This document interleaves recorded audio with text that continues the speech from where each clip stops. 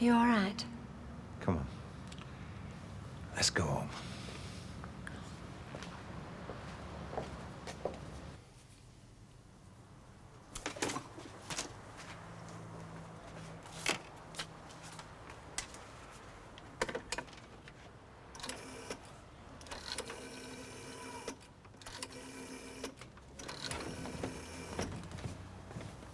What are you doing? I mean, them Hortons, they should be back there now. Do you think there's any point? Oh, so we do now then, let them get away with it. Shouting the odds isn't going to help. Just make matters worse. Yeah, well, I just want them to know what it's doing to me. Mrs. Horton? Doreen? It's Vera Duckworth here. Listen, I want to talk to you about our Tommy. Now, hang on, it has got something to do with us. He's our grandson and all, you know. Hello? She's hung up. We're warned. Do you know, have a good man to go up to Blackpool and sort them Hortons out once and for all. And where do you think that's going to get you? They'll just slam the door in your face. That'll be that. Say goodbye to Tommy. Well, I can't say as I blame him. Sorry? Steve, way off to Preston after what he's been through. After what he's been through? Aye. What about poor Vicky? Oh, she'll get over it. Yeah, Baldwin's going to be over the moon when he finds out. Baldwin? When he turns up and finds the factory shut. Look, Steve's just got a few days owing to him that he's taken, that's all. Well, yeah, but it is usual to let your boss know first.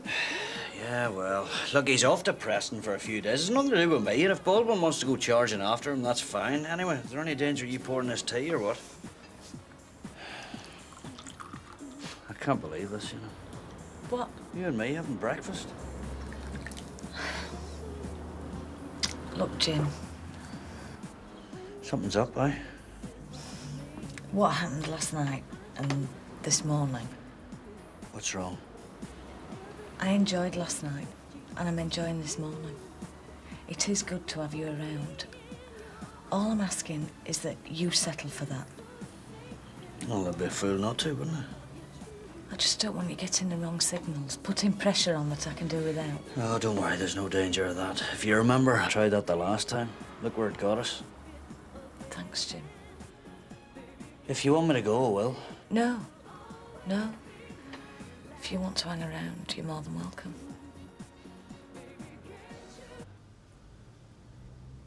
Oh, come on, Vicky, love. You should try and eat summit, even if it's only a bit of toast. I don't want anything. Vicky, love, you're not exactly making yourself popular round here this morning. We're all feeling a bit fragile, you know. Yeah, it's all right for you. You don't have to put up with people staring at you or sniggering behind your back. Oh, that's what you reckon, is it?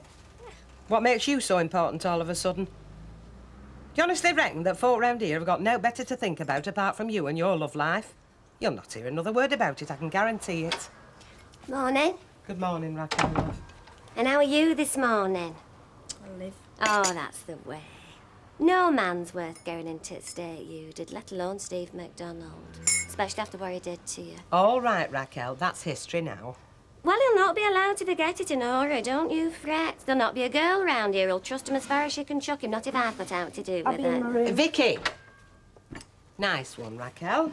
Now, what have I said? I've just spent the last 10 minutes trying to convince her that nobody round here had mentioned it again. Oh, I see. Well, I'm sorry, I were only trying to help. Of course you were. So what happened to you last night? What, after the party, you mean? Des invited me back to his house for a drink. Just you and Des? That's right. What went wrong? Nothing went wrong. But you came home. Well, yeah, I know. I mean, it would have been much easier to stay, but I thought, no. That wasn't on the menu, not last night. Des just wanted someone to chat to. He said that? Well, yeah, to start with. To start with? Well, you know how it is. Things can so easily get out of hand. But not last night? No. Well, you see, it don't do to make yourself too available. And Des will respect me all the more for it. Go and stick kettle on, make a fresh brew. Hey, love. Ah, tell Look, Don, if there's anywhere you want to go. There isn't. I'm quite happy where I am. You'll never know what it meant to me, love. seeing you in church today. Yeah, well, I got something out of it and all, you know. You really did want to go, didn't you? I told you. Well, I'd hate to think that you went just because I wanted you to go. I didn't. I just want to help you, love. You know, get some faith back in yourself. With God's help, we can do it, you know. I mean, if anybody knows that, I should. But, Don, I don't want you to think that I'm interfering in your life. Look, Ivy, why don't you just come out with it? With what? You're wondering what's going on in this head of mine, aren't you? You're treading on eggshells because you don't know if one wrong word from you is going to send me off again. No, you're wrong. No, I'm not wrong, Ivy. I know I'm not. Because if I were in your position, I'd be thinking exactly the same. After what I've put you through... Don, that's all in the past. It's the future we're looking towards now. Well, that's the way I see it and all. And my future is here, with you. Now, does that answer your question? Thanks, love. Look, if you don't feel up to it, I'll understand, but I've been thinking. Thinking what? Well, I've not seen kids for ages, and Martin's off today. I mean, do you feel up to having them around for the dinner? What, today? Oh, I suppose it is a bit soon, really, isn't it? No. No, of course it's not. Honest? If that's what you want. I'll give him a ring, Don. Tea up. So, Betty. Feeling all right, Jack? Me, you I'm all right now. Well, you don't look it. Hardly surprising, is it? Oh, things no different, lovely. No. And if you don't mind, Betty, I'd rather not talk about it, eh? Well, look, if you think I'm trying to stick my nose in where it's not wanted, I mean, I just thought if you wanted to talk about it, you know, I mean, if it'd help. It won't. And Betty, love, I know you mean well, but it's something I'd rather sort out myself. Right.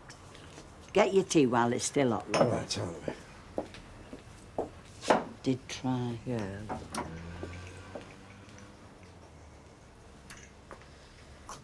Jack, if you're that worried about your Vera, why don't you let the doctor have a look at her? Shock can be a terrible thing, you know, especially the kind she's gone through. It's not that. She's over the worst of that. It's what she might do next that bothers me. Do next? Yeah, if her had a way, she'd be down the motorway to Blackpool right now, reading the riot act and slagging off the Hortons. I see. And that is no way to get to see Tommy, is it? Oh, no. Won't impress me. Well, it looks like she's left you no choice then, doesn't it? Eh? Well, you're going to have to get to the Hortons before your Vera does, aren't you? Oh, come on. How can I get to Blackpool and back without our Vera smelling a rat? Well, she won't, will she? Not if she thinks she's somewhere else, like at work. What are you talking about? Look, Jack, if you want to give it a shot, I can manage without you. And if Vera does come in, I'll cover for you. Today? Tomorrow might be too late, Cock. Right, thank you, Mrs. Gallagher.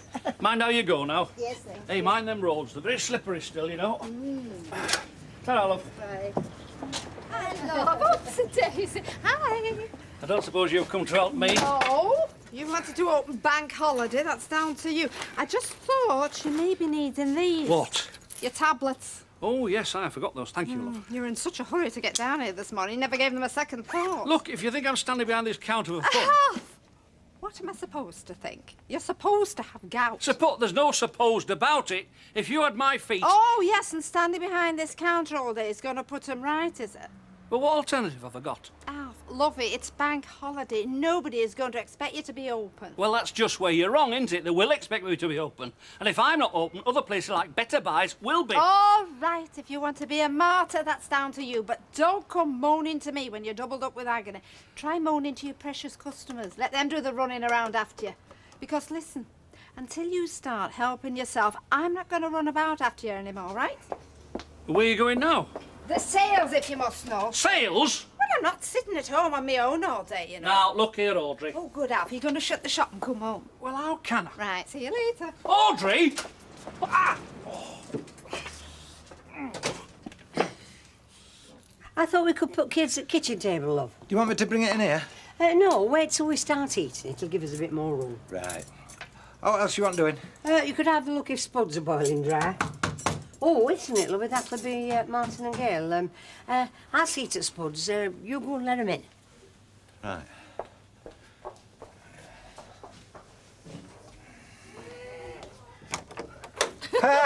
No, we're all here. You nearly fell in. Right, done. All right. Hey, did I have to? Oh, don't start. Come on, your grandma's cooking's not that bad. I think he'd sooner be playing football myself. Where's the ball out back somewhere? Can't play on my own. Yeah, well, you go and find it. I'll be out later. I thought you was going to play this with me. Yeah, well, there's enough time for that as well. Hey, I can play that. You can. Well, can if you show me. Nice one, Don, nice one. Glad you could come. Hey, you could have come to us, you know. Yes, I know, but we wanted you to come to us, didn't we, Don? That's right. Oh, I can't remember the last time we were all together like this. Come on then, all right, I'm coming. All right, yeah. Where's there anything I can do? Yes, you can if you don't mind, lovey. There you go. Would you do me a favour, love? What? Well, you know this business with Denise? What about it? Well, you know nothing about it, all right? If Don thought for 1 minute, love, that it... Don't worry, I won't breathe a word. And neither will Martin. Thanks, love. And thanks for coming. Oh, you don't know how good it is to have our family together again. I never thought to see it there, you know. Well, let's just make the most of it, eh?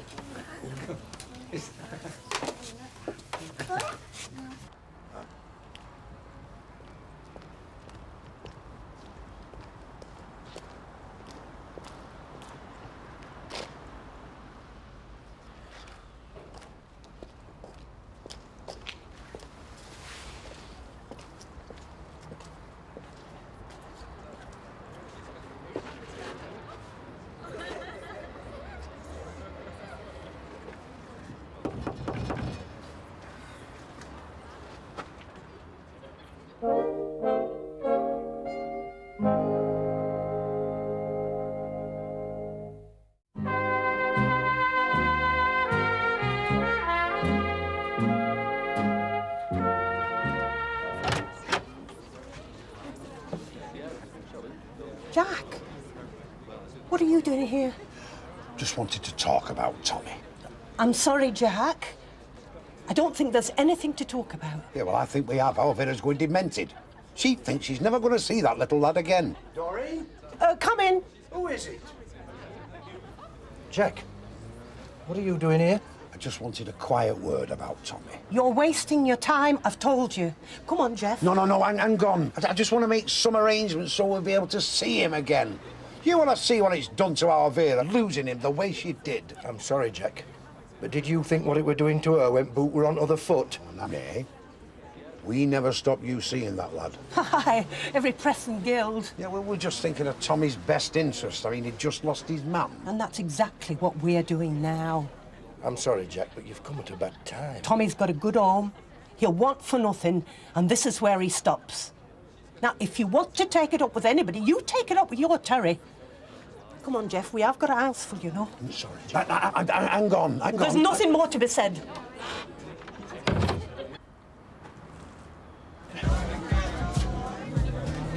Cheers. You ready for another, Jim? Oh, no, I'm fine, thanks, Bob. I wouldn't do to be thrown out for disorderly conduct, you know what I mean? So, listen, you haven't seen much of the big boss then recently, eh? Who? Ricky Wilmore. Not a lot, no. I doubt you'll be in today, if that's what you were thinking. Oh, no, I wasn't thinking that. No, you see, I'm not a punter today. Not today. No, I'm a guest of the management, you know what I mean? Ah, you must have got in early. Early? Well, you were here before I was. Oh, I see, right. Oh, yes, early. Well, yes, as a matter of fact, it was, yes. Well, if I'd have known you were stopping this long, you could have given us an hand behind here. Well, if I'd known I was stopping that long, I probably would have come round there and given you a hand myself. Sure you won't have another? No, better be on my way. Going out, stay me welcome. Oh, well, isn't that typical? What? Fellas, he props up this bar since opening time while I'm slaving my guts out. Then expects me to get my own dinner. Ach, well, maybe I better take a pint just for sport.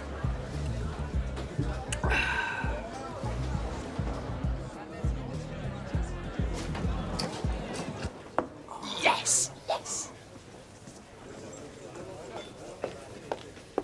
Right, have you finished? Yep. Yes, thanks. Almost good enough to eat, was that? Hey, watch it if you want to eat in here again. What is wrong with you today, Kelly? You've got a face on you like an undertaker's assistant. I was just thinking. Oh, thinking, yeah. Well, it can be very stressful thinking. I was just thinking what 1994 had in store for me. Well, don't. If I'd have thought what 1993 had in store for me, I wouldn't have bothered getting out of bed on New Year's Day. Well, if my party was anything to go by, I should have stayed in bed and all. It was a great party. Oh, it was all right for you. You nearly copped off with Raquel. Look who I ended up with. Go on then, give us a clue. No one. That's the point. Well, come on. State you were in, there was no point anyway. I wasn't that bad. Ha! You what? Des, did I do anything? Well, don't worry about it, mate. My lips are sealed. Same again. Hey, Des, no, hang on, Des. Des. Yes, Des. Same again, pet, please. Do you know, I did enjoy last night. I felt like we got onto a different plane somehow. Oh, right, yeah. You know, with our relationship. Not that I'm saying that, well, I don't still fancy you in a physical sense, but, well, just to know that we've got each other when we want to, well, talk and enjoy each other's company. Don't seem so tacky somehow. No, right, yeah. It wasn't easy, you know, coming back here, but I knew you'd respect me for it, you know, when you woke up this morning. Curly? Tanya? You all right? Me, yeah. Why shouldn't I be? Ah, good party you had by all accounts. Yeah, so it seemed. Mm. Tanya, has Des said anything to you? To me, about what? About me and the party? No, he hasn't. Well, come on, put me out of misery. Hey? Well, what did he get up to? I can't remember, that's the point. Well, I wouldn't worry about it. It wasn't all down to you any road. Hey? Well, I did egg him on a bit. Did you? I never thought for a minute you'd do it right there and then. Not on the washing machine. On the washing machine? Yes, kid. Cider, please, Ben. Has he shown his face in here yet? If you mean Don Brennan, no, he hasn't. Not today. I don't think he will be doing any road. He's busy playing Happy Families with Gail and Martin and the kids. So you can relax and enjoy your drink. Relax? I don't think I'm ever going to be able to relax again. Not as long as he's around. Same again, love. Oh, sorry, no thanks. I'm on my way. See you later. Right, ta-ra. Hi, okay. Oh, I'm surprised you've got the nerve to show your face in here. Me? Why? What have I done? Oh, come off it, Andy. You're just as bad as him. You knew what was going on as well. Look, I'm not our Steve's keeper, you know. Yeah, but you knew what was going on, and you never said a word. Look, I knew he was seeing Alison. Yeah, of course I did. But to be honest, I didn't think it was that much of a big deal. Well, look, you can't expect him to stay in every night while you're away, can you?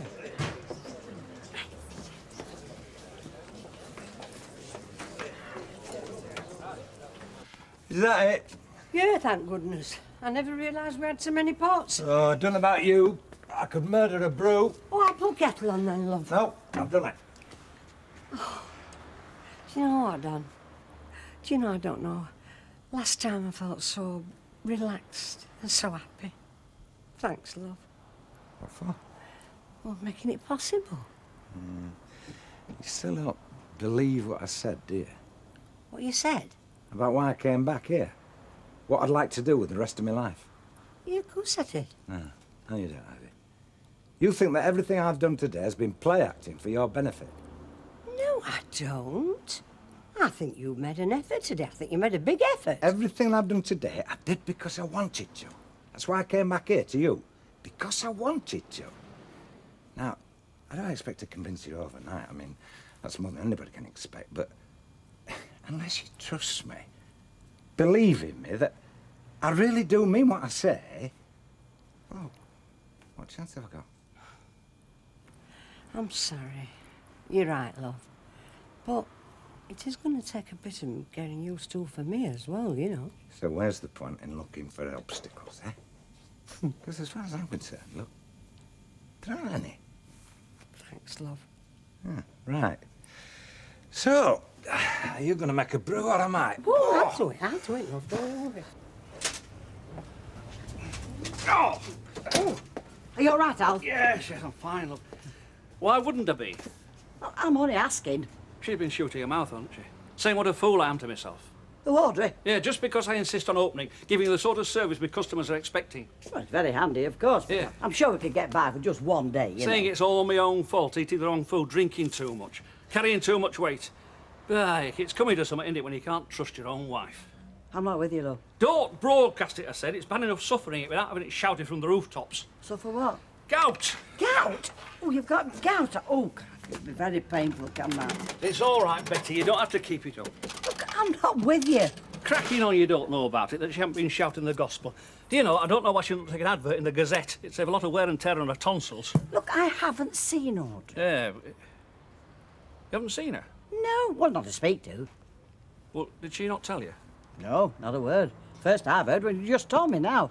Look, Alf, if you've got gout, why do you stand at the back of this counter all day? Why don't you just try and take the weight off your feet, love?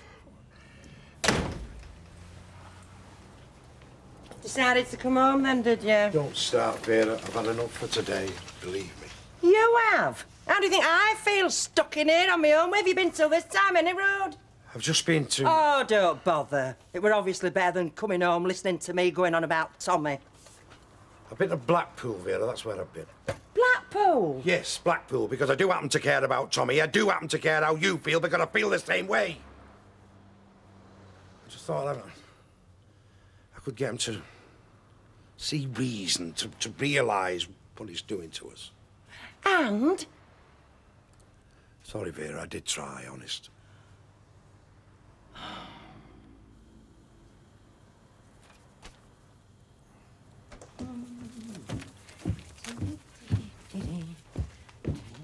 I thought you were going to bath. Well, I just thought I'd put this load of washing in first. Well, I can do that if you like. Oh, well, if you're sure it's no trouble, love. No, of course it's not. No, go on, get off it, pal. Thank you. Don't take all hot water. No, don't worry. I've put the immersion heater on. Right,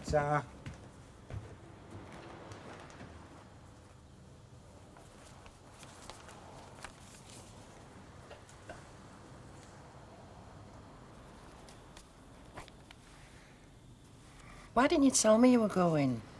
If I'd have told you, Vera, you'd have gone flying in there like a raging bull. Well, at least I've had satisfaction of telling them exactly what I thought about them. What good would that have done us, eh? Well, we wouldn't have been any worse off than we are now, would we? I'll chat what we're gonna do, eh? What we're gonna do? You haven't left us any choice, Fee. It's the fight they want, it's a fight they can have. I'll tell you something. We are not giving up on our Tommy. I promise you.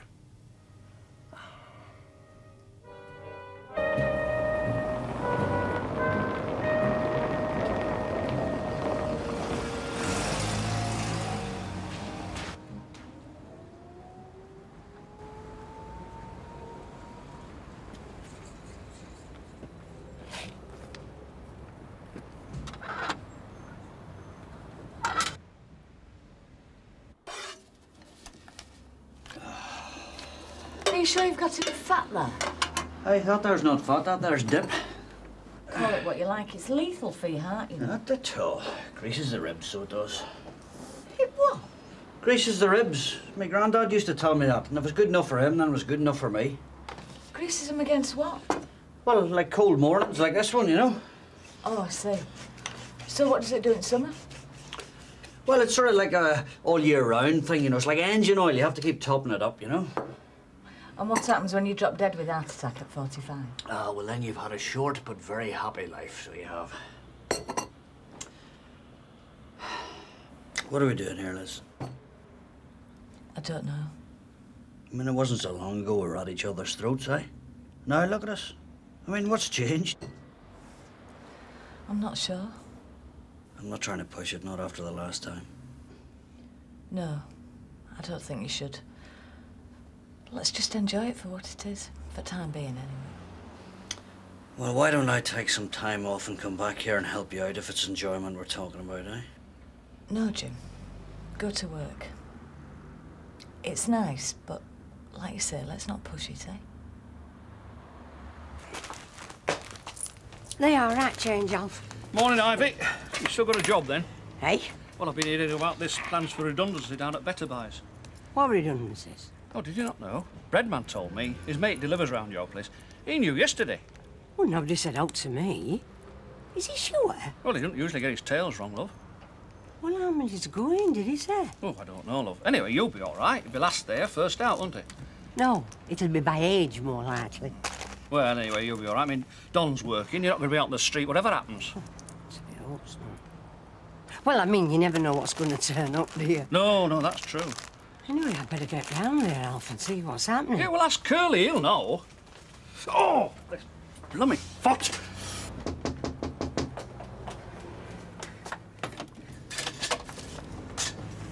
I haven't woken you up, have I? Sorry, love, I slept right through the alarm. I haven't even put my face on yet. Oh, well, it's working with me.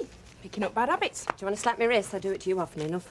Nah, I'll put it on the slate and save it for later. Do you want to make a coffee?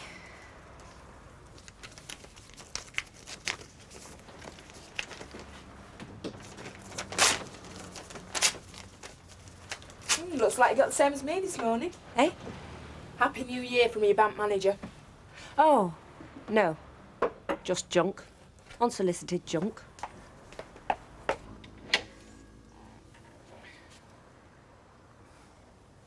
Come on, Vicky, love. It's not the end of the world. Why don't you go out for a bit? Take your mind off things. Go round sales again with Raquel. I'll give her the morning off if you like. No, I don't really feel like shopping. So what are you going to do? Sit round here all day? I don't know. Oh.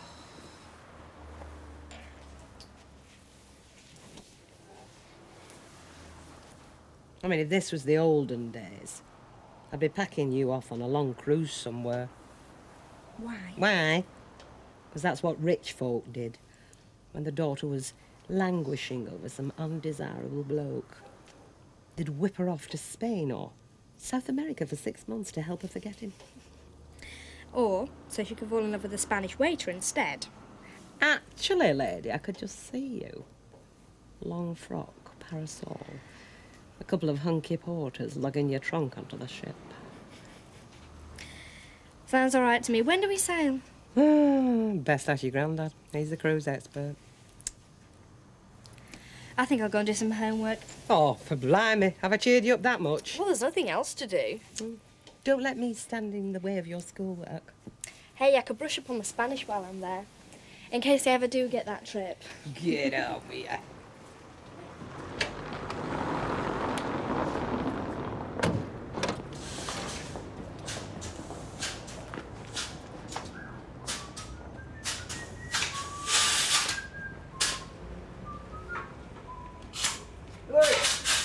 Where is he? Kev, he's away having his dinner. I'm not talking about Kevin. I'm talking about that son of yours that's supposed to be working for me. Steve, he's on his holiday. He's what? Didn't he tell you? Well, how long for? A few days. Well, how am I supposed to run a business if he just swans off for a few days whenever he feels like it? Look, it's no good shout at me, Mike. I'm not his keeper, OK? Oh, honestly. You know, when I was a boy, we used to have Christmas and Boxing Day off and that was it. Now they come back to work halfway through January. No wonder that this country's going down the pan. Anyway, how can he afford to take holiday? I've just cut his wages 25%. Look, he's up and pressed and sleeping on the floor with a mate, all right? Yeah, but you still need money to take a few days off, especially after Christmas when everyone's skint. Well, like I say, you'd better ask him, hadn't you? Yeah. Yeah, I will. Oh, Happy New Year. Hey, Jack, how's your Vera? Haven't seen her since New Year's Eve. Still a bit low. I've had a bit of a setback. Why? What happened? Went over to Blackpool trying to sort something out with them Ortons. And Oh, yeah? well, I slammed the door in my face. You're joking. Yeah, I've been trying to keep Vera's spirits up. Truth be known, I'm flagging a bit myself, so. Hey, come on, Jack, don't give in. You've got as much right to him as they have. And what can we do about it, though? Well, threaten to take him to court. This deal they've cobbled together with Terry wouldn't last 5 minutes there. No. No way. Vera looked after him for a year, didn't she? It's got to count for something. Hasn't it? I'd take it there myself, if you like. Back you up. When do you want to go? I don't know. When do you think? Well, if it was me, I'd do it as soon as possible before it starts getting cold. Right, listen, I'll see how Vera and I'll get back to you. Yeah? Well, don't leave it too long. No, I won't, son. Now then, Flower. You've been making plans? I've been speaking to Grandad. Oh, aye? How is he? He's well. He's just come back from the cruise. Lucky him. And he wondered if I'd like to spend the rest of the holiday with him in Southampton. Oh, I see. Do you want to? Well, I've been thinking about what you said, and I think it would do me good. Right. I'm sure you're right, yeah. After the time you've had here. Yeah. When would you go? Tonight? Right. Well, you best go and check the train times and then ring your granddad back. We don't want you being late, do we? Thanks.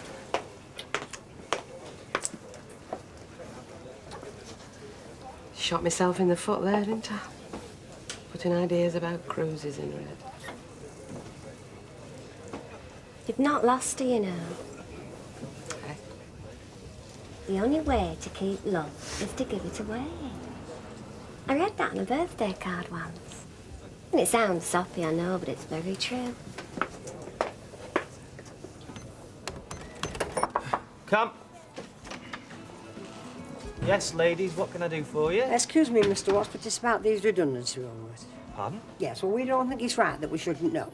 I mean, somebody should put a statement up letting us know what's happening. Redundancy? Yes, some say there's 12 going, some say there's more. I mean, there's even a story going round that we're shutting down altogether. No, hang on. Look, Mr. Watts, you can't keep us in the dark. It's not fair. These are people's lives you are playing with. Mrs. Brennan, if I could say a word. Thank you. Now, where have you got this story from? Well, everybody in store's talking about it. No. Where did you hear it first? I got it from Alf Roberts. Oh, Alf Roberts, eh? Senior Better Buy executive, is he? And where did he hear it from? His breadman, I think. His breadman? Yeah, but he's got a mate who delivers here, and the mate told the breadman, and the breadman told Alf Roberts. And he told you and a few others on the way into work this morning, and now the whole workforce is up in arms, is that it? Number one, there are no planned redundancies for this store. Number two, if there were, I, as manager, will be the first to find out, not Alf Roberts' breadman. Yes? Number three, next time you come storming into my office shouting the odds, perhaps it'd be a good idea if you check the facts first. I'm sorry. Right, any other problems, ladies? No. Right. Go downstairs, pull down the barricades, and get back to work, OK?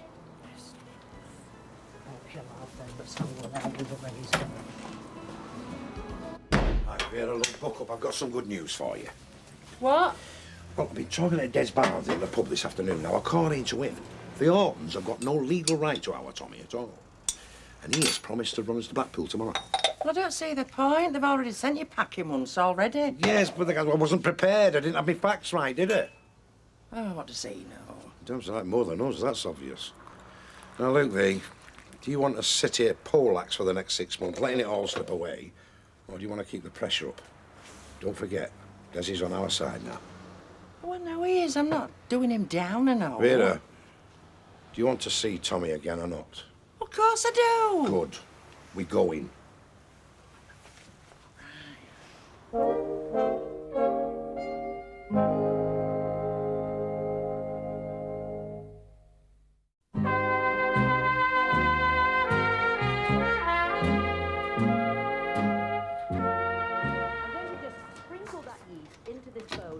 Oh, what a day. Went in to see Carey about these redundancy rumours and, well, I nearly got shot. How about you, love? Don, you've not been sat there all day, have you? Well, there's not exactly much else to do, is there? Love, you're going to have to start going out sometime. You can't hide in here for the rest of your life. Look, love, I tell you what, I've got nothing for pudding. You nip down to Alf Roberts and get us a tin of something, eh? What, and have everybody staring at me? Well, who's going to be staring at you? I mean, nobody knows. I've not told anybody. Denise has promised you won't, and... Well, you've not told anybody, have you? No. Right then, what are you worried about? I'll tell you something. Tongues will wag if you stay in here for a time. Yeah, I suppose you're right. Look, Don, as far as everybody out there's concerned, we're as happy as we've always been, all right? Tell us something, yeah. Yeah, get us a tin of rice pudding. Oh, heck, get us a tin of evaporated milk as well. We'll treat ourselves, eh? Yeah.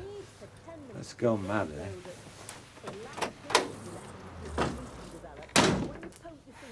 There you go. Thank you. Cheers, thank you. Oh, Vicky. Hi. You're looking very smart. Is Steve in? No, he's gone away for a few days, staying with a friend. Oh. Not called Alison, is she? Male friend. Look, I'm very sorry about what happened. And if it's any consolation, I read him the riot act about what he was doing to you. It's a pity you didn't think about telling me at the same time, isn't it? Seems everybody in Weatherfield knew what was going on, except me. Yeah. I'm sorry. Well, will you tell him I called? Of course I will. Oh, and give him that. It's the insurance policy on his car. Well, he can pay himself this time, if he ever gets his licence back. Right. And if he has trouble finding the cash, he can sell a watch I give him for Christmas. I shouldn't think that means an awful lot to him. And you can tell him not to get in touch, because I'm going to Southampton this evening. The further away from him I can be, the better. I'll see you. Bye. No, I'm just dandy here. I can stretch my leg, you see. Use my clipboard. Yeah, but can you see into that till, Mr. Roberts? That's the main thing. Yeah, that is a bit of a problem. You won't laugh when you're my age. Yeah, I don't laugh much now. Anyway, you're a bit late, aren't you? Well, Kevin's working over. He needs all the money he can get at the moment to pay this fine off. Oh, aye, of course. He's dog tired. He comes home, he has his tea, falls asleep in the chair. Yeah, well, multiply that by 40 and that's me. You tell him. Oh, thanks, Mr. Roberts. I will. He needs cheering up. Ta-da, love. Bye. Bye-bye, chicken. Bye. Ta-da, Sally, love.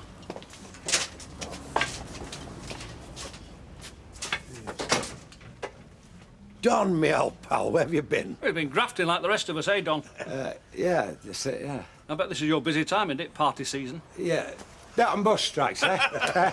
Yeah. How's it going? Yeah, not so bad. You? Bearing up. Oh, Ivy told me about Tommy. The fight goes on. We're not giving up yet. Anything I can do, mate? Look, you couldn't come down with the Rovers leaning on the bar, give us a bit of moral support, could you? well...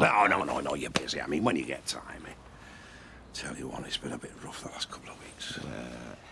Oh, come on, look. Half an hour's not going to kill me, is it? Yeah. Why not?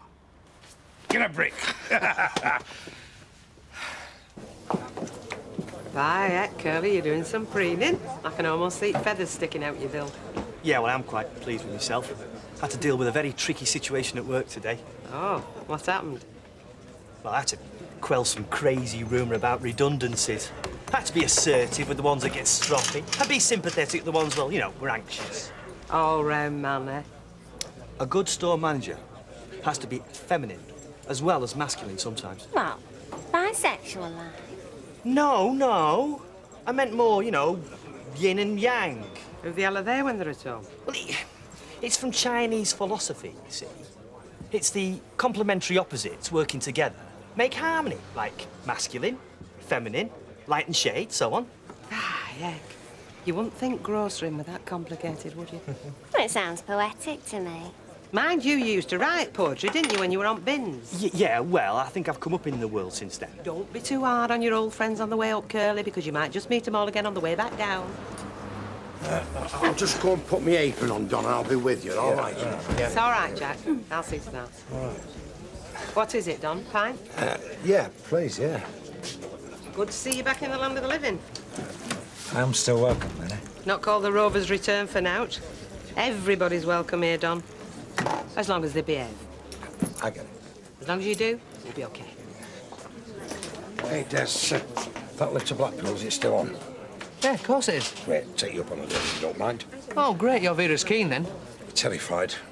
Fancy a pint?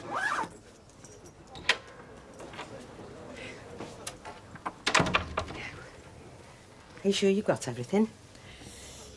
Yep. Clothes, school stuff, fags, booze. Have you got any brass? Oh, Grandad will sort me out with that when I get there. No. Here. You must have something for the journey. You know, a cup of coffee and a sandwich is nearly £5 on the train No, these it days. really doesn't matter. Here. Now have it. Give Alec my best. I will. Vicky, we'll not let what's happened these last few days spoil things between us, eh? No. There's always a room for you, love. You know that, don't you? Yeah. Oh, come here. Your taxi's here. Right. Come on, you. You don't want to miss that train, do you? What's happened to all the porters round here? Jacko! The bed is bags. Please. Thank you, Vicky. Thank you. Take one. Phone me. I will. Phone me. Bye, Vicky. Yeah, see you. Take care. I'll be back. So, I'll have all of that now. Thanks. Bye. What's your leg done? Okay. Hey, don't worry, Bet. It's only about 12 more weeks to Easter. Will she want to come back, though? Now Steve MacDonald's off the scene. Oh, come on, I'll believe that when I see it. Drink. Oh, please, yes. Pint, please, Raquel. Oh, coming out. Came round to see you today. Oh, really? What time? About 5 o'clock. I was doing a tour of the store. Yes, I gathered you were busy. I couldn't stop. Dispelling rumours of redundancies, I gather. As a matter of fact. Doing it quite well, too, by all accounts. People seem quite reassured. Well, one has to do what one has to do. Yes.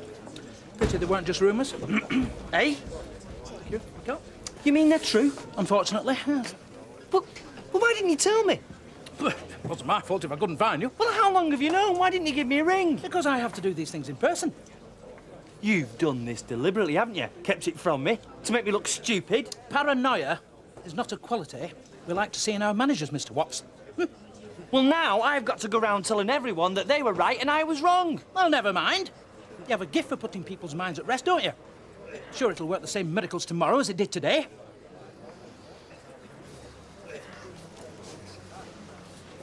Which one's he, then? Yin or Yang?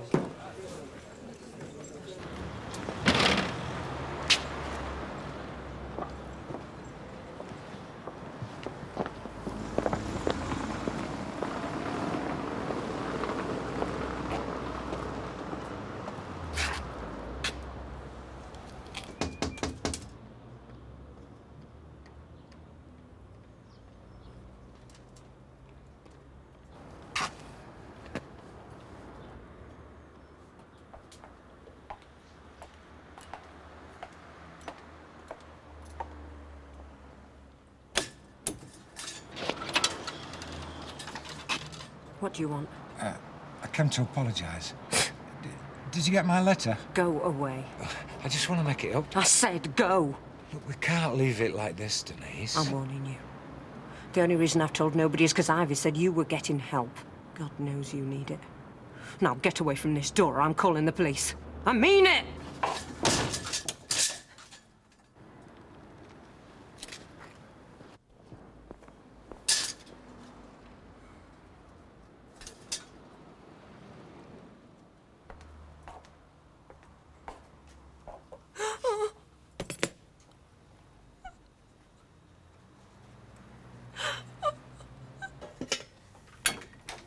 Oh, I was going to send search parties out. Well, did you get rice pudding? Oh, no. I forgot. I bumped into Jack and we went for a drink. Do you want to go back or what? No, we have some fruit. Where did you go? At Rovers? Yeah. Well, that'd be nice for you, love. Did anybody say anything? Don? No. Well, then what's up? I met Denise. I tried to apologise. She said she'd send for police if I didn't leave her alone. How does she expect you to mend things if she's not going to talk to you? You don't have to live with what I did. No. But I have to live with you, love.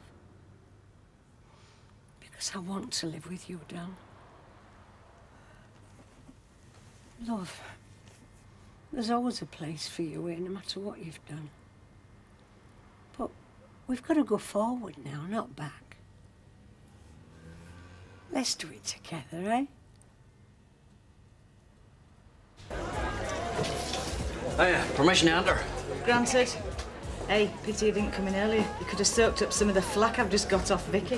What did she want? Oh, she came in to give Steve a roasting and unloaded it onto me. I tell you what, he knows when to disappear. I've just had the same treatment off Baldwin. We are blessed with that young man, eh? So. Oh, here we go. Ah, well, it's perfect timing, eh? Do you mind? Oh, I may as well make myself useful. What about you, Bob? All right, Jim. Go and sit down and I'll bring it over. Right. OK.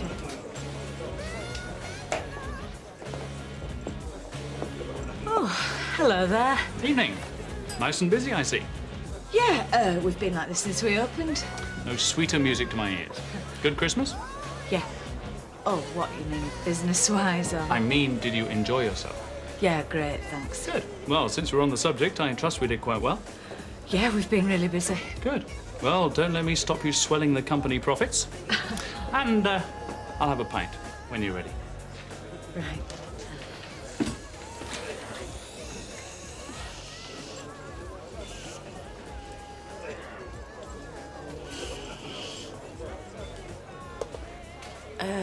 It was just changing the barrel. We're a bit short-staffed, you see.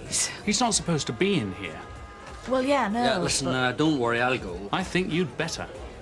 And I think you and I need to have a little chat. Look, I can explain. Yes, I hope you can. Because you'll be getting the opportunity very soon. Like I say, perfect timing, eh? Where is he? I thought you said 9. Give over, Vera. It's 3 minutes past. Have you cleaned your teeth? Don't panic. It's betrayal, is this? It is not. Fella that took out Terry's wife. She was not his wife. She'd left him before she found Des. There were only one person ever thought they were man and wife, and that were you. That and Terry, but I wouldn't bet on that. What's he get out of it, eh? Bring us to Blackpool. For what? Exactly. Eh? He gets now. He expects now. Look, Des is on our side now, Vera. Get that into your head, eh? Oh, I know. Right. No scrapping. But why does he have to take us? We can fight his own battles. Oh, yes, we could, aye. And we could lose them. Right. Well, I'll see you tonight. Why not? Dead on. I just don't want to push it, you know. I'll tell you if you're pushing it. Oh, well, see you though. Well, off the muck and bullets. Good luck to you. Thanks. So, what's it gonna be when you see the headmaster, eh? Permission to sleep with your husband? Richard wasn't objecting to us sleeping together. Here's a favour, love, less than Richard. Wilmore, then. I mean, it must have looked like I got you working here. You're not worried about it, are you? I mean, it's hardly a hanging offence, is it? A rap on my knuckles, that's a guess. And I should have asked him. Like I say, permission to sleep with my husband. Don't go on, Jim. No, you're right, I won't, I'm sorry. Right. Am I on?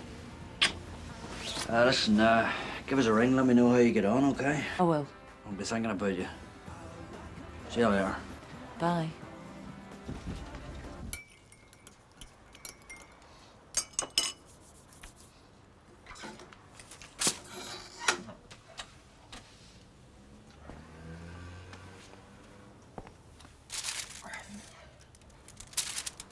Two for you. Not bothered. No, it'll only be usual. We don't get proper letters, me and you, love. I was wondering, shall we, do you want to meet? Dinner time, Rovers? Well, I thought it might be nice if we had us dinners together. Wait, what, Dom? I'd like that. Good. 1:15, suit you? Yeah.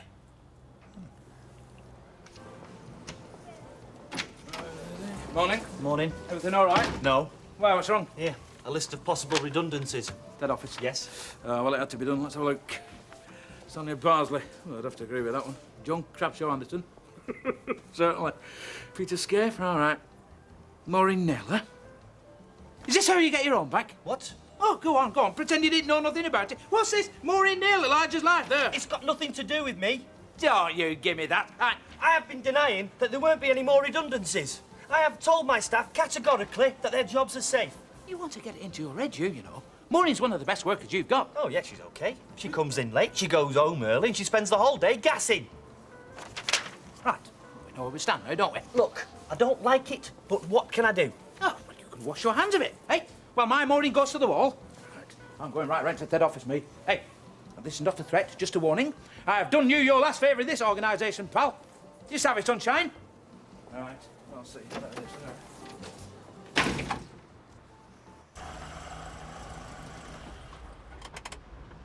Look, you could thump him while I grab out Tommy. Could be back in Weatherfield before they know what hits him. Yes, we could have 12 months in strange ways. We don't need any of that. Oh, so they're going to say, oh, here, take him, you're welcome. Oh, pigs might fly. I don't say that.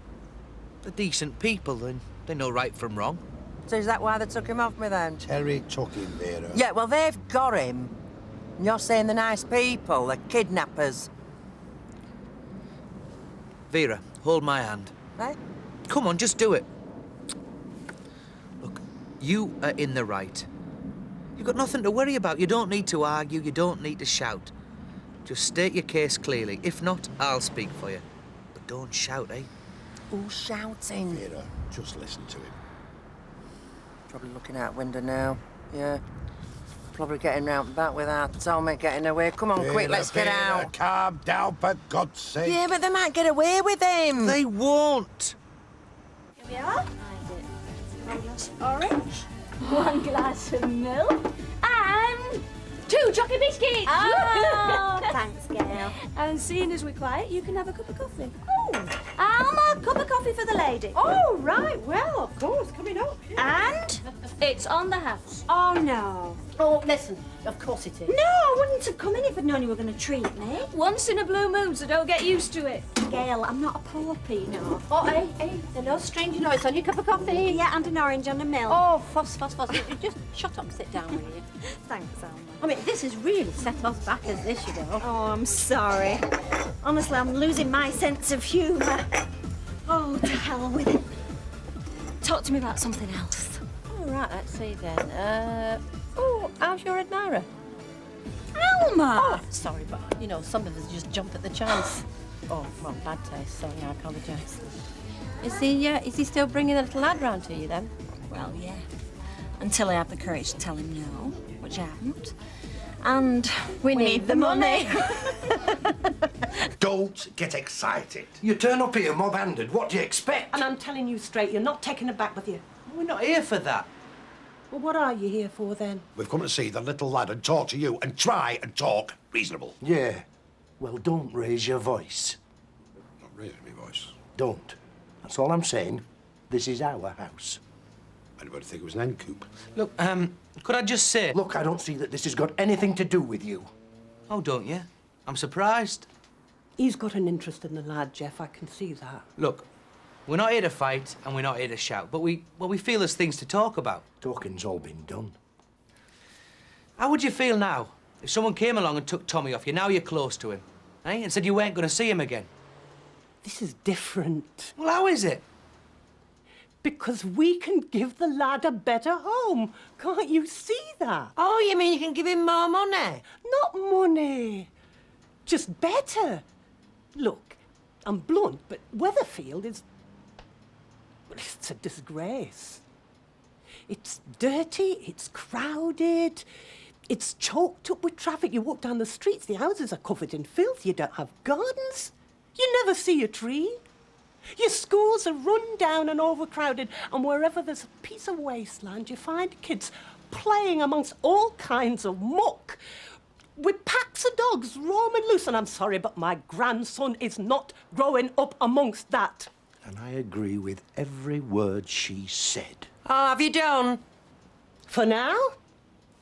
Vera. No, I agree. It is lovely round here.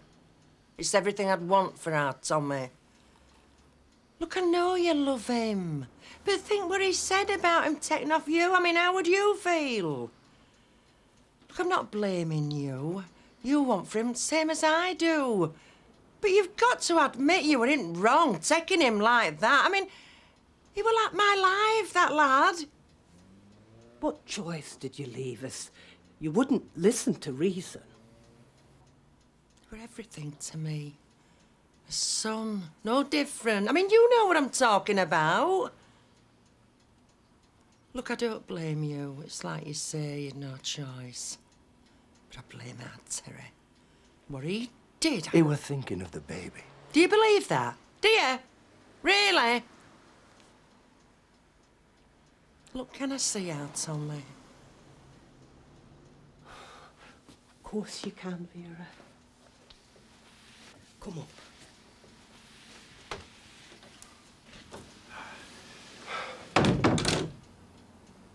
What concerns me most is the fact that you've taken it upon yourself to ignore company policy. Aren't you happy with my work? I've no real complaints. You've been late once or twice with the returns, but I can overlook that. I think I'm doing a very good job. You're doing the job I expected. As I say, I'm not complaining about that. What is it to say about faint praise? I didn't get you here to praise you. Yeah, but surely it matters. OK, you're annoyed Jim was in there, but it's not as if the pub's being badly run. Your husband assaulted a company executive. You? Yes, well, that's immaterial. And as a result, he was banned from the premises. You were allowed to continue because we felt you weren't a party to it. Now, if you're unable to enforce that ban, what conclusion can I draw about you as a manager?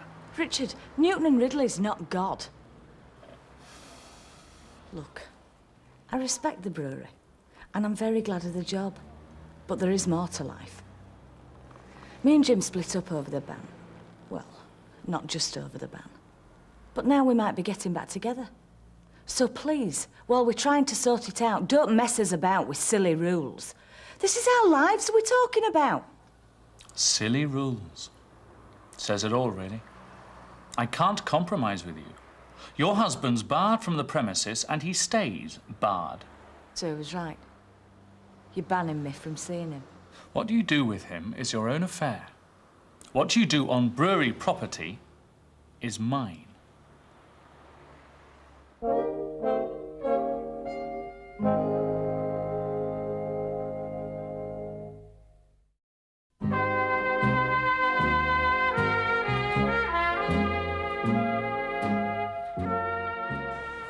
Thin warm beer and a dull grey hot pot. And a metaphor for life. What? No, it's insipid, isn't it? There's no colour in life, no fire. Gee, are you feeling somber, Reggie? Well, it's these redundancies. Oh, no. I knew it. My name's on that list, isn't it? Well, we're not dressed in black yet. It's only a provisional list. Oh, no. Last in, you see, first out. That's what they do, isn't it? It'll be me. It will. I know It's it not will. a principle cast in stone. Anyway, if you have influence, I say use it. Have I got influence, then? No, I have. Oh, yeah. Anyway, there's better candidates than you for that list. Such as? All right, well, don't ask. Oh, well, I'd hate to think of somebody losing the job to save mine. Yeah. Some of an age, they might go anyway. Well, there's a jungle out there, Maureen. Every man for himself. Listen, I'm sorry I'm a bit late. That's all right. What can I get you? I'll have half a... Oh, don't I fancy a glass of wine. And there's no need to look at me like that. I'm only having the one. Oh, look, no. Must be my guilty conscience. Ah, there's no need. There's no harm in the odd glass, Lily. I just wanted to mark it as a bit of celebration. What we're celebrating? You've asked me out, Don. First time for years. Oh, Betty, see to Don. Right. Yes, love, now. How are you today? It's good to be back at work. All right for some. Some of us have never stopped. Join the club? Yeah, I said I won't work. I didn't say I won't busy. Well, that's what I heard. What is it? Well, you went to see your sister, didn't you? Oh, no, it was your daughters. Yeah, that's right, yeah. Get you a man, Kev? No, thanks, Don. All the time. Only got half an hour for me dinner. Must be rolling. Must be, eh? Start paying me fine next week. Bet. Wanderer returns. Bad penny. Here, see if these fit. What are they? Belgian chocolates, hot from Zeeburger. They'll be just my size. But why for me? You get in the habit when you chuck in. Like in some parts of Europe, you have to oil the works a bit when you come to a barrier. You don't need bribes to stand at my bar. Hoping I might get past this bar one day. But for now, I'm only here 24 hours, so... you'd be kind enough to come for dinner with me tonight? Oh. Well, that would leave us short-staffed.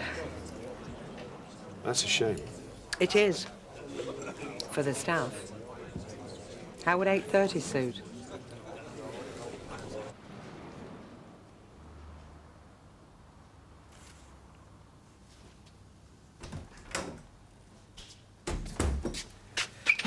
I was wondering who the hell it was. I've just been at the dentist. What are you doing here? Just having my dinner. You don't even live here anymore. So, you're not going to begrudge me a sandwich, are you? God, what are you doing here anyway? You're usually in the pub. Not always. 99 times out of every 100. Don't exaggerate. I'm waiting for a phone call. Oh, yeah, who from? From your mother. Not that it's any of your business. So, how'd you get on? When? At the dentist. Where else? Oh, yeah, look, Mummy, no fillings.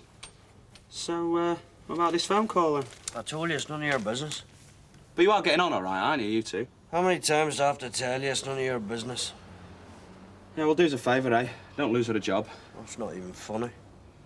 No, it's not, is it? I'm sorry. Well, I reckon my job's on the line as it happens. How come? Oh, redundancies, innit? Bet my name's on the list. I thought they'd had all their redundancies. Yeah, wave 2 this, isn't it? Well, call me stupid, son, but if you're worried about your job, you'd be better off not skiving this afternoon. This is not a skive. Oh, isn't it? Oh, what's it called, then? Look, Dad, I'll be back there in an hour like I'm supposed to be. God, you can't even breathe in here, can you? Oh, yes, that's very nice, love. Yeah. Started me up a bit. That's just what I wanted. You back to work now? No, I'm going into Manchester to look for some new clothes. You're pushing the boat out for him. No, it's not for Charlie. I just needed an excuse. This is the first one I've had in months. Well, I hope tonight is wonderful. Beggars can't be choosers. Oh. Fiona, could you phone me a cab, please, love? Well, there's Don's cab out there. Do you want to give him a shout? No. He was in the pub just now. He was saying he's got to run out to the airport. Could you phone me a cab, then? There's a look. We should have a drink, you know, to celebrate. I've got some cans in the fridge. You'll have a drink, won't you? Yeah, thanks, Vera. Hey, get glasses, Jack. We don't need glasses. Listen, so when we've got a guest. What are we celebrating, any road? We've got his grandson back. By the skin of his teeth. You bet we can see him. He can come for holidays now. I mean, that's all I needed, you know. Yeah, get that down. Thanks, Vera. You let Rip Vera. Lucky they stayed decent with you. Like Rip? Me? Yeah, good job me and Des were there, the voice of reason. What's he talking about? And all credit to the Orange, you know. They stayed calm, never shouted back. You on a different planet, or what? Eh? Your missus did it all. Vera was great. Didn't shout once. But why? Because we were there to calm her down. You did great, Vera. No, but Jack's right, you know. We made a good team, and we've got a foot in now. Well, no more than you deserve. Cheers. Cheers, love, and thanks. No, down to you, Vera. Well, you know, things I've said. Forget it. It's been bad blood. Well, let's forget it, eh? I'll be glad to. Thanks, love. You're a good lad. Thanks, Vera. Hey, maybe you could pick us a winner out one day. Oh, look, I've still to cook, then we've to eat it. Which means we'll go to bed on a full stomach, which means you'll be all restless and sweaty and I won't get a wink of sleep. So why can't we shut the shop now and go home? Because... Oh, Alf, the world won't end. Look, this shop opens till 8 o'clock and it's advertised as such. Now, if people come here at 20 to 8, it's closed, they don't come back no more. Oh, yes, look at them, all to them, clamouring to get in. Well, it only takes one or two, you know. I mean, you know what they're like round here. It can be bank holiday, it can be dying of gout. You've still got to give service with a smile, otherwise they take the off, they go straight down to Mr. Patel's. There's no loyalty. Yeah, so why do you stick it? Because I'm a grocer. Masochist. Yeah, well, same thing, haven't you noticed? Ooh. I only used to drink it on special occasions. They've done a lot of research into it. Do you know it can combat radiation poisoning? Yeah? Never been poisoned by a radiator? Yeah, well, they found this pigment in Cabernet Sauvignon, which actually helps the human body excrete radioactive materials. What do you think of that, eh? Nature's miracle cure. Yeah, gives me a pain in the head. They're actually giving it to the people that worked at Chernobyl. Gives them a pain in both heads. Des, do I owe you a drink for today? No, I had one at your house. So you did. You're around then. It's funny.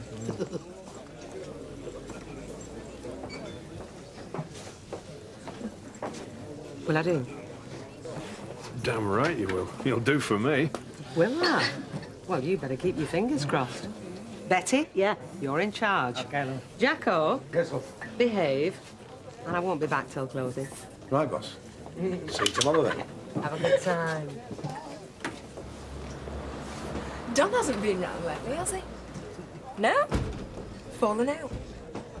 Would you like to change the subject? Only I thought you two were the best of friends. Thought you were going out dancing. And then suddenly, he won't even use his cab. See, Minnie, he's the weirdo. Am I right? I don't want to talk about it, all right? I reckon he was. I said, all right. Yeah, all right. I'm out dancing. I know whose cab I'm not getting into.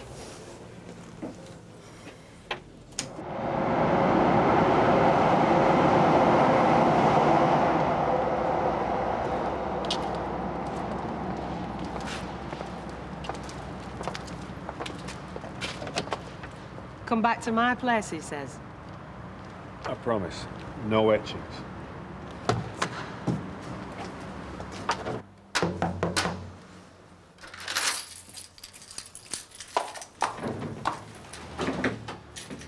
Is that you, Jim? Yeah, it is, aye.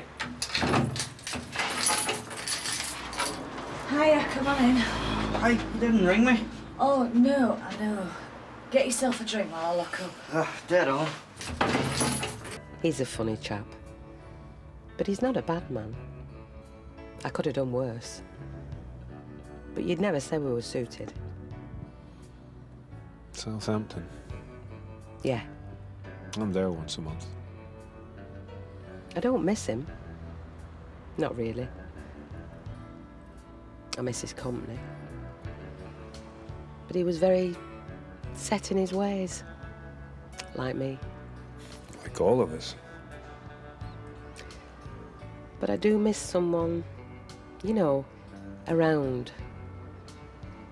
When that pub door's shut. When the lights go off. Charlie, don't get me wrong, I'm not. Of course you're not. You're saying how you feel. I'm glad of that.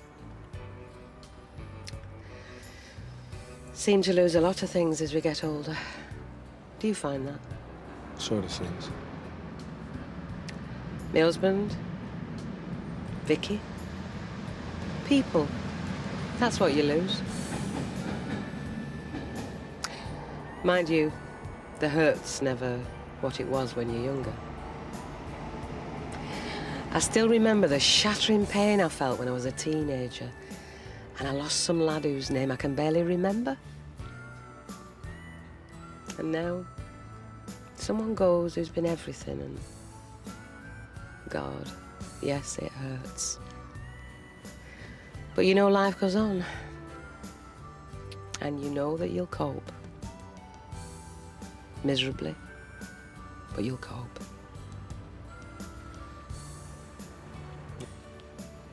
Is that what life's about, you suppose? Finding ways to cope? Ways to escape? You've got the perfect way, you. No. You always take this with you.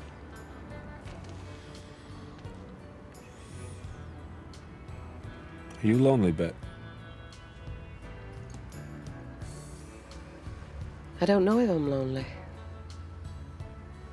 Maybe I am. But that's not to say I'm not happy. You're happy? Are you?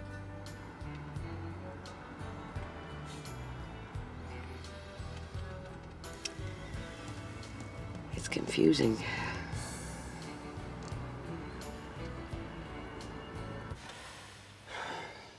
I don't know. Honestly, I think Wilmore's a pig. Nobody should have to choose between their husband and the job. Yeah, well, he's within his rights, love.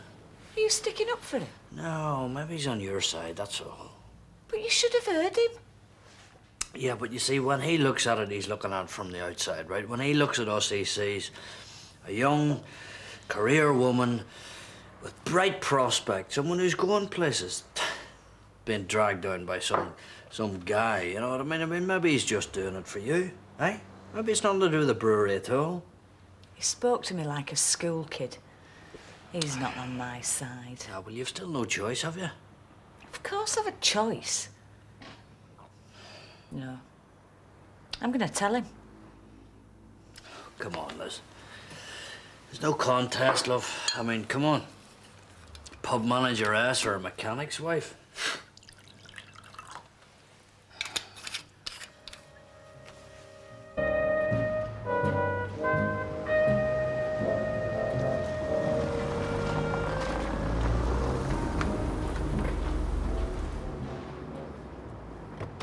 He's going to be here any minute, and I don't want to be on my own with him. Sally, If it makes you that nervous. Please, Gail. Okay. But if I'm not in that cafe in 10 minutes, Alma will go spare. Now, why don't you just take this coat off and then it looks like you're stocking for a bit? All this fuss because you don't want to talk to Joe Broughton. I think you should talk to him. I think you should tell him exactly where he stands. I know, and I will, but I don't want to tell him this morning. Oh, that'll be him. OK, calm down. Hey, Jonathan, how are you? Did you have a lovely holiday? Hey, Mercy, look who's here. It's Jonathan. Did Father Christmas bring you lots of presents? No, ever again. Never again? Oh. And how have you been, Sally? I'm fine, yeah. Are you? Yeah. You know my friend Gail, don't you? This is David's mum. Oh. She's just popped round to have a cup of coffee. Yes, hello. Hi. Just on your way to work? Yes, I am. Well, I'd best be off. Say goodbye to your daddy, Jonathan. Bye, Jonathan. I'll see you later. Bye.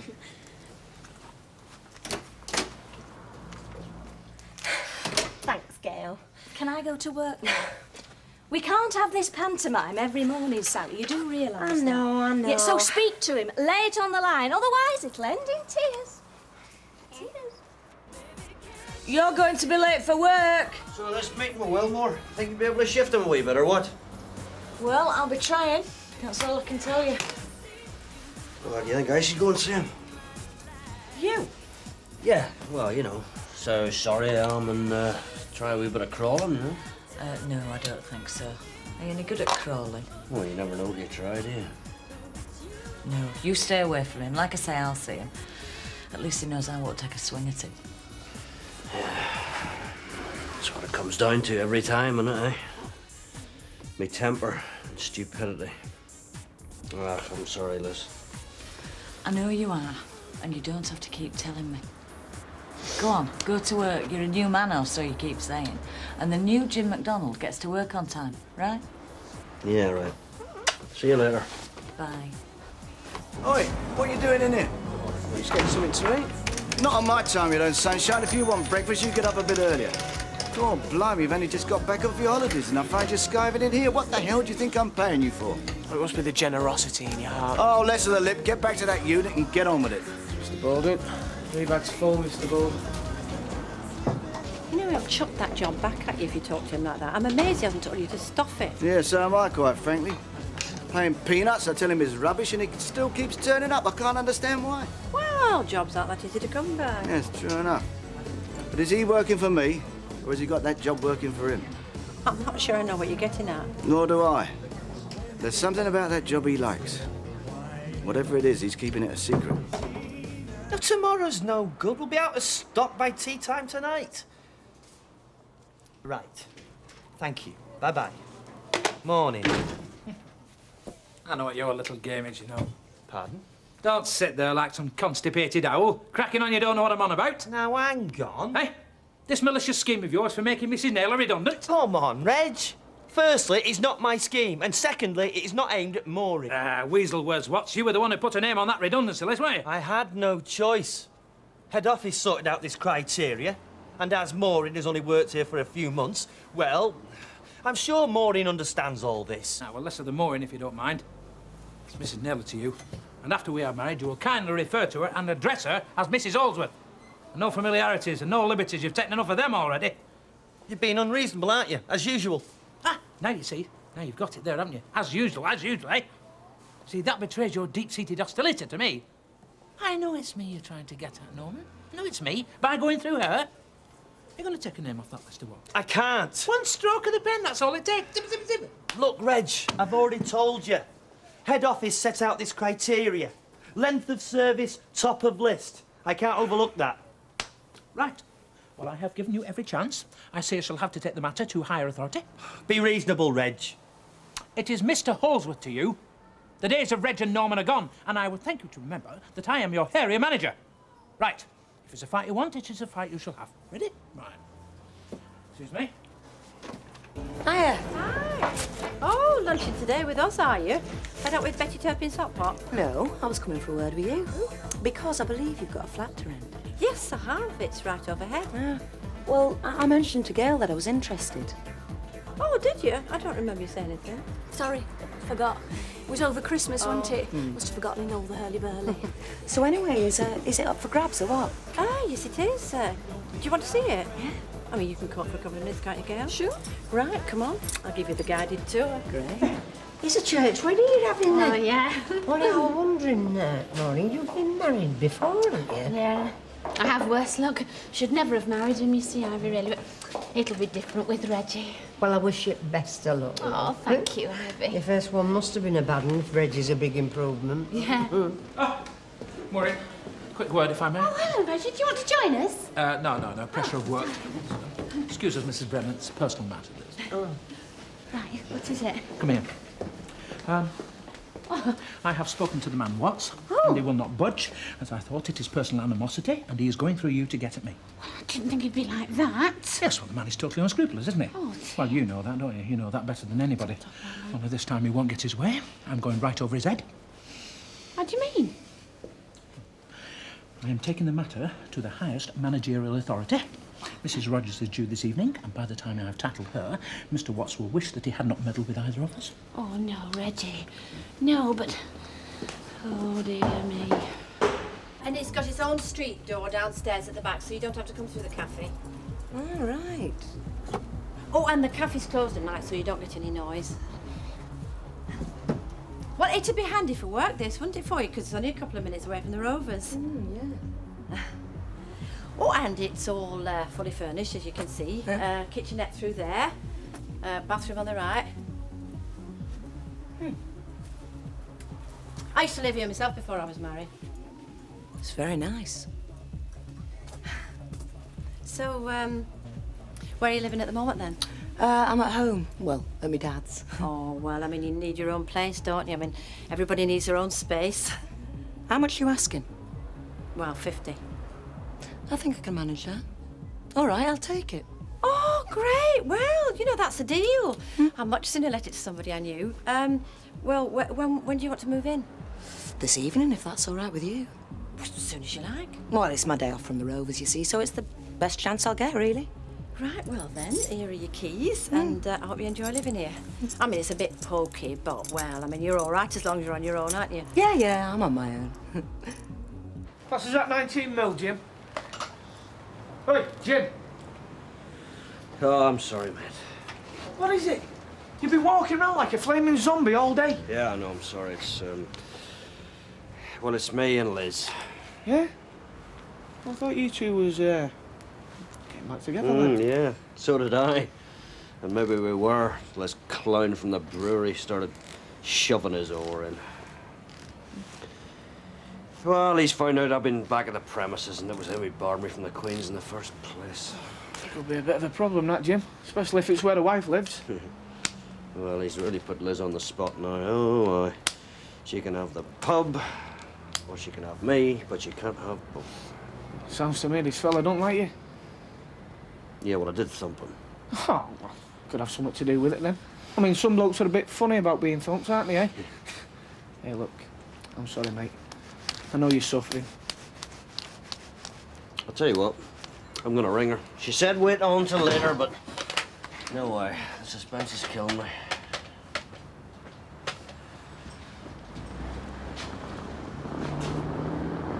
Hi, Liz. It's me. Yeah, no. Look, have you heard anything from him? No, I haven't been to the brewery. Wilmore's coming here.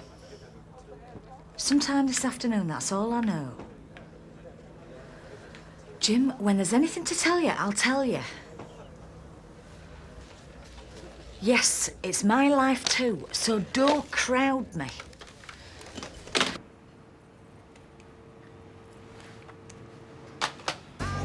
Brought someone to see you. Oh, thought we'd say hello before we went to the flat. Oh, hi, Mark. Hey, tell Alma what you want for dinner. I don't mind anything. Oh, well, that's what you'll be getting then. Hi, Mark. How's school these days? They give us too much homework. Ah, that's what Nicky says. Well, I don't know, the way you boys moan about school, they seem pretty good to me, the way they do things for you, eh? Hey, you never guess what the latest is. Go on, surprise me. Go on, tell them up. It's a school ski trip. They're going to Austria this year. I really fancy skiing. Oh, and what does your mum think about that then? I'm still working on her. She thinks I'm going to break your leg.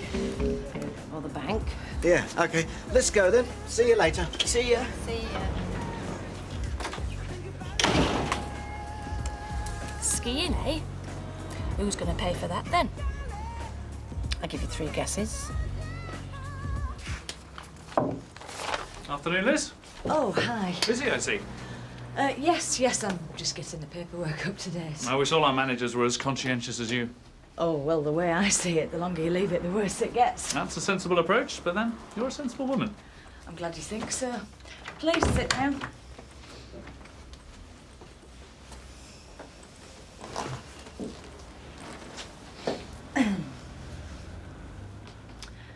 Look, about Jim. Can I talk to you straight about this? Be as straight and as frank as you want, as long as you don't mind me being the same. Well, I know Jim better than anybody, and he's a changed man. I mean, with all that's happened and us splitting up, it made him take a long look at himself, and he's really changed. You say you're close to him so you know him. I think you're too close to get a clear view. A man with a temper like that is bad news, Liz, and you know that, if you're honest with yourself. But he's controlling himself. He's learned his lesson. Last time it was me he hit. Next time, who knows? A customer, perhaps? A policeman who comes in here over some minor disturbance? He could cost you your job. That won't happen. There won't be a next time. You hope, which I understand, but we can't run the business on hopes. Now, you've been frank with me, let me be frank with you. We like you. We like the way you run this pub. We want you to go on doing that. But you can't do it with that husband of yours still on the premises.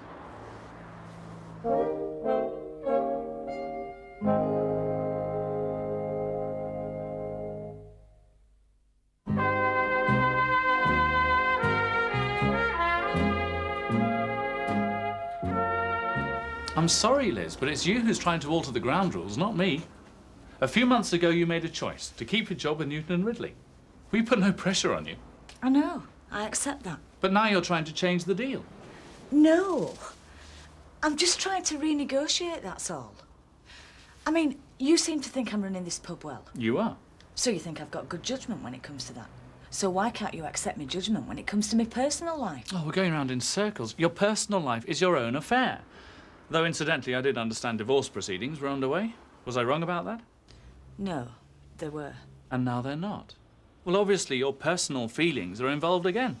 Evidently, it clouds your judgment. I don't think so. You've been persuaded to change your mind. Well, women are persuadable, I know that. I know some women whose men regularly knock them about, yet time after time they make excuses for them. Jim isn't like that and never has been. And apart from that, Richard, don't you think what you said was just a little bit patronising? It wasn't meant to be. In your own way, you're doing just what Jim did, telling me how to live my life. That's why Jim hit you, because he thought he'd put me where he wanted me. Maybe you don't realise it, but you won't let me make my own decisions either.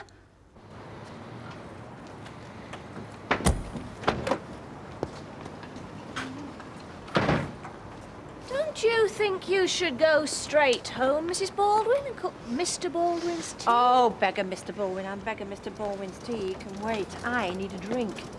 Oh, hi, Kevin. You're working late. Why don't you pack it in and go home? Usual reasons. Need the money. Me too. All the same, you should go home.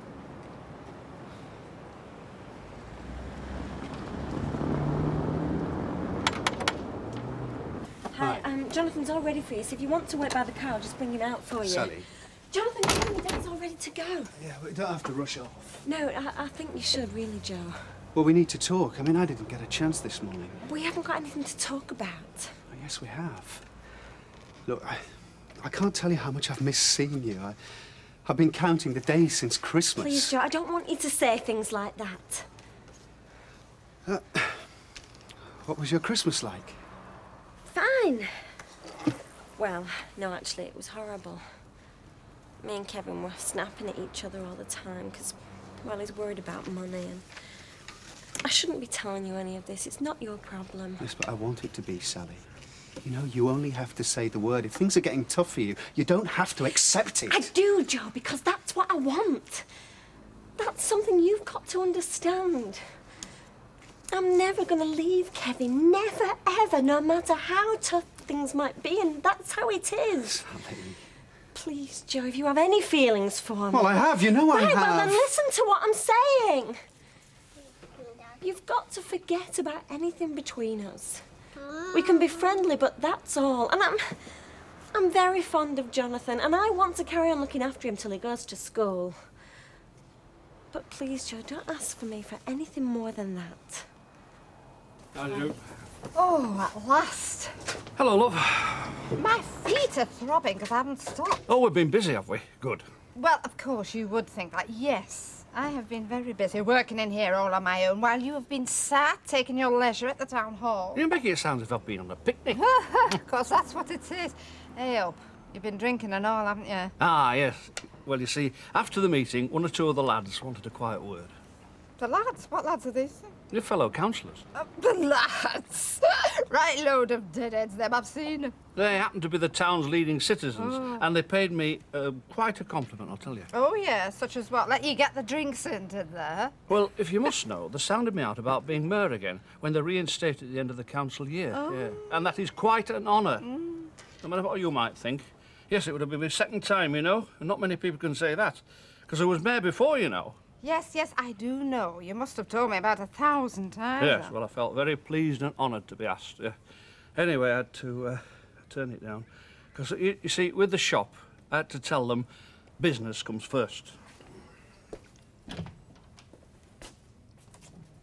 Come in. Shan't be disturbed in here. Oh, have a chair, by the way. And may I say, thank you for your time. I do appreciate you are a busy woman. I can always find time for a meeting, Mr. Holdsworth, as long as it's on Better Buy's business. Oh, indeed, yes, indeed.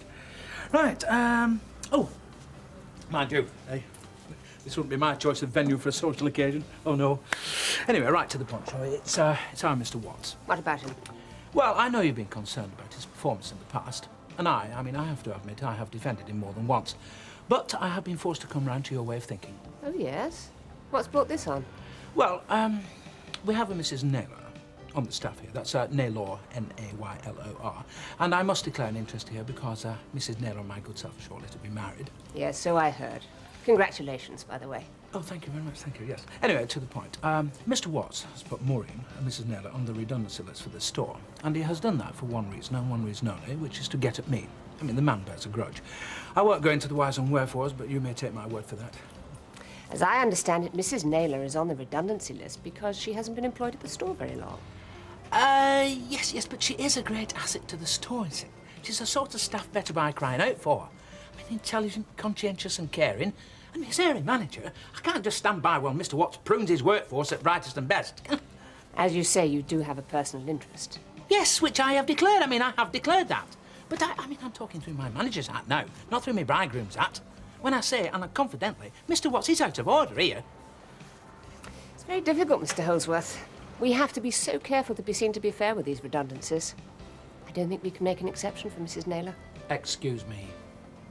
I feel I have to underline how strongly I feel about this.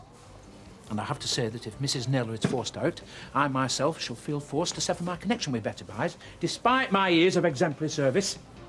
Manager at month twice, you know. Highly recommended 5 times. Is that a threat, Mr. Holdsworth? No, it is not a threat. But I just feel it's only fair to point out what Better Buys could be losing here.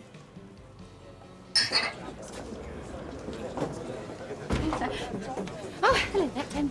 Could I have a tomato juice, please? On your own tonight? Where's the blushing bridegroom? Well, he's a bit tied up at work, actually, but he'll be along soon.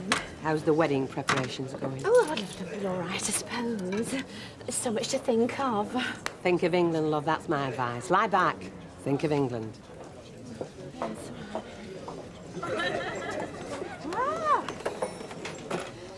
What did you do last time, then? Right? When you were mayor of Weatherfield, I mean, you must have managed to cope with the shop as well, that. Oh, no, I didn't have the shop then, did I? I was still working for the GPO, you see. It was dawdling them days. I mean, they let me have as much time off work as I wanted. They were glad to do it and all. Well, it was an honour for them, you see, me being first citizen. No, it's different with the shop, you see. I mean, you can't just be mayor when you shut the shop, you see. It's a 7-day job. It's all day and every day. If you were mayor, what would I be then? I'd be, what do they call it? Lady Mayoress, would I? Well, if you were there, you would. You never know with you, though. It's all chop and change. There's no satisfying you. Anyway, I'm not going to be mayor, so it's all airy-furry anyway. All right, don't jump down my throat. Oh, hell, it's coming, love. Hi.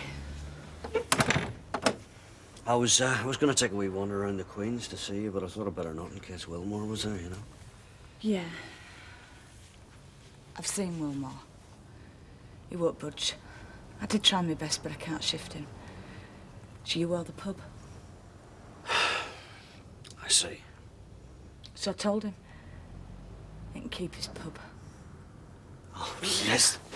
I don't like being told what to do. You told me to get rid of the pub, remember? Yeah, look, God forgive me. And now Wilmore's told me to get rid of you. That was his mistake. Oh, sweetheart, you don't know how much that means to me. So, listen, listen, you and I, does this mean we're going to give it another go, eh? Well, if we don't, I'm going to look a bit silly.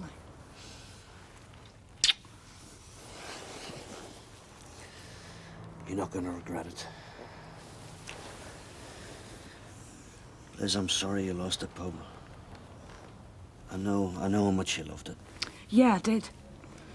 I loved being in charge and making my own decisions, everything being down to me. And I was good at it. Hey, you were terrific, all right? I hope you're worth it, Jim MacDonald.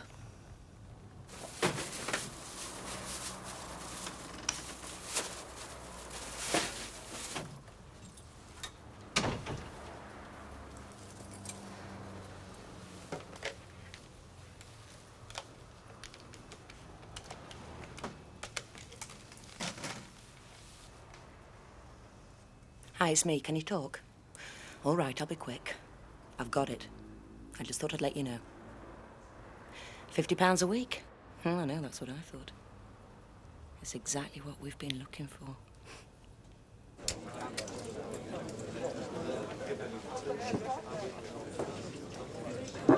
Cheers, girlie, mate.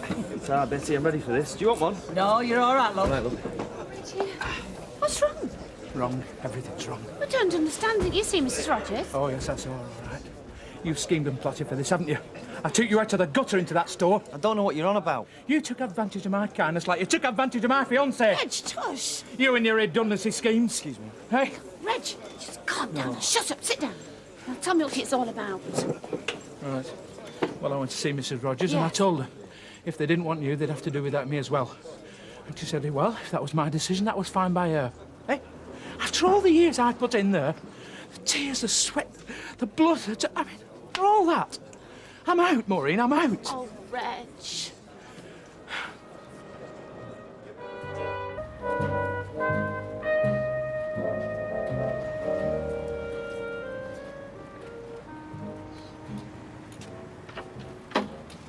Oh, morning, Frank. Ah, morning.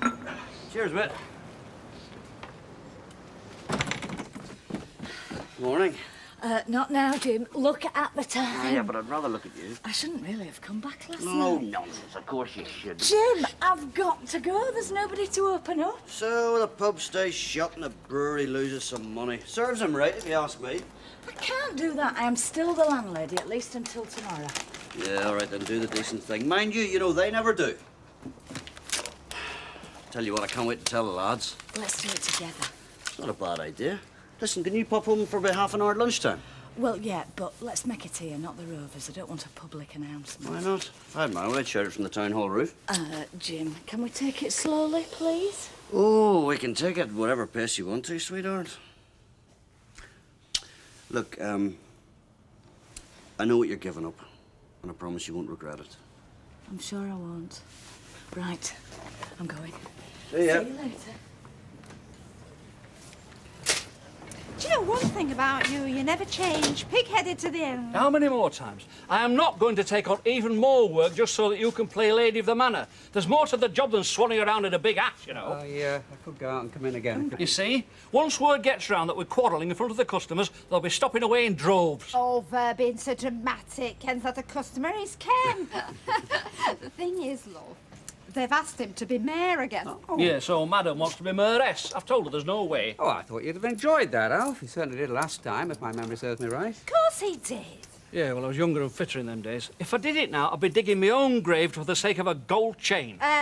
You wouldn't if you eased off in here. How am I going to do that? Well, make Deirdre manageress and then get someone else in to help her out. You what? Call in extra staff just to keep you in more fancy frocks? You'll be lucky. Oh, I say, Ken, would you try and talk some sense into him, please? I've got an appointment across the road. You see? Hairdos, that's all she thinks about. The only reason she wants to be mayoress is to have an excuse to have a flipping hair done every day. Bye. Bye, Ken. Bye, bye.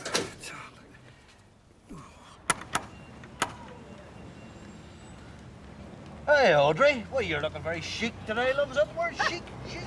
Well, if it is, it isn't in my husband's vocabulary. Well, we all fall down on that one, Audrey. We always forget to appreciate our lovely ladies. Oh, you're very sparky today. I'm on top of the world. See ya. Right, Dad, what is Hey, it? son. I'm on my way to work. Listen, you reckon we'll be back here about one-ish? Well, depends what's on the agenda. I better buy us, don't it? I told you there's rumours of redundancies being announced. Rumours. Haven't you asked the boss? Well, we don't talk about work after hours. House rule. No, very wise, very wise. But listen, don't worry, you'll be all right. Well, with my luck lately, mate, I'll be the first for the job. No, look, can you reckon you can be back here round about one-ish? Dinner time, yeah? What's it all about, Dad? You're not in trouble with Baldwin again, are you? I'm not in trouble with anybody. Just do me a favour and be here, all right? Yeah, all right. See you later. See you.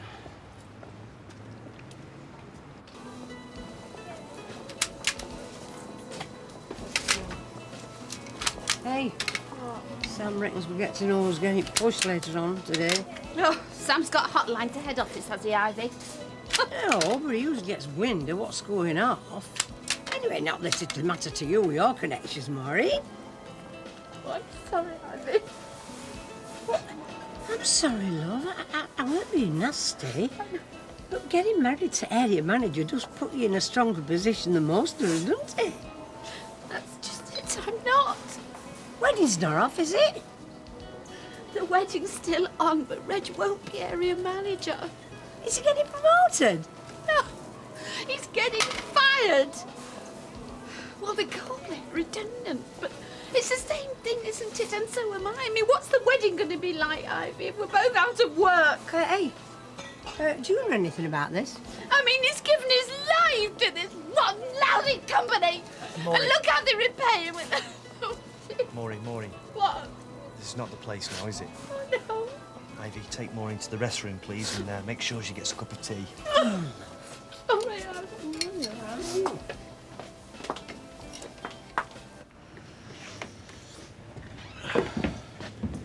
Hey, son. How's your cutting now? Not bad. I'll be down in Acapulco, though. Plenty of ale. Sexy blondes. Oh, well, just you hang on to your wee dream. Listen, can you get yourself across the road for lunchtime? I'd rather get the pub. Well, I'm sure you would, but I'd like to have a nice private word with you. What about? Well, once you get there, I'll tell you, and don't worry, your brother's going too. Oh, great family conference. Sounds a bit heavy. No, far from it. I'll see you later. All right. How can I help you? I hope so, son. I'm looking to place a fat order for T-shirts. How are you fixed? Well, it depends how many we're talking about. Say 1,000 for starters. You to supply and print them up. Yeah, no problem. I'm looking for your keenest price, mind. Deal that size. What can you quote me? Well, it depends. Mr... Harris, Monty Harris. On what? Well, which way you want to play it, really? Tell me the options. Well, you see, it's like this. There's an official price, and there's an unofficial price. I'm interested, son. Give me some details. Right, follow me. He didn't even consult me before turning it down. My wishes obviously don't count. He has got a point, Mum. I mean, it would be taking a lot on. Don't you gang up against me and argue. He says, I only wanted to do it so I can go lounging about in a chauffeur-driven limousine. Which, of course, wouldn't appeal to you at all. I know you may find this difficult to believe, Lovey, but I'm not thinking about myself. I should never have bought that stupid shot back in the first place. It's killing him. And whose fault was it that he did? Yes, I know. Mine. I admit it. If I hadn't messed him about over Lytham, none of this would have happened. Are you saying you regret that now? Oh, no. I'm glad we stayed. It's just that I don't want Alf turning himself into a physical wreck. So how can having 2 jobs instead of 1 help? Because if he becomes mayor, he will have to ease off on the shop. He won't be stood on his feet from 6 till 8, 7 days a week. Oh, what's the use? Do you know, nobody ever gives me credit for anything. Hello. Have I offended your lovely mother? No, we have. We didn't take her seriously. Oh, no, what we never do. No, but maybe this time we should have done. Yes, you're right. Give her the benefit of the doubt. Yes, sir. Coffee, tea, or me?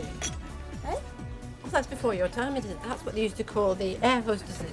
The coffee, tea, or me girls. Now, that's a blatant lie. I never got an offer like that. Oh, well, it just shows you how discriminating they can be. All right, well, I did pop in to say I'd call in later to give you a lift home, but now I'm not so sure. Right, fair enough. If you don't run me home, then I will not cook supper for you and that big strapping son of yours. Deal? Tough negotiator, this girl. See you at 6. So, what it boils down to is we do 500 through the books and 500 for cash. At 15% cheap, eh? Which goes straight in your back pocket. Yeah, well, I do all the grafting, don't I? Hey, lad, nobody's criticising you. Besides, anyway, you know, the gaffer makes a tidy profit, so don't lose any sleep over it. I won't, son. I'm a businessman. Like you. So what do you say?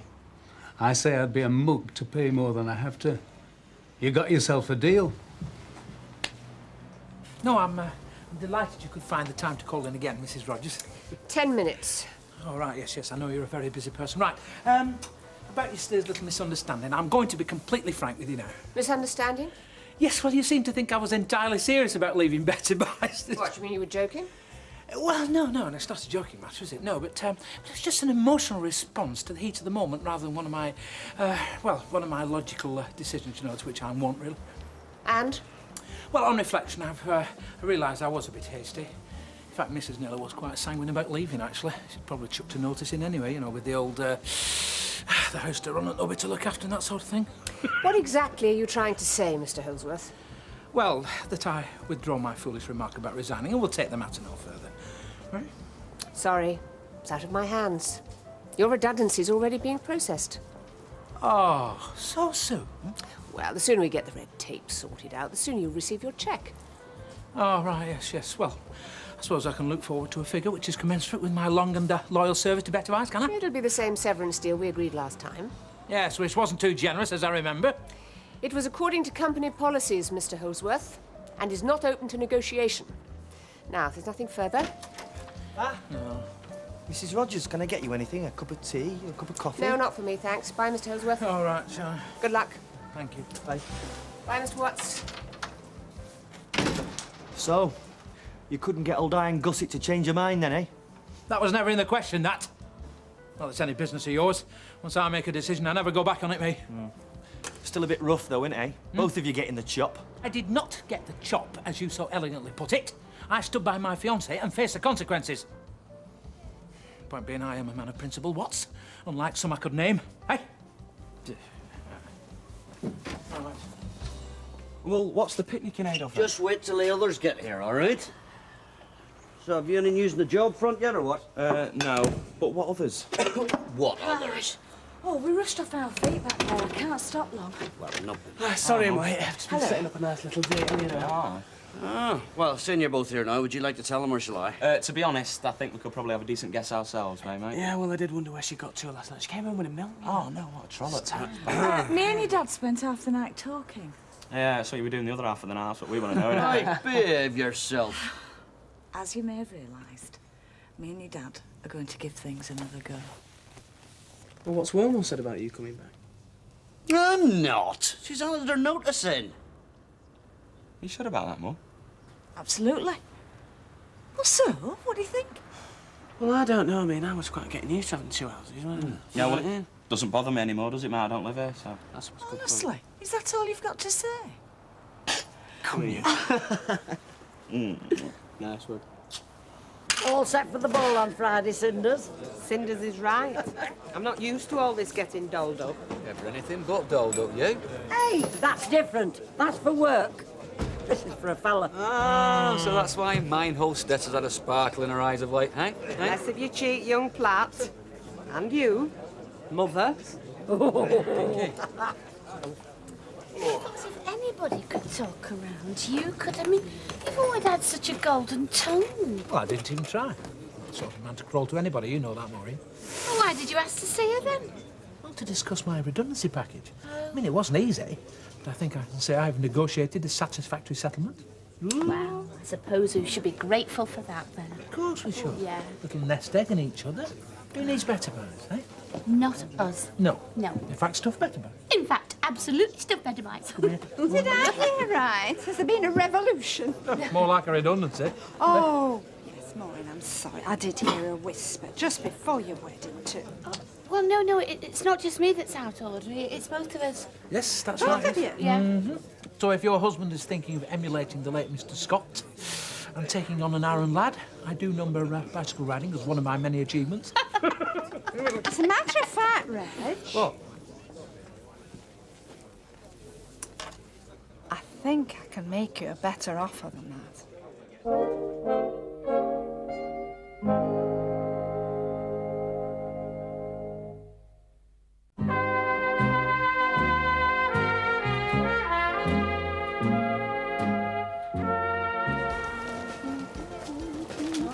Yeah? How are you feeling, love? Oh, I'm a lot better, thank you, Ivy. And Reg? He's bouncing back. In fact, I left him 10 minutes ago making plans. What plans? It's top secret, but you'll be the first to know. Mr. MacDonald to the manager's office, please. Mr. MacDonald to the manager's office. Thank you.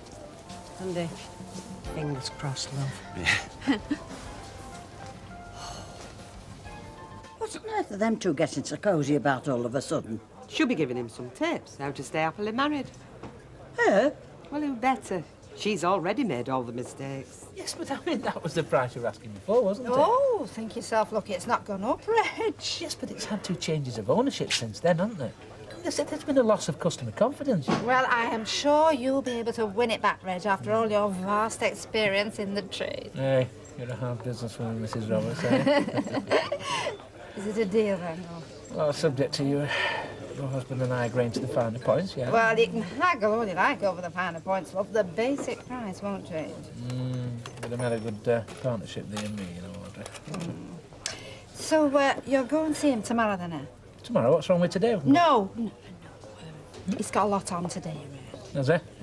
Hey, he played this one close to his chest, didn't he? I didn't even know shot were on market again. No, does he? I'm really very sorry, Sonia. But these instructions, they come down from head office and, well, I just have to carry them out. I'll make sure that you get a very good reference.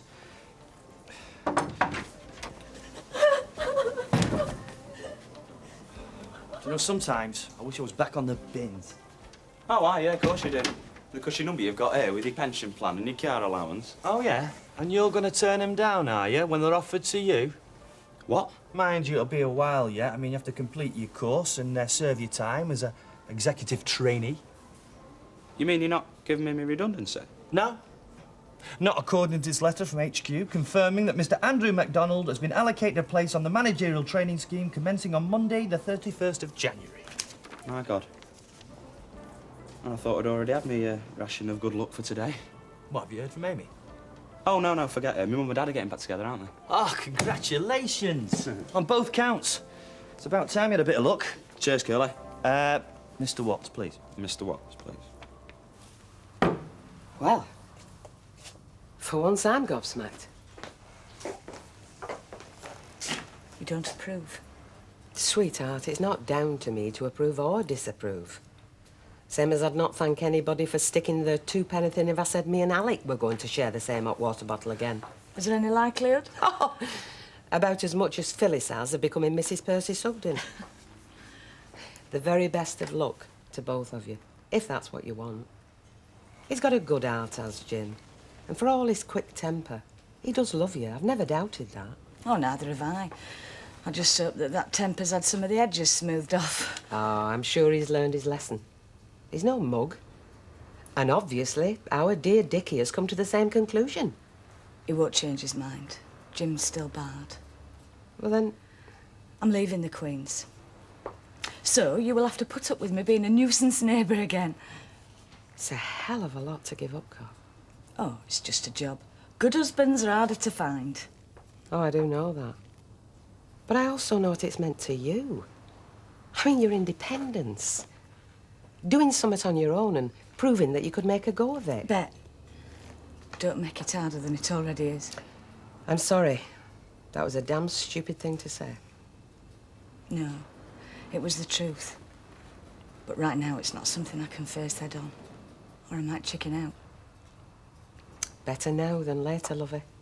Once I've hurt Jim and the boys all over again, you mean? No, I've made my decision and I'm sticking to it. Even if there is a price to pay. Ain't there always for something worthwhile? So long as it is worthwhile. I'll make damn sure it is. Otherwise I'll have lost out all round, won't I? Well, the very best of luck to both of you, kid.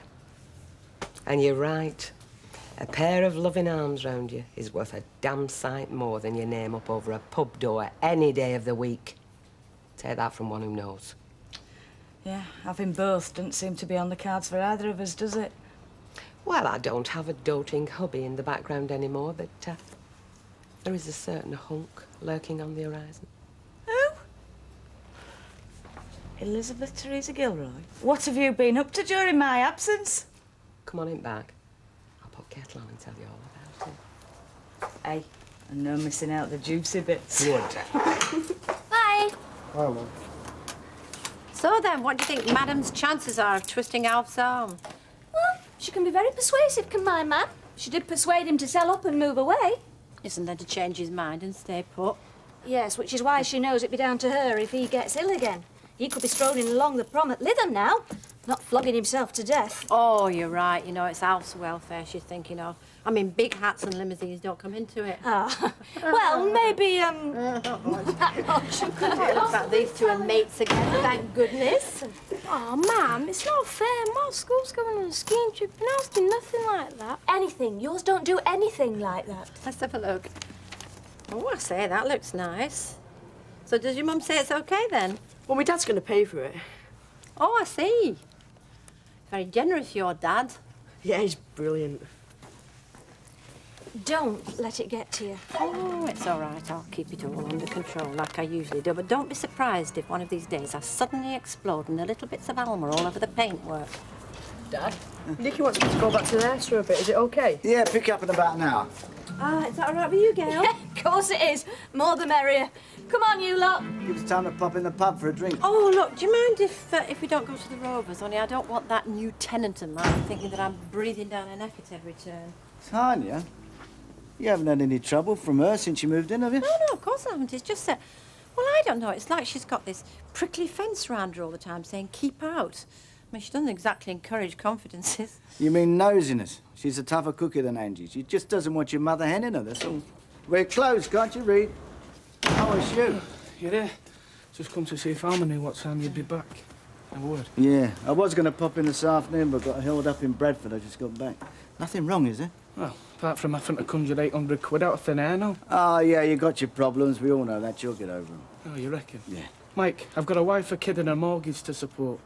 Look, he's going to be dogged rough having to pay this fine on top. Look, it's not me I'm bothered about. It's just Sally and Rosie who don't want to suffer. No, of course he doesn't. I appreciate that. If it's a loan you want, I'm sorry. No can do. It's not a loan. It's a rise. And before you say no can do, it's not because I've got the extra cash to find. Well, I've been slogging my guts out for you, and I feel it's no more than I deserve. I'd like to help, believe me. But times are hard. Maybe in 6 months' time, if things get a bit better, then... That's no good to me. He needs it now. They're young, they're tightening their belts, they'll manage. I had to, God knows. So that's it.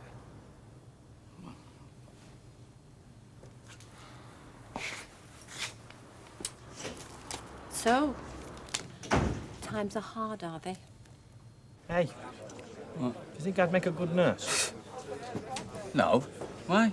Well, I'm just thinking of a career change. Yeah, well, I won't think too hard, mate. I mean, nurses don't get car allowances and expense accounts, do they? Eh? Yeah.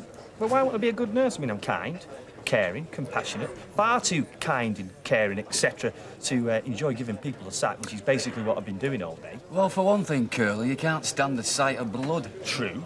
What's the other? Is that not enough? I've heard the good news, Flower, and I'm dead chuffed. But you mean our clever young man here? Andy? Yeah, well, I mean, it's only a management training course, but it's no big deal. You what? I better buy his internal management module, no big deal. I wouldn't let Lord Morgan hear you say that. Hi. Oh, glad you could make it, love. Yeah, I just walked out and left them all to it. Ah, quite right, too. Me and Gail keep saying we might pop over to your place one night. Well, you better get over quick, because she'll not be there after Friday night, you know. Why's that? I'm leaving. Thing is, I'm coming home. Oh, love. Oh, I am pleased. Not a grand bit of news, Bet. Grand. Wait, I mean... Well, I'll 5 pints. Oh, that's why I was so cheerful this morning. One good thing about it, anyway. It's romantic, though, isn't it? What if they go on a second honeymoon? What's a good thing? Well, she'll be back here, won't she? Buying in for the family. Don't you think about anything but that flaming shop. Alf, I want to talk to you. Look, if it's about being mayor, forget it, because especially after the day I've had. I was nearly an hour in that blooming cash and carry this morning. I got a box of mushrooms on Monday, they've gone mouldy. A kid dropped a jar of pickles on the floor in the shop, and Mrs. Ryan came back to complain about 2p and overcharged her. She came all the way back from blooming Castle Street to complain about 2p. Well, that's what I want to talk to you about, Alf. Yeah, well, you're right about one thing. Being mayor will be a doddle after this lot. Look, save your breath, love, because I know what you're going to say. You're going to say that it was my fault for taking the shop on again, and I admit that. But it was your fault I was here to be tempted. Are you saying you regret it, Alf? I'm saying I've had a bad day. And, you've no regrets about turning down mayor? I'd like it as much as you would, but I'm not flipping Superman now, will you be told? Listen, you could do it if you sold the shop. What, all that aggravation again? Now, that would put me in my box if no else did. Not if your clever little wifey had managed to find a cash buyer, it wouldn't. That's right. So, if you really want to get shot of it, all you've got to do is sign on the dotted line. Your worship.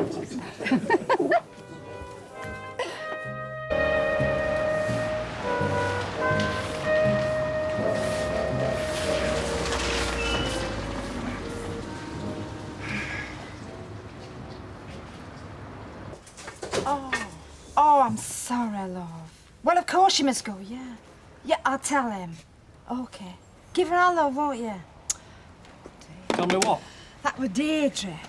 She's just heard her mother's had a stroke, so she's got to go and look after her. She doesn't know when she'll be back. There's always something in there. Oh, do you know, poor thing, she sounded really upset. Well, she's bound to be, isn't she? Anyway, at least she won't be here when Holsworth comes round. Oh, trust you to find a silver lining. Listen, how definite was he? Absolutely definite. I said, do you still want the shop? He said yes. I said you can have it. Even though you hadn't asked me. Oh, come on, Alf. We've been through all that. I had to strike while the iron was hot. And what, it's coming this morning? Yes, and I've told him no haggling. It's take it or leave it. Yeah, well, we ought to be asking more, you know. I mean, these fittings are practically new. Well, never mind about that. I have told him that he can have it for the same price they offered before. He's getting a bargain. Yes, well, maybe he is, but at least we are getting our freedom and we're going to take it. No changing our minds this time. Well, whose fault was that? I was all for going to St... All right. Well, at least Deirdre will get a bit of a shock when she gets back.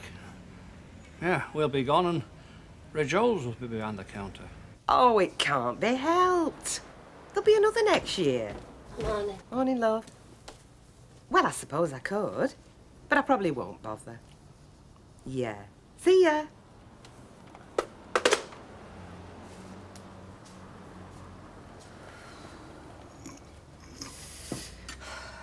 If I knew any swear words, I'd use them. Why? Charlie. Yeah.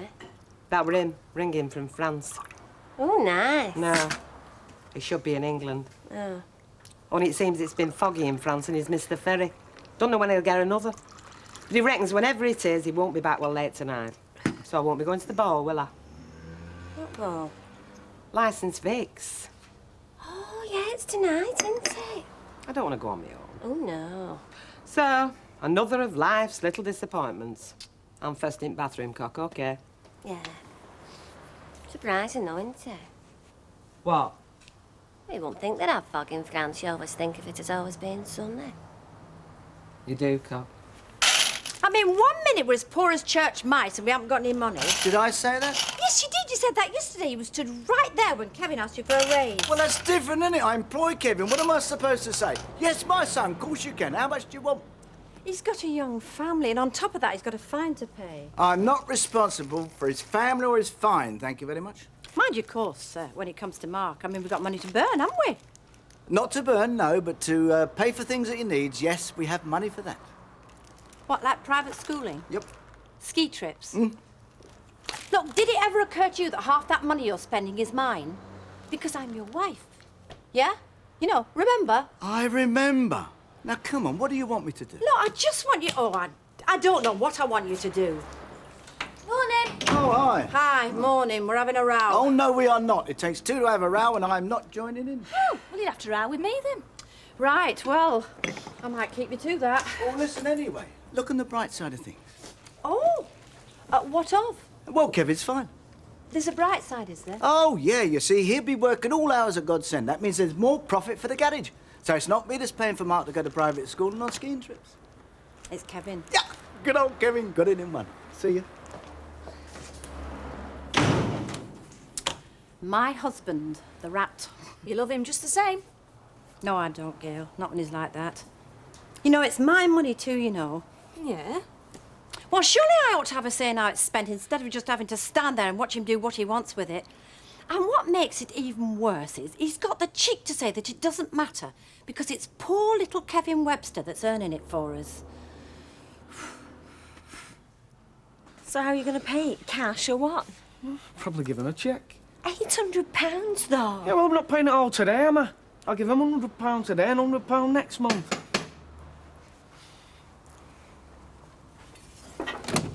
Hey, come on in. So, in 8 months' time, it'll all be over. I'll see you. See ya. 8 months' time it'll all be over. Yeah, he's fine. He's got to pay the first £100 now, and then in 8 months he'll have paid it all off. Can you afford it? I don't think that's any of your business. Sorry? We'll afford it. Yeah. I'll pick him up usual time. As the only member of this family with a legal driving licence, I'll take this lot home and then come back in the car whenever I need to. Right, well, I've got loads of stuff in here, so... Well, just make sure you get it all packed up, OK? Yeah, you go on, love. So, what about this new couple? When do they move in? Later this morning. Was there some kind of handing over the key ceremony, or what happens? No, I move out, they move in. Should take about 5 minutes. Right, well, I'll make a start with this lot then. Jim, Yeah? I do want to come back. Well, that's what I hoped, but it's nice to hear you say it. Alfredo? Reg? Still a deal, is it, Reg? Oh, it is certainly, yes. This handshake is my guarantee. Yeah, well, mine's same, yeah. Even so, I think you ought to get something down on paper, don't you? Oh, yes, yes. Well, my solicitor will be acting with alacrity, or I'll know the reason why. Yes, I'll give mine a kick up backside as well. Oh, right. Well, there's nothing more to be said then, is there? Except, of course, Councillor, I always knew you had a charming wife, but I never realised till now what a astute business mind lurked behind that beautiful facade. Ah, well, she keeps it well hidden. Yes. Right, well, worlds to conquer before lunch, then. Arrivederci. Bye, Reg. See you, Reg. There you are. Just as I said, yes? I wonder if he means it. Oh, of course he means it. Oh. Do you know, I think that was really nasty what Mike said about Kevin. Well, yeah. I mean, it was a good thing that you got that fine because it'd make him work harder. I mean, even Mike doesn't usually stoop that low. You have no illusions about your husband, do you? Oh, no, I lost them ages ago. Mind you, I'll tell you this. He's got illusions about me. He thinks he can just ride over me roughshod, particularly where money's concerned. He thinks he can do just what he likes, how he likes. And, well, I might just squawk a bit, but I won't actually do anything about it. Well, what can you do? Well, quite a lot, actually, which I'm about to demonstrate. Where are you going? Oh, don't worry, I shan't be long, and, if you're wondering, is she going to do something daft? The answer is yes. Girls. He's managed to get on a ferry. He's half an hour off coming into Dover. Oh, well. What, did he ring you from the boat? Yeah. Apparently, he's got a mate of his to swap a booking with him. Oh, great! Only how far's Dover once it's landed? It's still a long way, isn't it? 270 miles. I used to go out with a sailor. Oh, did you? Listen, I've got a map. Let's go and have a look. All right. You all right, Betsy? Yeah. Give us a shout if you need any help. Right. Oh, right, I'll love it. What's sort of sailor? Oh, well, he wasn't a proper one. It was this lad from Oldham who used to work on the ferries. Now, he'd come up on the train, but he never used to buy a ticket. He used to hide in the toilets. Well, I don't think Charlie would get away with that. Not with a 30-ton lorry tied as well. Where's Dover? Down at the bottom somewhere, isn't it? Here. Right, weather forecast I heard this morning with a heavy rain, possibly freezing later, leading to dangerous conditions on all roads. Thank you. You're welcome. Anyway, I reckon he'll go on the M20 and then on the M25 round London. Hey, that's terrible. You know, I did my course in London. They all went on about the M25 as being absolutely packed, solid from beginning to end. There is no beginning or end. It's circular. Well, then, there's no wonder it were packed solid. Anyway, then I reckon he'll go on the M1, right? And then on the M6, he'll go round Birmingham. All in what? 7 hours? Well, it's possible. It depends on the traffic, you know, if there's roadworks. 8 loads of them, according to the radio. Oh, look, just forget it. I'm too old to sit here clock watching. If he gets here, he gets here. In the meantime, let's just get on with running this pub, shall we? Oh, but...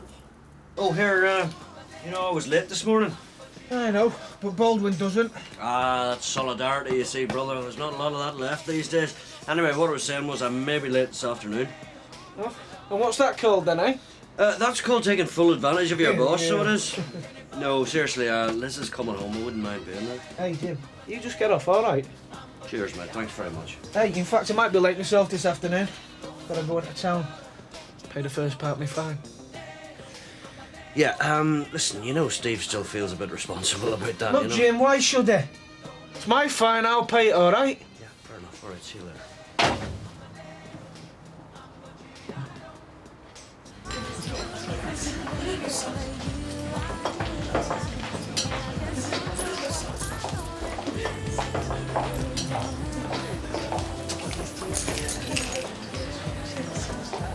Well, best of luck. And I hope you survive a bit longer than I did. Okay. I'll leave you to it.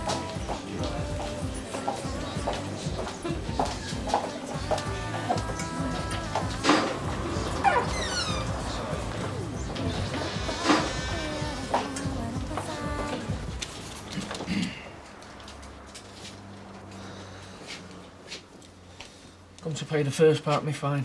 Name, please. Webster. Kevin. And how much are you paying? £100. Kevin Webster, 13 Coronation Street. Yeah. Total fine, £800. Imposed December the 15th, 1993. Yeah. It's already been paid. What?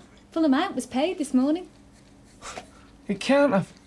By who? I'm sorry, our records don't tell us that. And I've only been on since 12.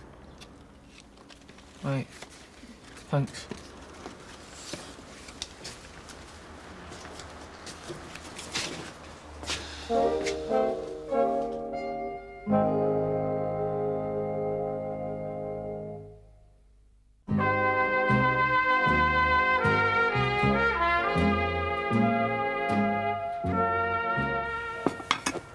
Right.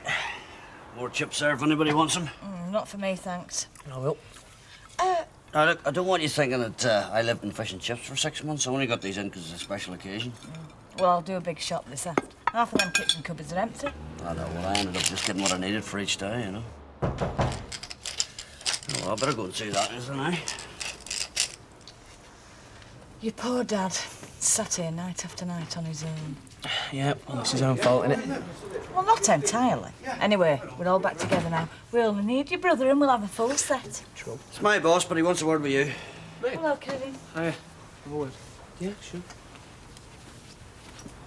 Can you get me any washing down? I'm going to go through the entire house. Did you pay that fine off for me? No, you told me not to. I know, but did you? Well, I wouldn't, would I? Not if you told me not to. So you didn't? No.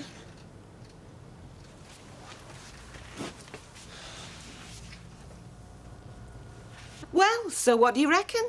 Is that Charlie? Yeah. Hiya, Charlie! He says hello. He's at Scratchwood, bottom of the M1. Oh, let's have a look on the map. It's done well, hasn't it, if it's on the bottom of the M1 already? Charlie, I don't want you driving like a maniac. It's not that important.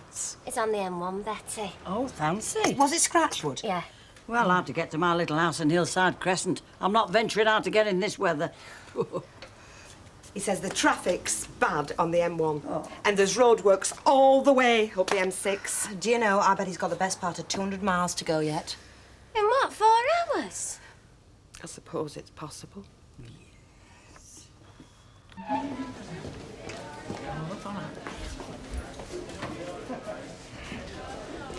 Reg! Oh, Maureen? Well,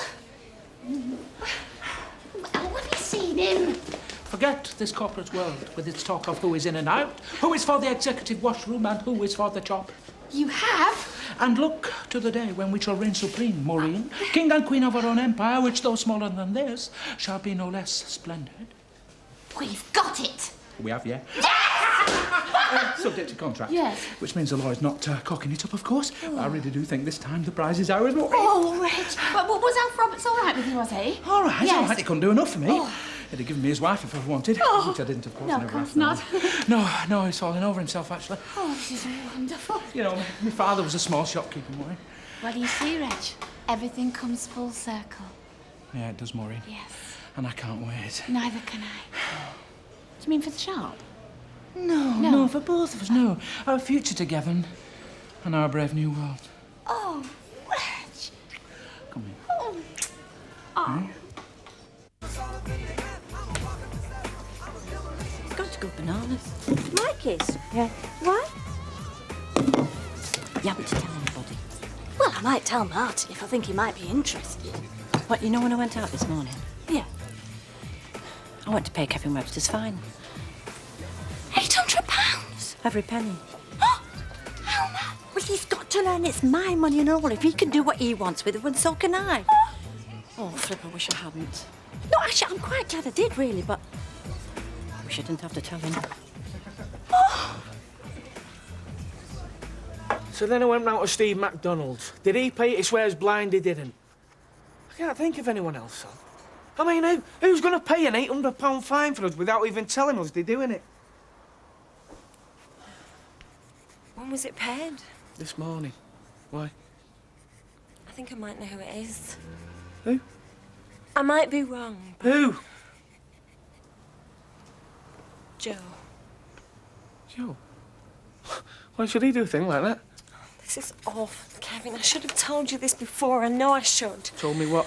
What's been going on? Well, that's the first thing. You've got to believe me. Nothing's been going on. Between you and him, you mean? Yes, but nothing's happened between us. His wife didn't think that, did she? Yeah, well, she was lying. Because he's never touched me. There's never, ever been anything between us. But he did... Well, he did say things. Like? Like that he loved me. And that he wanted me to go and live with him, which I never encouraged him to, Kevin. He just said it when we were in the lakes and he came to join us. That holiday he paid for? Yes, but there was never, ever anything else. Oh, he just said he loved you and you said get lost? Yes.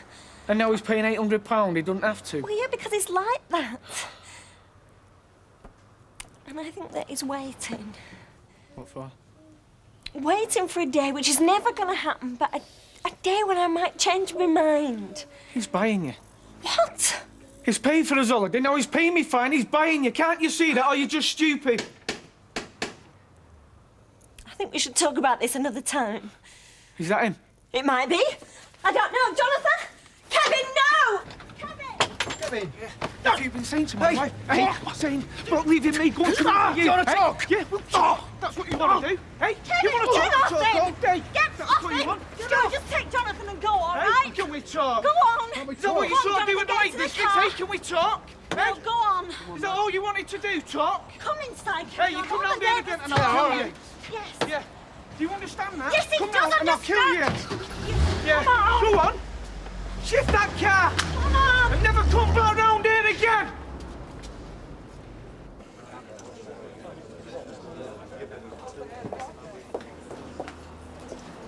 It could be anywhere. And you've not heard a word since this afternoon? Only what's been on radio about hold-ups. I mean, that's not right encouraging. Well, what are you going to do? Well, you tell me. I mean, do I get ready and sit round like a lemon if he don't turn up? Or do I not get ready and have to rush round like a maniac if he does? First one. Yeah. Which by which? Go on. I'll get ready. Only let me know if he rings up to say he's brought down in Birmingham or somewhere. We will. Oh, I hope he gets here. And I hope he's trying as hard as we think he is. Oh, Oh, and look at this pair of young lovers. Oh, hi. Hi, Ken. Hey, Ken, all right, mate? Yeah. Right, what do you have? Port lemon, Port and please. lemon. Evening. Evening, Tanya. Evening. Pint of bitter and a port and lemon, please, love. Pint and a pot and lemon. Right. I suppose you've heard me and the Queens have parted company? Yeah, I'm sorry to hear that, love. I thought you quite settled there. Well, I mean, we'd fill you in all the details, but it might spoil things, you know. Stop you making up your own. Anyway, have you got anything else in mind, or are you just, you know, taking a breather? Yeah, taking a breather. Right. What is it to say? Retiring to spend more time with my family. That's right, and the family's very pleased, so it is. Ta-da! Hey, pint of bitter, please, and half shandy. Or would you like some champagne? Oh, no, the bubble's got me nose. Hey. Oh, sounds like you've something to celebrate. Yeah, shall we tell her? Oh, yes. Off Robert's shop on the corner. Yes? We have bought it. You've not. That includes the flat above, I presume? Yes, well, we shall want a roof, won't we? We will. In case it just rains or something. I just mean that makes you my new landlord. Oh, it does, yes. Oh, yes, the footsteps over her head. You must be the hunchback in the belfry. You are, aren't you? Oh, I trust you're not planning any major changes. What, like kicking you out? I'm only joking, though. Yeah, well, since she's away, can I put in a word for Deirdre? What way? Well, she has worked in that shop for a long time, and I'm sure she'd like to continue if that's possible. Yes, well, these are early days yet. We haven't really made any plans, but I can tell you this, I'm not the sort of man who makes changes, you know, for the sake of it. Well, we will want somebody who knows where everything is, though. Oh, that's right, yes. Do you want a drink? You look like you're in. No, I'm just off, thanks. Really? Bye. Yeah, I really like Deirdre. I wouldn't mind working alongside her, you know. Yes, well, you won't have to. I'm buying that shop to provide us with work, not any Tom, Dick or Deirdre. Kevin's slacking. I didn't see any lights on in the garage. That fine should have been bigger. Hey. Boring. Hey, joining us, would you like a drink? We are celebrating. Come on. We bought our shop. Really? Yes. Yeah. Right, in that case, we'll have scotches, gins and tonics as large as you want to make them. Now, then, what was it you were saying? You've done something you wanted to tell me about? Oh, no, you know, some other time, eh? Hey, when are you taking over, then? Do you want to see him and his kid ever again? You've said. Because if I do, I know there's something going on. And I'll kill him, I promise you so. You're going to kill me as well, I suppose. Still got the £800 to find, haven't we? How are we going to get that sort of money? What do you mean? Can't just let him pay it, can we? Is that what you think? We just say, oh, thanks very much, Joe. I hadn't thought. Well, I've not been doing much of that lately. From now on, we'll get by without any contribution from your fancy man. He's not my fancy man, Kevin, and he never was.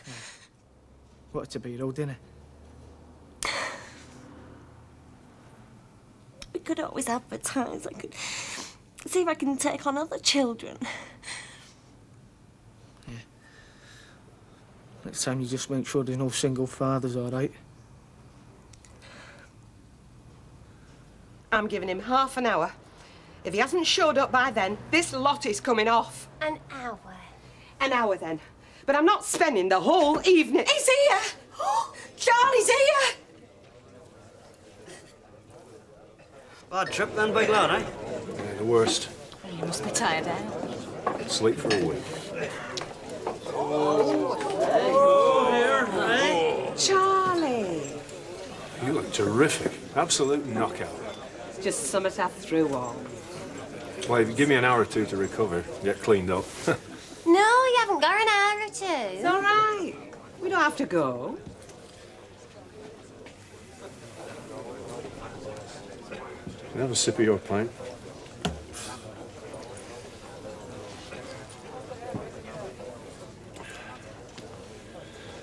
Yeah, that's done the trick. Ready then? But you're not dressed. Oh, I am, you know. Oh, hey, hey. Oh, now you're talking.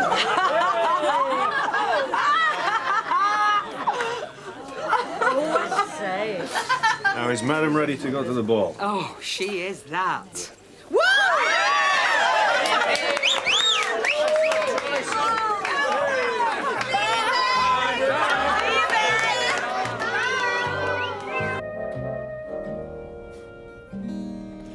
You'd think with them being licensees, they'd know about drink and be able to handle it. You would? Cheers. You enjoyed yourself, though, didn't you? Best night I've had in ages. It's all that matters. You're not having out? Oh, it's a bit soon for me, love. Could have done with a bit more country and western. Music? Yeah, you know. Merle Haggard, Willie Nelson. Hey, listen. We've had Dennis Trent and his syncopating trio in here more years than I care to remember. Don't you start trying to bring in new ideas in here. Oh, morning. Morning, love. Morning. You're still here, then? Hard to get rid of. Did you have a nice time? We did, love. Belting time. I thought I knew how to enjoy myself, but them licensed Victor in a league of their own. Everything go all right here, did it? Oh, yeah, me and Tanya coped. She's not so bad, really, when she's not trying to be clever. Well, we got in about 1, didn't we? And this one here was asleep on his feet. So I thought, well, I can't throw him out, not at that time, can I? No. So, I threw him into Vicky's room instead. All right, were it? Right. Except I woke up at one point and I didn't know where I was. Oh, well, just so there's no confusion, you were in Vicky's room. Yeah.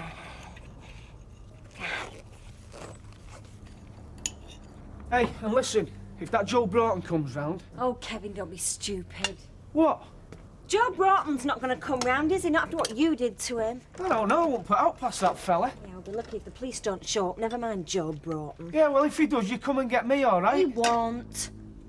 And goodness knows what's happened to Jonathan. I mean, who's going to be looking after him? I've no idea. No, and you don't care either, do you? Not really, no. Why should I? He'll be the one that'll be suffering. Yeah, well, his dad should have thought about that before he tried getting off with a childminder. Anyway, it's all over now. All over? Nothing's all over, Sal. How many times do I have to tell you what he's done's made it worse? Because what I've got to do now is try and find the money to pay him back. Morning, Morning, Martin. Come in. Morning. Right, just leave him. I'll see to him. You've not got 800 quid to lend us, have you? Hang on. No, sorry, mate, I haven't. I better go and find someone who has. See you later. Bye. See ya. What's going on there? Oh, Martin, don't ask. There's been all sorts going on. So what happened? What? When you told Mike you were paying the fine. Oh, nothing actually. Mainly because I didn't tell him. Oh, Well, he'd only have ranted and raved. I didn't feel like being ranted and raved at all night. Oh, do you know, I wish I'd never paid the flipping thing. I thought you were making a point. What's that? That it's your money as well as Mike's. Oh, yeah. Yeah, well, yeah.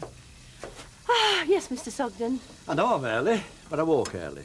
Now, with me, when I'm awake, I've got to get up. Oh, do you? Do you really? So it's like mid-morning to me. I'll have a cup of tea and a toasted tea cake, please.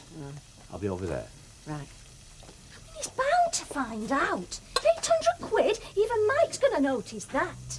Well, maybe the bank will forget to turn in his statement. They won't forget. Or if I got there first, I could eat it or burn it. You wouldn't. Oh, would you know? So this is the urgent business you had to attend to? Are you following me, Mrs. Bishop? Yes. Will you please not do? Oh, I don't intend to make a habit of it, but I just wanted to say there is no need to rush out of the house as though it's on fire, just because I happened to mention that Bernard might be calling. I didn't want to be in the way. Why, what is it you think we're going to be doing? Dancing naked around the living room? Thank you. Welcome. Are you telling me he's got so much money he won't notice there's 800 quid gone? I don't know what he's got. Well, won't he have an accountant who goes through it? All right, you're right, Gail, you're right. I'll tell him. But not yet.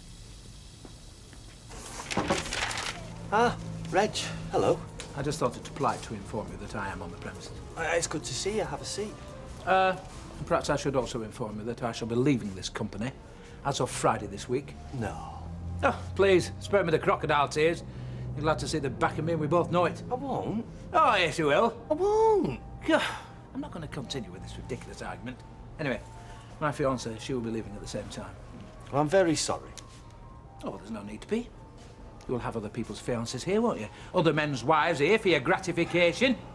Won't you ever forgive me for that? No. I think that's a great shame. Hmm? Oh, yes, and whilst I'm at it, I shan't see you hanging around the shop. Anything you want, just come in, make your purchase, and out again. Right? What shop? Alf Roberts. I bought it. You have? Yes, I have. Well, you didn't waste much time, did you? Well, you can't afford to, can you? I mean, how often is a site like that comes up? Because it's a site you're paying for, of course. Yeah. Doesn't matter what the shop's done till now. No. Ah, the value's in the site. Anyway, I've said what I came to say. Oh, well, I'm very pleased. For the both of you. No need to be. Just any shopping you have to do there, if you could make it a quick in and out. No loitering. I'm really pleased for you, Andy. Yeah, well, that makes two of us, Maureen. It's not much fun coming from a broken home, so now they're back together, then maybe things might start looking up for us a bit more. All right, listen, good news. Andy's parents are back together. Are they? Why, have they been apart, have they? Oh. Yes, they have, Mr. Holdsworth, yeah. Of course they have. You must have been aware. Hey, I'm a busy man. I haven't got time to keep track of all these matrimonial ups and downs, have I? Oh. No, of course you haven't. Hey! You're going to have to find time when you've got the shop. I mean, these people are going to be our customers. Hey, you've got a point. Yes. Hey, Andy, I'm very happy for you, lad. Give your parents my best, will you? Oh, Ben, stop it. Speaking of parents, What? you still want me to go on with it to face the old bat, do you? My mother. Yes, your mother, the old bat, yes. Well, I do think it's best if we talk to her together about our future. Yeah, well, it makes you wonder, though, doesn't it? What does? Well, here we are, experienced, mature, wise in the way of the world, eh? And quivering at the thought of explaining to an old lady what her plans are. I mean, what is this strange force she has over us? She has no strange force. Not a witch, is she? Reg, it really hurts me when you say things like that. Oh, no, I'm sorry. I really am, honest. I am. Look, she has had a very hard life, and now she's an invalid. We must always remember that. Yes, we must, we must. You'll learn to love her in time. I know you will. So, you've got everything? Yeah. Unless you want to come with me. To Stranraer this time of year? I've got a better idea. You stay here with me. Don't tempt me. Morning. He's just going. Charlie. Just going? You mean he stayed the night? Yeah? Hey, well, let's hope we're up to it at their age, eh? Hey, no! I didn't mean. And drive carefully. I will. Just off then, are you? I am, yeah. See you again, love. Yeah, see ya. Listen, I've had a smashing time. Sorry, I don't mean to interrupt. Busy shop, is this? No, when I said he stayed, I didn't mean what you thought I meant. How do you know what I thought? Because it was what I thought, but it's not true. He slept in Vicky's room. How do you know? Well, Beth said. Well, she would say that, wouldn't she? Well, besides, I had a Luke in bed's all messed up. Well, that's it. Charlie's gone. Is he coming back, though? I wonder. Oh, Bet, no, you must be seeing him again. Maybe she doesn't want to. Of course she wants to, don't you? Do you want me to tell you what, in my heart of hearts, I would really like to happen between me and Charlie? Yeah. Yeah. And you won't tell anybody else? No. You must think I'm soft in bed. Come on, let's get this pub home.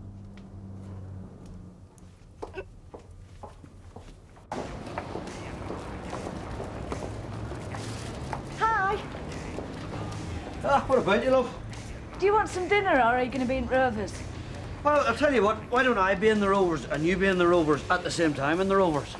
You won't think my standards are slipping. Well, I wish they would. I mean, you've been running about like a woman possessed since you got back shopping and cleaning non-stop. And it needed it. I threw out a pork pie this morning with a sell-by date from before Christmas. Oh, yes, that was my wee friend Porky, my best mate. Hey, Liz. Oh, hi, Kevin. Oh, sorry, I'm stopping him working, aren't You know, I've just been talking to my solicitor. Would you believe if someone pays your fine for you without them asking you, without you wanting them to, you've still got to accept it? There's something wrong with that, is there? Well, yeah, because now I've got to try and find the money to pay the person back who paid it. Did you understand that? Yeah, I don't know. Sometimes he's more Irish than me, so he is. So, Kevin goes along to pay the first instalment on his fine. Yeah. And finds that somebody has been there and paid the whole lot off for him. Really? So Kevin comes home, wants to know who's paid it. And, well, I have to tell him, don't I? Tell him. Tell him what? Well, that it was Joe, trying to get in my debt again. And what happened? Well, Joe arrives, Kevin goes out and thumps him one. Honestly, I'm glad I was there. He nearly killed him. Tell her. What? Tell her. Sally. Oh, this is terrible. Joe didn't pay Kevin's fine. Well, excuse me, girl, but how do you know? Alma did. Alma? I don't want to be here. I want to be home in bed. Well, you're not at home in bed. No, I realise. Well, did you really? She did, yes. Yeah, I did, yes. But why? Why? Why? Because Mike was spending too much money on Mark, and he said some things about Kevin's fine that weren't very nice. Yes, that's right. Oh, so I've got it all wrong. Well, yes, you have. Oh, I'm sorry, Sally. I should have told you, but I just didn't tell anybody. But... oh, no. Well, I've got to go and tell Kevin. Right, come on, kids, we're going home. You all right?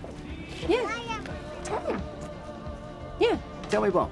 What's wrong with Sally coming out here as if the place was on fire? Why don't you just go and sit down and I'll bring you a nice cup of coffee?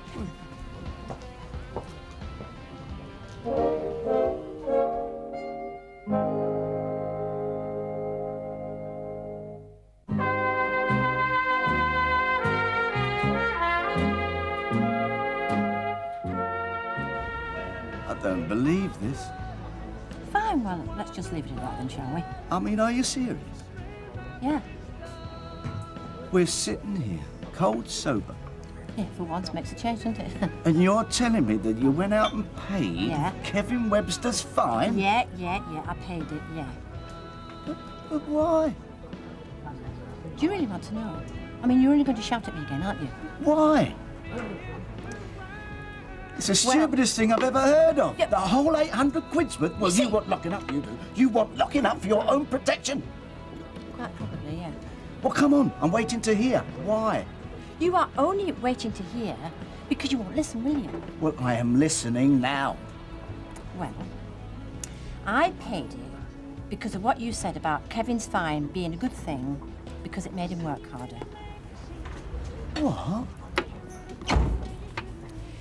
You said... I never said that. You did! Hey, Gail! All right. What if I said it? There's no need for you to go running out and pay it, is there? No, and the other thing is because half that money is mine, and, well, you never consult me when you spend it, so why should I consult you? Oh, I see. This is about Mark, isn't it? No. Oh, yes, it is. Well, partly. You're getting your own back, aren't you? I pay his school fees, so you go throwing your money away on Kevin Webster's fine when I tell you. You're balmy and you want locking up. No, look, I was not throwing it away. I was just trying to help somebody, same as you like to help Mark. That is completely different. And I'll tell you something else. We're going to get that money back. You can't. Listen, I've paid it now. You cannot do anything about it. Oh, can't I? No, hey, come on now. What are you going to do then? We'll talk about that tonight. You see, while you're giving that money away, someone's got to be out there earning it.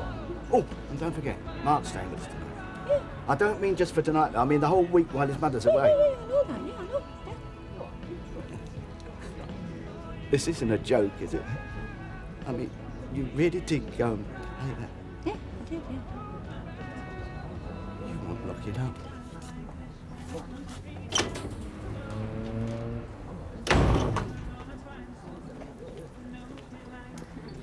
Well, you seem to have survived that.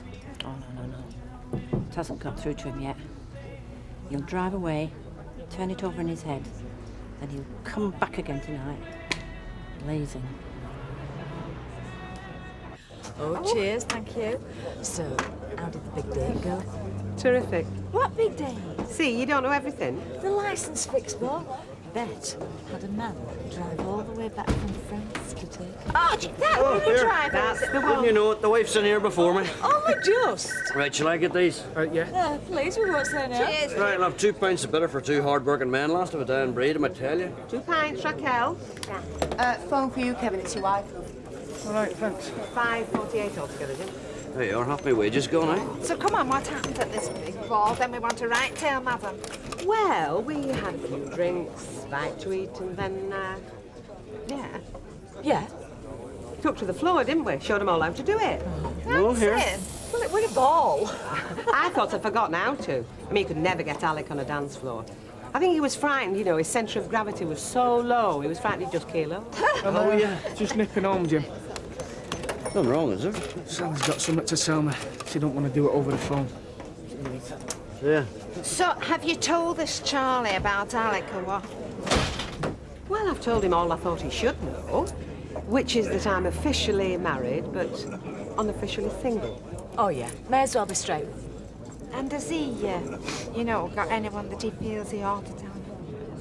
If he has, he's not got round to it yet. Here. I don't believe it. Then go and ask her yourself. Alma? Yes. But why? It doesn't make sense. Well, apparently Mike and Alma had an argument and it was all to get at him. I don't know. It doesn't make a right lot of sense to me either. But it's what she's saying. She paid it and not Joe. Yeah, well, it was never me who ever said it was Joe. You thumped him because you thought it were him? No. I thumped him because he made a play for you. Yes, because I told you. Yeah? Yeah, because I thought he paid the fine. Yeah, you thought. You got it wrong, Sal. And I'm glad you did. What do you mean? Well, because if you didn't, I wouldn't have known what was going on, would I? Well, Mother, we've got some news for you. I thought there was something, you both being back here in the afternoon. Well, you know I'm finishing with Better Buys. Despite your fiancé cracking on, he runs the place. That's just it, you see, because Reggie is leaving as well. Yes. Leaving as well? Is this right? Hey, hang on, there's more to come. So, what we're doing, we have bought Alf Roberts' corner shop and we're going to run it between us. Coronation Street? Yes. Well, I think you're making a grave mistake. And you'll live to regret it. See? What did I tell you? We wanted you to be pleased for us. What is there to be pleased about? Oh. Poky little shop like that. But poky little gold mine? Together there every day, together at home, and then together at work. Well, and why not? I'll give you a month, and you'll be sick of the sight of one another. Do you know, it is so nice to have your full back and encouragement. It really is. Yeah. I speak the truth. I always have, and I always will. Oh, and that makes you feel good, does it? Never mind how it upsets other people.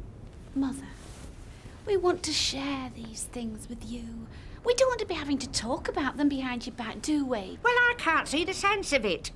Leaving a big firm for a little shop like that. Yes, it is a gamble. Yes, I admit it. And it is going to take a lot of hard work and commitment to pull it off, which is why moi, needs all the help and encouragement I can get here. Which you will have from me. Thank you. I'm not saying I don't want you to do well. I do. I hope it works out for the both of you. Nice of you to say so. Why couldn't you have said that in the beginning? I don't know. It's just the way I am. I just don't get it. Well, you know, I'm just a bit balming every now and again. I do these strange things. But anyway, it's done now, so it doesn't matter. Yeah, well, I can't let you. You can't stop me. No, but I'm going to pay you back, Alma. No. Alma? No, and if you insist, then I'll tell you are barred from the premises. A cup of tea? No hurry, love. I'll talk to you later, okay? No, it won't make any difference. What are all that about? And then, when the reception's over, our Peggy and Clive are going to take them back with you to Herne Bay. I know. While we go away. Right, to get Paris. And then once we get back, I'll make arrangements for them to bring you up, or else we'll collect you. Be a change for me, won't it? Yes. Hey, don't worry about us, Mother. We'll think of something to occupy ourselves with. You haven't met Clive, have you? Clive? No, what? He's a chemist. Oh, really? And he's been a good husband to our Peggy. And now, I didn't take to him at first either, did I? No, you didn't. Give me 10 years and I might be boasting about my other son-in-law.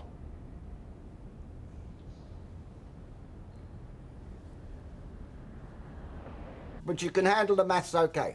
Yeah. Well, you ought to give Alma a lesson. Not your strong point, maths, is it, eh? Is it not? No, especially where money's concerned. She gets very confused where money's concerned, don't she, eh? Yeah. Tell you what, what's naught? Take away 800 quid. Are you asking me? Yeah. No idea. See? Hello, Boardwimp. Yeah, it's Kevin. Oh, yeah. Gather Alma's told you what she's done, has she? Yeah, she has. It's that charity you subscribe to. Look, Mike, I know it's very good of her and all that, but I can't let her do it. I've got to pay her back. Well, we won't argue with that. Yeah, well, she did. This afternoon when I saw her. Look, is it okay if I come round, Mike? Let's sort it all out. Well, I've got someone with me at the moment. Make it tomorrow, okay? Yeah, okay. But I'm going to pay you back, Mike. We are clear on that. We certainly are. Right. I'll see you tomorrow. Hopefully, let me pay it back in instalments. Same as we're going to do the courts. I still can't help thinking that, well, we owe Joe an apology. You what? Because he hasn't done what we're accusing him of. He's done enough, Sal. More than enough. And I tell you, if I ever see that fella round here again, what I give him, it won't be an apology. I promise you. Your wife left you, has she?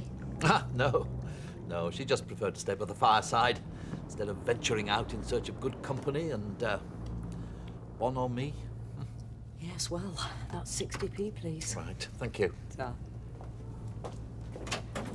He gets around, that fella. What fella? Charlie. Not that I were listening, but I know you've just had a phone call, haven't you?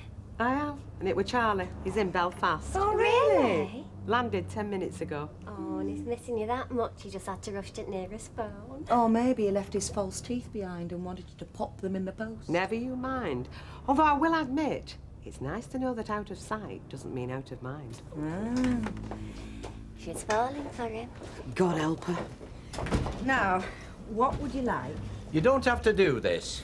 Half a bitter and a sweet sherry. No, let me get these, Emily. I've only no, just... No, I'm buying Mr. Sugden a drink. That's what we've come out for. She thinks I'm mad at her because she's spending all this time with this Vic, and I keep telling her I'm not. I see, yes. I don't spend all my time with him. Well, if he comes round any more often, he might as well move in. You know, I don't know why I suggested having a drink. Well, I told you it wasn't necessary. So, Sally need never have said a word then. Nope. Pint of bitter, half a lager, please, Raquel. Let me get these, Martin. I've only just... No, thank you, Derek. We're all having this one. So, does the little fella with the jag know anything about this? He does now. Night, Sam. Good night, Mark. And if you're going to start on again about that £800, I'm going to bed and all. Oh, not even allowed to mention it now. You never stop mentioning it. All them schneid comments. Anyway, seeing Kevin tomorrow.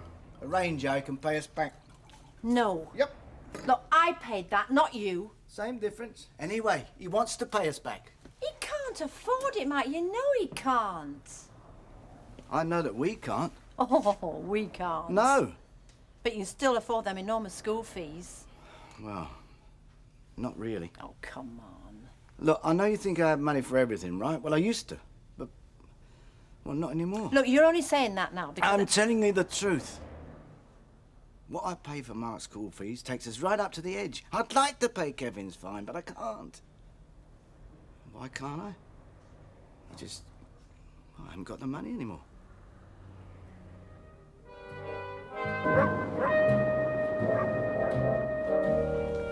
I'm off. I'll see you later. Well, if you want to hang on a bit, I'll give you a lift. No, I'm meeting Ben and Adrian. All right, so give them a lift as well.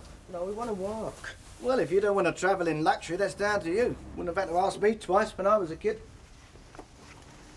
Is everything all right, Mark? Yeah, why shouldn't it be? No, it's just you were a bit quiet this morning. Only, you know, if anything's bothering you... There isn't. Look, I'll have to go. Right. See you. Right, see you. See ya. What's up with him? Oh, come on. I mean, you can cut the atmosphere in this place with a knife. Look, what I said about the cash situation. You see, Actually, you didn't say much. Well, things are a bit, well, I don't know, tricky at the moment, you see. Oh, and it's all down to me, is it? Paying Kevin's fine. I mean, it's got nothing to do with you pouring money into that boy's school, paying for all his little treats. I'm not pointing a finger, I'm merely stating a fact. I have a cash flow problem at the moment, all right? How big a cash flow problem? Big enough. Now, if you'll excuse me, I've got some phone calls to make. But if you want to hang on, I'll drop you off at the cafe. No, you carry on. Mark's not the only one who needs a bit of fresh air. Oh, I'll see you. Yeah, see you.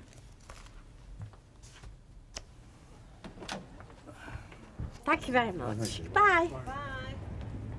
I can see a problem. I mean, what do you buy for a couple of, well, mature years who've both been married before and both got their own homes? Well, a one-way ticket to Rio for his future mother-in-law would be more than acceptable to Reg.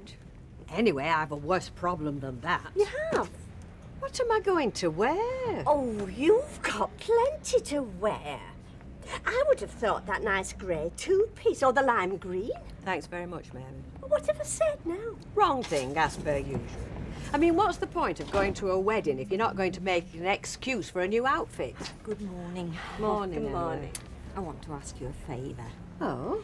Do you think I could put this up in your window? It's for a very good cause. Well, I think we'll be able to work something out. I mean, let's see. It's 10p a week for a postcard, so we should be able to do that for you. The idea is to make money. Come here, give it to you.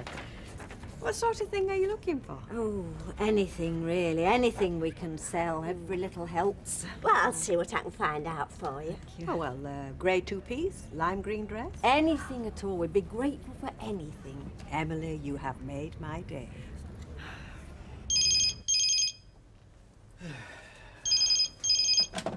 Baldwin. Yeah, it's Kevin.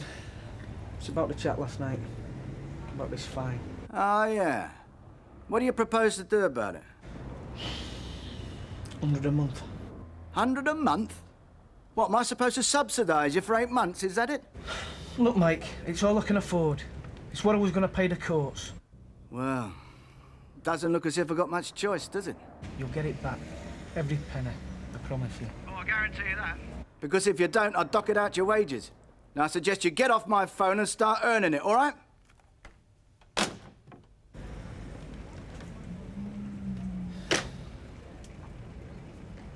Oh, there you are. Oh, Mr. Watts. What are you doing out here? Well, I was just having my coffee break. What, out here? Thank you. I just fancied a bit of fresh air. Oh, you're feeling all right, aren't you? Oh, yes, of course, Sam. No, Thank you. I just fancied a couple of minutes on my own. You see, just thinking, you know, that, well, come Friday, you know, well, this place will be history as far as I'm concerned, won't it? Yeah, well, when you're finished here, can you go and give Lorraine a hand on cooked meats because Beverly's not turned in again? Oh, Mr. Watts, Yes, Mrs. Naylor. about the wedding. Oh, no, not now, please, Mrs. No, Naylor. it's only that we haven't had your reply Reply? to the invitation. Well, that's hardly surprising because I haven't received an invitation. You haven't? Oh, don't worry about it. I'm hardly suicidal. Well, I addressed the envelope myself. Yeah, well, let's just forget about it now, shall we? I really have to get on. Don't forget, cook meats as soon as you can. Mr. Watts, I don't understand.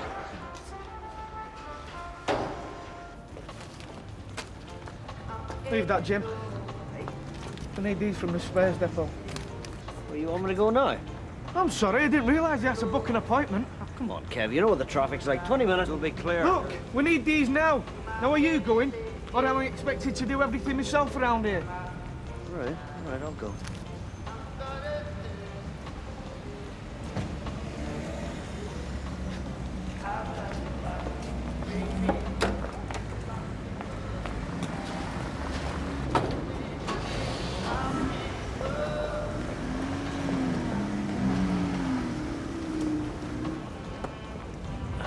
All right, Kev?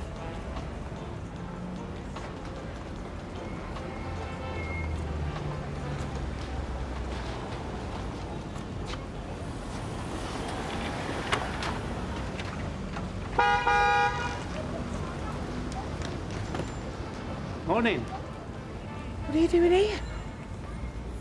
Just passing. Thought I'd call in.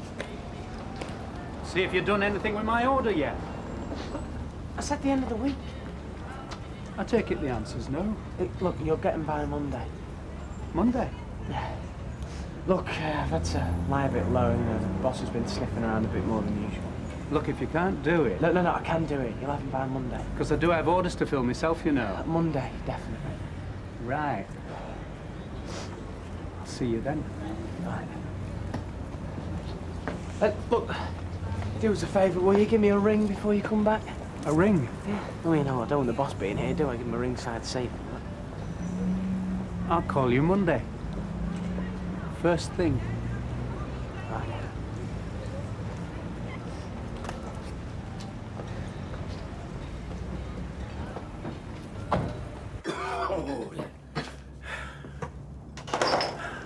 You're puffing a bit, aren't you, Jack?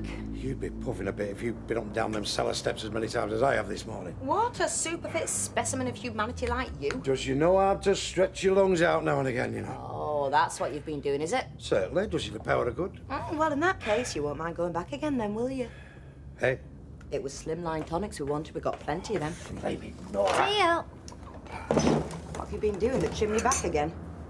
Can't take any chances, can I? Not when my hands could be my fortune. Oh, not that again, eh? It's a good job it's not your face, isn't it? You'd have to go around with your bag on your head.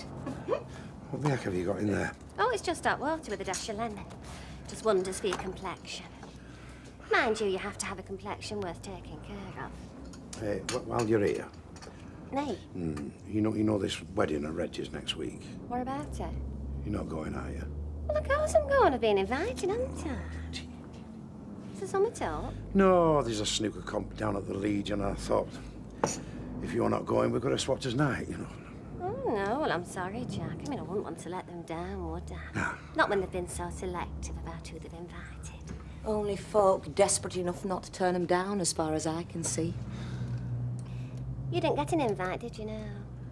I wouldn't have gone any road. I can't stand weddings. They depress me. You and me both, kid. One bad experience at a wedding, that's it. Put you up for the rest of your life. Mr. Andrew MacDonald to the manager's office, please. Mr. Andrew MacDonald to the manager's office. Thank you. Come.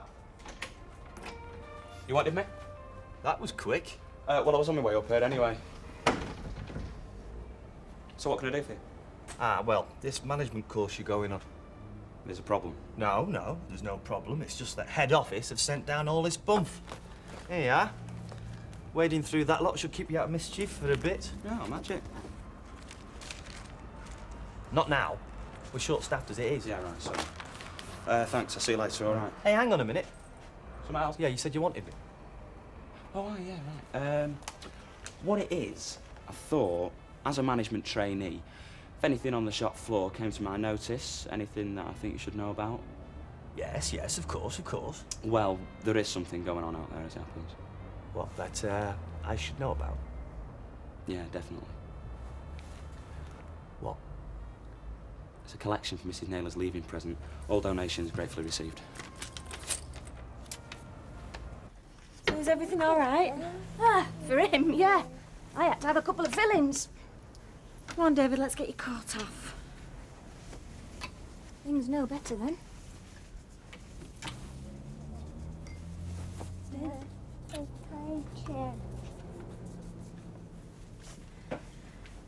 I can't understand why Kevin has been so pig-headed about it. All I want him to do is explain to Joe that he now knows he was mistaken and that he knows that Joe paid the fine. That's not why you thumped him, is it? I know, Gail, but why can't I just see things from my point of view? Oh, Sally, don't you think it's time you started seeing things from his point of view? I can't just let things go, though, can I? Joe's entitled to an explanation. Kevin doesn't want to know. Right. Well, I'll just have to go on my own then, won't I? Oh, now come on, Sally. Gail, the way I see it, I don't have much choice. What, and Kevin's just going to stand there and let it all happen? Well, that depends. Depends on what? On whether I tell him or not.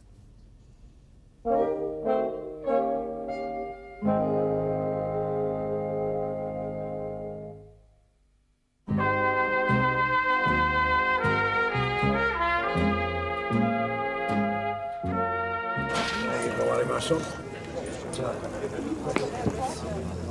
Are you sure you don't want one? Dad? No, you're all right, thanks. Thanks for the offer, all the same. flashing your money about a bit, aren't you? Well, if you've got it, why not flaunt it, eh? Oh, and you've got it, have you? Well, I'm working on it. Well, that's not what I've heard. You've been listening to the wrong folk, haven't you? And playing Baldwin's Performing Monkey is all part of the big plan, is it? We've all got to start somewhere, Tanya. Well, that's true, yeah. Trouble is, most of us don't get any further. Yeah, we're not this, lad. I promise you. Well, what brought this on all of a sudden? Well, let's just say I've got my irons in the fire. Well, right now, I'll settle for the price of a pint.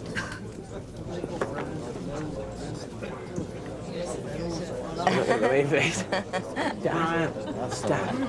Lend us a fiver, could you? Oh, here we go. Last of the big spenders. Right, look, there you are, and I want it back, all right? Ah, thanks, Big Shot. Hey, be careful when you're leaving, won't you? I'd hate you to scratch your Lamborghini on me bike.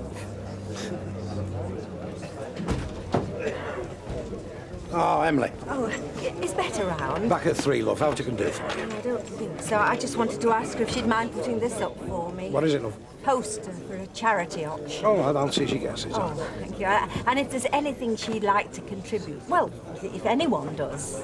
What kind of things are you looking for? Anything we can get our hands on, so long as it's in good working order. Oh, well, that leaves you out then, doesn't it, Jacker? I'll tell you what, I don't know what's wrong with the lad this morning at all. He's running about like a starved Rottweiler, so he is. Well, you just watch your step. Who, me? Yeah, don't go saying anything. We can get his back up. Bad enough one of us been out of work. Oh, don't worry, I won't. And listen, when you stop worrying, something will turn up, so it will. Oh, no, I'm not worrying. No, if the Queen said nothing else, it gave me confidence. I'll find something when the time comes. And when do you reckon that time will be? Well, that depends, doesn't it? Depends on what? On how long it takes me to get the house into shape. Oh, thank you very much. 2 steak pie.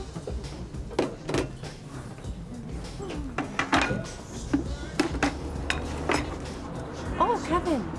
Hello. There you go. What's that? A cheque. £100, 7 to go, all right? Has arranged with that husband of yours this morning. I see, well then. Well, if you insist. Look, we may be strapped, but we're not a flaming charity case. Not by a long chalk. Right, well, there's nothing more to say then, is there? Except that I'm sorry I caused you all this bother. I was just trying to make things easy for the pair of you. Well, we don't need it. Not from you, not from anybody. We're quite capable of fighting our own battles.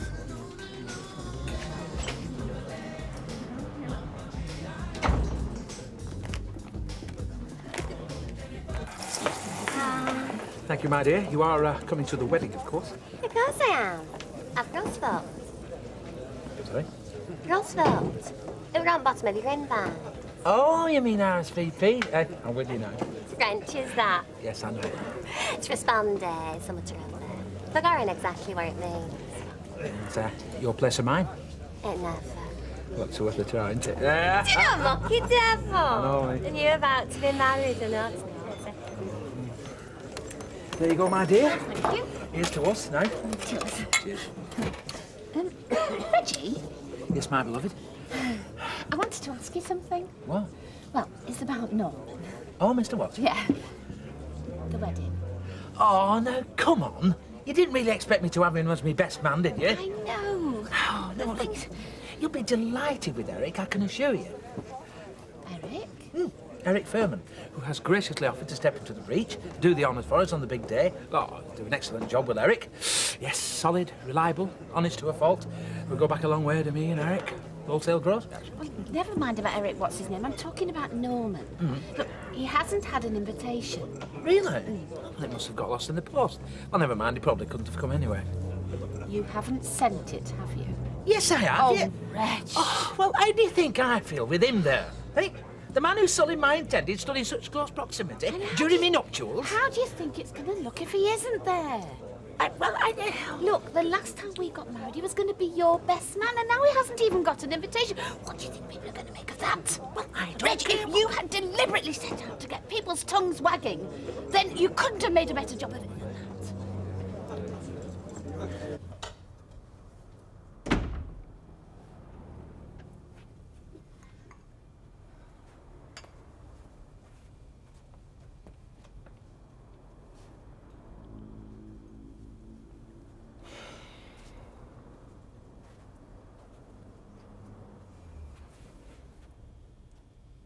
could be there and back in half an hour. Gail will babysit. Sally, no. I don't want to hear the name of Joe Broughton mentioned ever again. Now, is that plain enough for you? Right. Well, if that's the way you want it. It is. Then I'll have to go on my own then, won't I? You what? You would. You wouldn't. Try me. Well, are you coming with me? Well. Well, you've left me with no choice then, have you?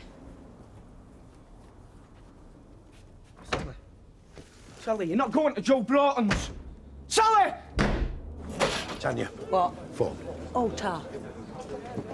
Same again. Who? That fellow's keeps ringing it. Well, who do you reckon it is? I don't know, do you? Well, what did he sound like? Sounds like a fella. Do you know you're useless, you? Yes, curly lad. Pint, please, Jack. Right. Oh, where are you going now? Just leave it to me. Norman, Maureen. I was right Right. about the wedding invitation. It did go astray. I mean, Reggie remembers posting it. No, don't you worry about it. Well, I'll take it you'll be there then. Well, yeah, thanks, Jack. And yourself, mate. All of half. Well, I'm sorry? you will come to the wedding. Oh, I don't know. Well, we want you to be there. We both do. Well, I'll tell you what. I'll do my best. Can't say fairer than that now, can I? Cheers. Cheers. Having a little look at the weather now, I think it is going to be rather cold.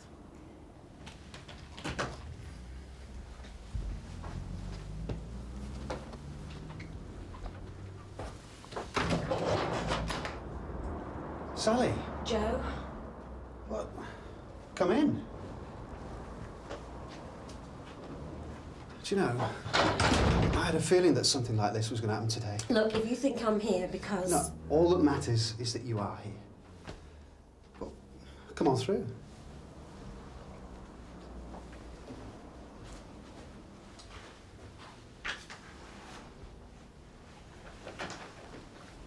Sit down. He's a sensible lad. You know, explain to him, he'll understand. I mean, you know, just tell him things are a bit tricky at the moment. You can't afford all these extras. It's a drop in the ocean, Alma. But it's a start, isn't it? Oh, come on. 350 quid on a ski trip. And the rest. I mean, look, while you've got that little calculator out, just you add up what you spent on that lad since he went to that school. And I'm not talking about fees now, I'm talking about all them extras. And what's that going to solve? Let's play it by ear. In a month, things could look totally different. Fine, well, just tell him that then. And meantime, you can't afford it. You cannot afford any more sports gear and school trips and skiing holidays. Look, I've had a hard day. I can do without this. It's my problem, and I'll solve it my way. All right?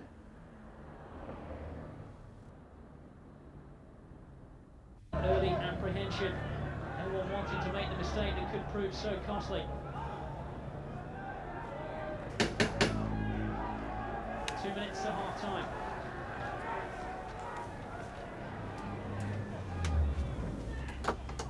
Hiya, all right. That's it. What can I do for you? Well, I'm just going down to the Rovers. Wondering if you fancied a jar. Can't leave Rosie, can I? Why, Sally out? Yep. All right. Out for the night, is she? Your guess is as good as mine. Oh.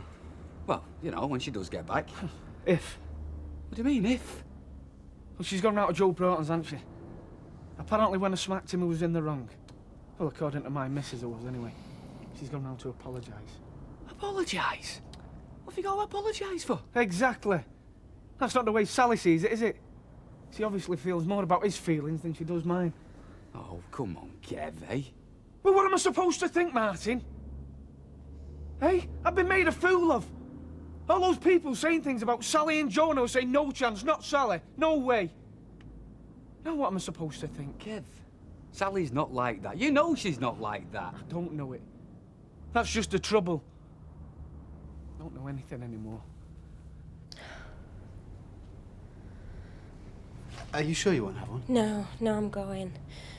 I just wanted to make it clear to you that, well, what Kevin did I didn't approve of. That's not my way. If you say so. Look, Joe, how many times have I got to tell you? I didn't come here because I wanted to. I came because I felt you owed an explanation, and that's all. And I'm beginning to regret it, believe me. We're not going on. Oh, the sooner the better. Oh, hello, Jonathan. Oh, did we wake you up? No. Oh, so how are you? I'm fine. Oh. You've missed Sally, haven't you? And Rosie. He needs you, you know. I don't believe you. How anybody could stoop so low. I'm not with you. To use a child to get to me, to make me feel guilty. Well, if you feel anything, Sally, then that's down to you, no one else. Come on, Jonathan. Back to bed. Do you want Sally to take you? Go on. That's it. Come on then, sweetheart. You go to bed. Your daddy will be with you in a minute. Night, darling. That was a despicable thing to do. He's missed you. We both have. Oh, goodbye, John. Sally, think of yourself for once, will you? Think of Rosie. You've got no future with Kevin, either of you. And you've seen what he's like. He's a loser and he knows it. You deserve better than that, Sally, both of you. I mean, what kind of life are you going to have if you stick with him? Whatever, Kevin is, he's my husband and I love him. And whatever he makes of his life is worth 10 of you any day of the week. Sally, one of these days you're going to realise that what I am saying is right. You're going to wonder what the heck you're doing with your life. And when you do, you know where I am. I'll be waiting for you, Sally.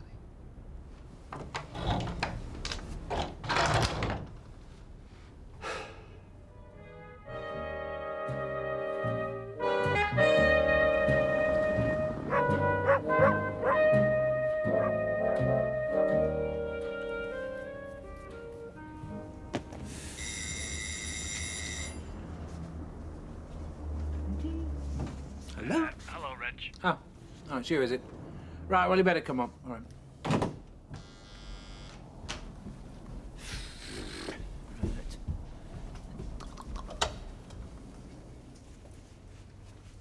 Oh, sorry I can't offer you coffee. Last day at work, lots to do, you understand? Quite. Well, what? Well, it's about the invitation to the wedding.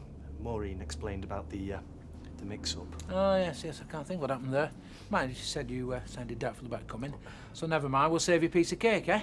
Well, that's why I've come round, you see, because if the invitation's genuine... Genuine? Well, of course it's genuine. Well, I just got this feeling that you'd rather I wasn't there. Hmm? Well, I don't know where you got that idea from. Look, can't we put the past behind us and behave like adults? Well, it's easy to you to say that, isn't it?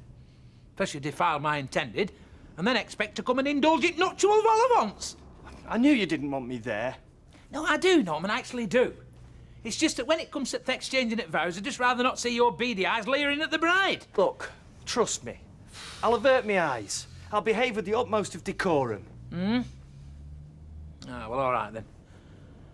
And, well, the staff are having a bit of a do, you know, for Maureen. Oh, yes. Wedding presents and... Right, I know.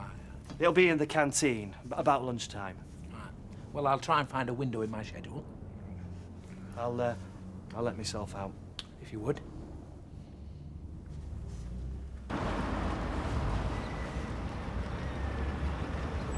So, thanks for having me to stay. Oh, that's right, son, anytime. See you then. Oh, hang on a minute.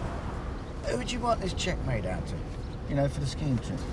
Oh, I meant to say, I'm not bothered about going. What do you mean? Of course you're going. I don't want to go. Well, why not? You were dead keen. Well, Ben ain't going, neither is Adrian, so there's no point going without your friends. No, but there are plenty of other lads. Wish I had the chance at your age. I mean, it's a great opportunity.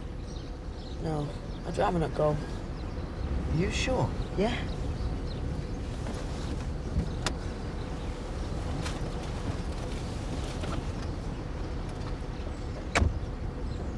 Oh, well. Your decision, son.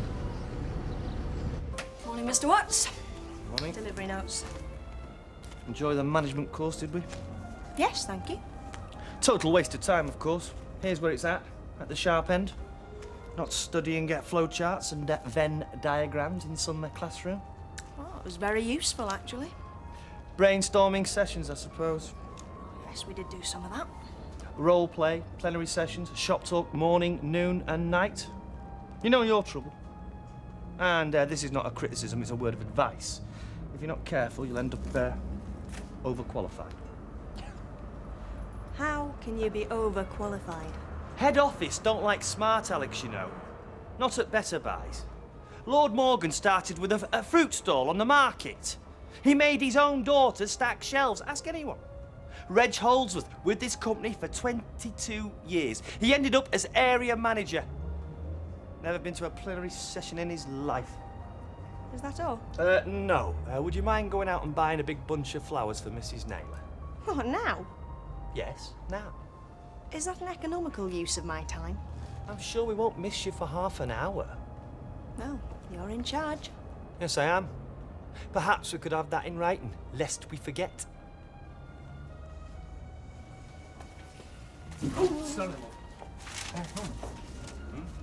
This do for Maureen. Was it supposed to be a surprise? Yeah, you've not told her, have you? No, but I'm right, it was a surprise. Yes, that's why I told you. Right, and you do want me here as well? Yes. Right, well, don't worry. I've got your drift. I'm not expecting anything flamboyant. What? Hey, no, look, you see, this is, for Maureen, because she's getting married. You are having me on you, aren't you? No, why should I do that? Oh, you're not a... Right. 22 years, this, you know. It's the end of an era, is this, today? God, my blood and sweat, they've seeped into brickwork at Better Buys. Is this how I'm to be treated? Sent off here to farewell? Ah, that reminds me. Head office have been trying to track you down. They want the company car back by 2. Oh, do they? Do they? Well, they can flaming well whistle for it. I'm not stopping. Just delivering. Sarah, why don't you show Rosie and Davy your new reading book? Shall I read them a story? It's a good idea. Come on, you two, and don't muck about. You've been crying. No, I'm all right. Are you sure? I went to Joe's last night. I had to, Gail, to explain. On your own? Well, Kevin wouldn't come with me. I know he said it wasn't a very good idea, and I didn't ask him to apologise. Honestly, I didn't. I just wanted him to be with me. Just to show him that, well, I've got nothing to hide. Anyway, I explained to Joe about the mix-up with the fines being paid, and, well, I've told him I'm not going to be seeing him ever again. And what about Jonathan? He's just going to have to find somebody else. Well, let's hope that's an end to it then. I mean, does he realise the chaos he's caused? He said that he reckoned that me and Kevin are going to split up, and that he's going to be waiting. Oh, Sally. That's just nonsense. I mean, of all the couples I know, you're the least likely to split up. I'd put money on it. Not if you'd seen us this morning. No, well, the thing is, you see, I'm up to my neck in it here. Yeah. No, Weatherfield, of course. Well, monthly figures, loose ends, you name it. Well, all day by the looks of it. So, anyway, I was wondering if it would be all right if I could bring the car on later. What? In person? No, that's all right. I'll be here, Mrs. Rogers, yes? Fine, thank you very much. Right. Norman! Hey. What's up? What is it? Oh, I've marked her car for, you know, that old bag Rogers. Yeah. I said, here, if you want your flipping keys, you can come round for them. Do you know what she said? You stay where you are, Reg. Don't worry about it. Yeah, there's no wait for this. Lord Morgan is coming round to Weatherfield, so you can give him the keys in person. Lord Morgan's coming here? Yeah, this afternoon at lunchtime. He's checking up on me. Oh, me daft. There's only one reason he's coming round here. 22 years of service. He's coming to speed me on my way, Norman. Oh, my God. Garden furniture. Hey, no, wait, Norman.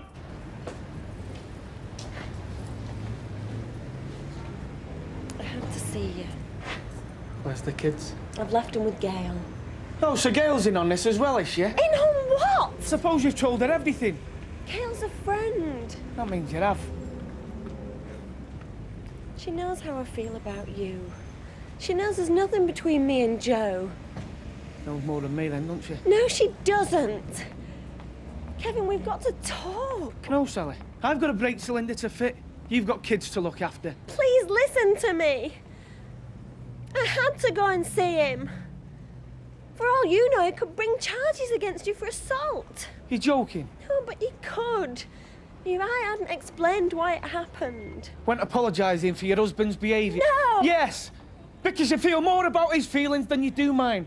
That's the truth of it, isn't it? Kevin, please let me explain. You've had 6 months to explain. Ever since we got back from the lakes. So why didn't you?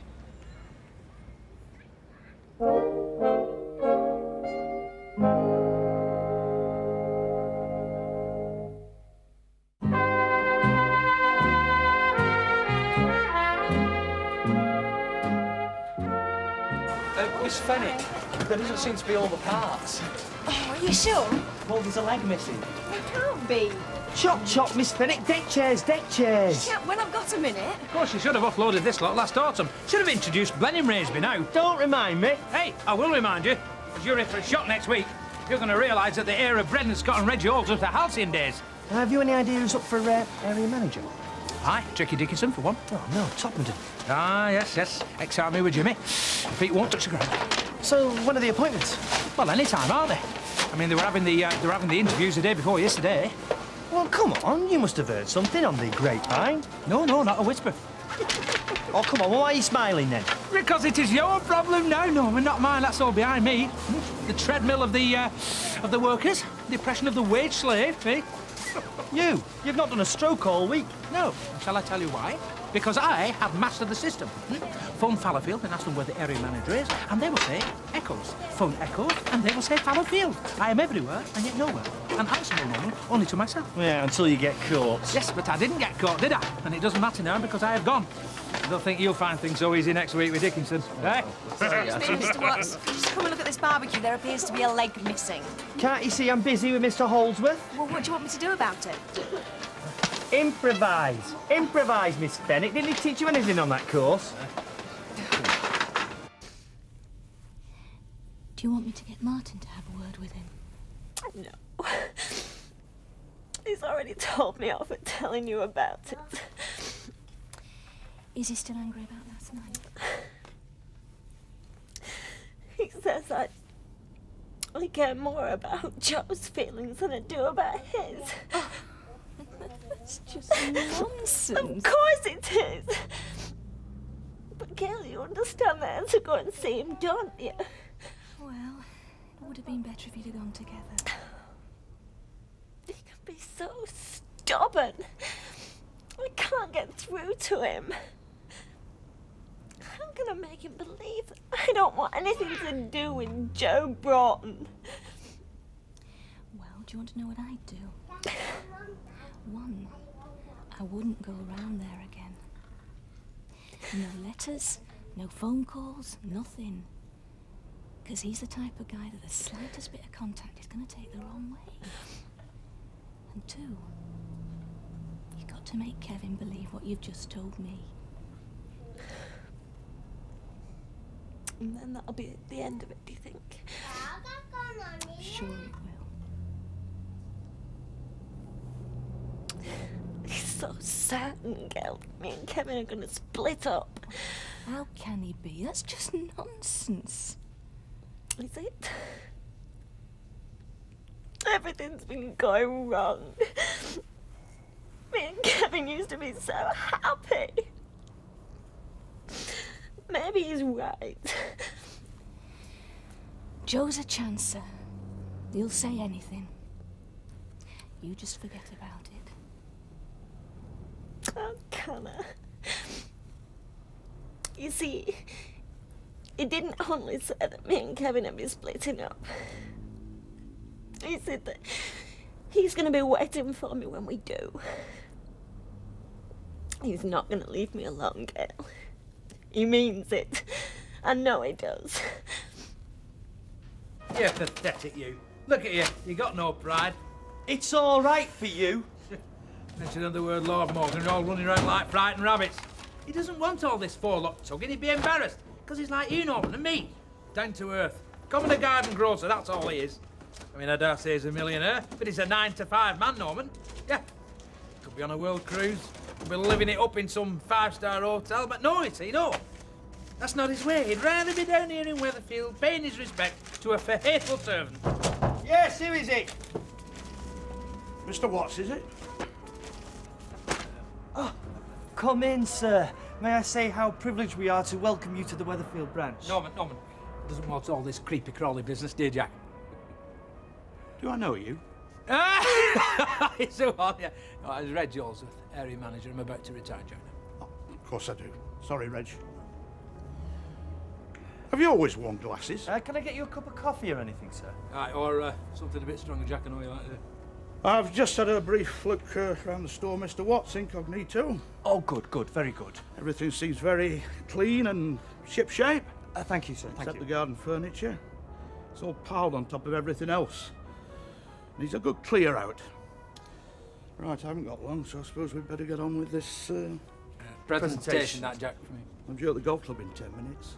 No, it's all right, I get it. Hey, say that again. I've been waiting 19 years to hear you say them 2 words, eh? No, I mean it. Well, I'll tell you what, Baldwin must be paying him more wages than he's paying me. No, I've been doing some overtime. So, how does it look the other side? The bar, flipping wonderful. I'll tell you what, you'd be round there like a shot, so you would. No, I would not. Oh, why? Besides, you're adequately staffed as it is. Adequate is not a word I'd use. No. I'll tell you what, it's nice to come to work these mornings. Tanya, love, I'll give you a lift with that. It's rammed in there. Is it rammed in? Is it not worried that your husband's working in close proximity with a good-looking young man? What are you on about? Young Tanya. Hey, she wouldn't have him. She'd eat him for breakfast. Oh, well, you've got enough troubles as it is. What do you mean? Oh, this business with your grandson. What's he been saying? Honoured to be staying with his other grandparents, young Tommy, you know. Still, it could be your turn again soon, eh? Oh, yeah. Hello. Oh, now guess what, Mavis? The man's coming to fix the boiler on Wednesday. Oh, well, not before time. Do you know, we've had nothing but Derek's wonky boiler for the past week. Wednesday afternoon. You know what's happening on Wednesday afternoon? Do you mean apart from the boiler man? The wedding. I won't be able to go. I can't leave them on their own. They'll cause havoc. Well, he didn't want to go anyway. Actually, I don't know why we were invited. Well, nearly everyone's been invited. Well, you know why, don't you? I mean, potential customers for when he takes over his shop. That might be why they invited us, but... Look, I should think you come more in the category of an old friend. Oh, don't remind me. Just see you watching Maureen and thinking, there, but for the grace of God, go I. I should be thinking nothing of the sort. It was never on the cards, and well, you know it. Oh, I'd rather die. Oh, thank you very much for the lovely little Reggie. Oh, very nice, that love. I'd just like to say a few words, if I can read Mrs. Rogers' writing, to mark the departure of Mr. Holdsworth. And in spite of the fact that, like his predecessor, Mr. Scott, he seems to think he can compete with better buys, we wish him well. And I'm sure you'll all agree with me that his successor will grasp the reins of area managership with a welcome enthusiasm and dedication. And so, on behalf of Better Buys, I'd like to mark this occasion by presenting Mr. Holdsworth with this picture of head office. Also, a generous voucher to be exchanged for £200 worth of patio and barbecue equipment from our Chatsworth range. Thank you, sir. Very nice. Congratulations. Let's have a speech to Mr. Holdsworth, come on. Well, once in my life, I'm completely speechless.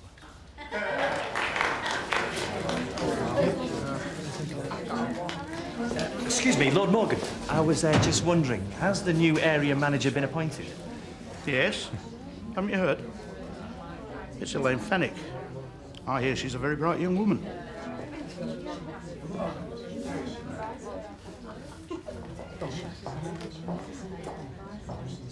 You're quite sure he was no trouble? Oh, no, he was the perfect guest.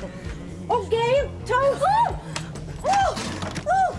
You only had it on 3. Yeah, well, try it on 2. Never mind, try it on 2. What we need is a new one. Yeah, I dare say, but I'm afraid the golden coffers are empty. What? Yeah, that's what I said. But it's true. What do you mean you're not going? Keep your voice down. But why? I told you, he's got money problems. And you don't want him to have to pay the money? That's very thoughtful of you. But you're not giving up your holiday. I'm paying. Okay. No, no arguments. Do you think it's some kind of joke? Not one for a joke, is he, Lord Morgan? A mistake, then? Do you know, 22 years it took me to get to area manager. She's never even managed a store. Hey, wait till Jimmy Dickinson gets wind of this. I thought he was up for this. Yeah, he was. Well, why didn't he see her at the interview? Well, they said there was only one woman there. And that was Nerese Collier from Bootle. We've been had, haven't we? Now, come in. Is someone having us on? About what? About you getting Reggie's job? I'm afraid not. Well, why didn't you mention it this morning? Well, I thought I'd better wait until it was official. And when were the interviews? Last night. Thought they were Wednesday, I thought. Well, yes, they did see some people on Wednesday, but they were all underqualified. So the personnel manager contacted the course leader, and apparently I'd made some kind of an impression, and they persuaded me to apply. So there we are. Oh, cheers. Car keys.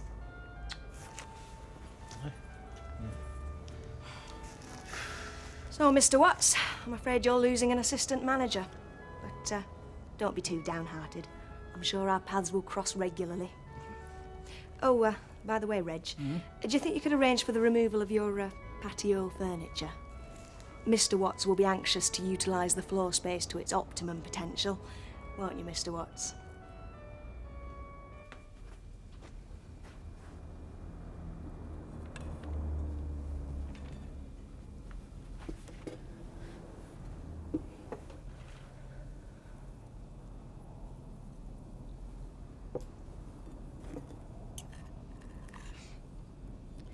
That not enough? Not that hungry.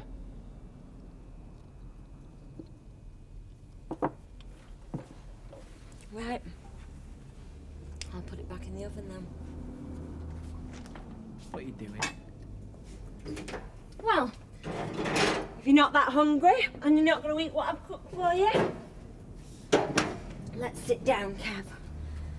Let's sit down and talk and behave like 2 adults.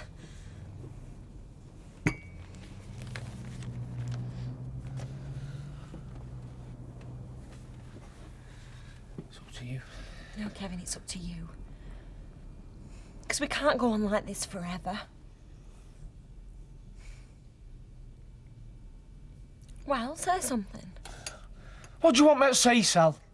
What you thinking? You know what I'm thinking. I don't. All right, I'll tell you. I think you've been lying to me. I haven't. All that stuff in the Lake District. Joe lending us the holiday cottages, me saying what a decent chap he was. And all the time he was trying to get off with you. You didn't say a word, did you? No. Well, why not? Because it was all one-sided. I didn't do anything. There was nothing to tell. How am I supposed to feel, eh? When you're going for your cosy chats? We don't have cosy chats. You did last night. Last night I told him I never wanted to see him again, and I don't want to see him again. Kevin, you're the only person I want. Please listen to me and look at me when I'm talking to you. These past few months have been a nightmare. And I wish I'd told you. But there was nothing to tell. So you won't be seeing him again? No, I won't be seeing him. And have you told him that? Yes, cross my heart, I've told him. And what did he say? Well, he accepted it. And he said he's going to stay away from me from now on. Let's hope he means it, eh?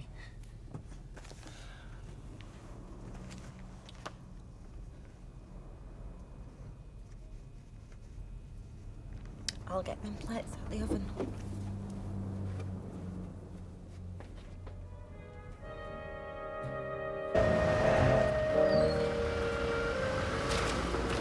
And you a grocer. Forgivable. And there's a biscuit in the house. Pot of tea, please. Darjeeling for preference. How would you feel about a round of toast and honey? For two? Oh, why not? Coming up. Alma, which of these is the Darjeeling? Mr. Hillsworth prefers Darjeeling. Oh, well then, Darjeeling. I knew you'd know. Monty, me old China, have you got that meeting arranged? You know, the little deal on the side? Hey, good lad. Nah. No, I don't fancy sitting around the back of a car. You bring him to me. Well, I don't know. You left your wallet at home, anything? I don't know. Well, listen, mate. Why aren't you at work? Look, I've got to go. I'll talk to you later. Because it's gone 6 o'clock. I've finished, hasn't it? Well, it'd be all right if we could all knock off at 6 on the dot, wouldn't it? Me, I've still got to drive over to Leeds. See, The thing is, don't let them palm you off. Make it clear from the start that we are running an auction for charity, not a service for disposing of household rubbish. Not always easy to convey the distinction. Tact. Oh, yes. Well, whatever they give you, never toss it into the gutter immediately outside their front door. Oh, I'll bear that in mind. So if we take opposite sides It's of a each... shame, isn't it? Hmm? You know about Alf not coming. Yeah, I know precisely why he's not coming. Oh, you don't think he's indisposed then? He's disposed not to put his hand in his pocket, scared of buying around. He's not that bad. Do you know, I saw him open his wallet once, and there was the Queen staring up at me off a fiver, blinking and screwing her eyes up. Yeah, well, it's not exactly the life of soul of the party, is he, anyway? Well, not everybody can be witty. I mean, even you need an audience. Well, as long as he's not coming, there will be room for one, won't there? Well, I don't know how you've got the cheek to go. What do you mean, she asked me? Well, if she'd heard you say some of the things that I've heard you say. Like what? Oh, Rita, come on. What? I have never said a word against the woman. Well, I'm not saying you have. Well, I'm just saying a hen party, it's like a kind of well-wishing, a send-off. So? Well, I remember the time he came in here and said it was all up. And what did you say? She's had a lucky escape, that's what you said. She might be daft as a woolly hat, you said, and I wouldn't wish him on anybody. A lucky escape, you said. I never. Rita, you did. Now you say you're going to a hen party. Oh, hypocrite. Well, all right, then I won't go. Hello, love. Hello. Oh, well, I'll pass on your apology then. I'll say Rita couldn't come because she thought it might be a bit two-faced because she thinks you're out of your tiny mind. Oh, you wouldn't say that, would you? Well, yes, if everybody said what they honestly thought. Me, Faith, if they all did that, we'd be wading in blood. There was me lying for Alfie because he's not going to register. I don't think they believe me for a second. Well, at least Alf's got the honesty to fib about it. Anyway, are we going? Are we? Well, I'm not if you're not. I mean, I hardly know her, really. Well, I hardly know her myself. No, but I think with her mother and everything, I don't think she's got that many friends. Oh, God. I suppose we'd better. You look miserable. So, I look like I should look like. Oh, something happened to you or what? Have a look between my shoulder blades, Kevin. Can you see anything? No. Why? Well, you should. You should be able to see a big dagger. And you should be able to admire the intricate filigree work and the oriental craftsmanship on the handle. I've done too, are you? Better advice, Kevin. I've been well and truly conned. Well and truly conned. Yeah, well, join the club, mate. But she was below me. Who was? No, I'm talking about the area manager now. I thought that was Reg. Oh, no. They were the golden days. I'm talking about Miss Elaine Fenwick. Mother's maiden name, Borgia. Can I get you a pint? No, I'm, You what? Go on, have a pint. No, thanks, I'm going. Halves. That's all I can afford to drink nowadays. Not many of these either. I'll see you, Kel.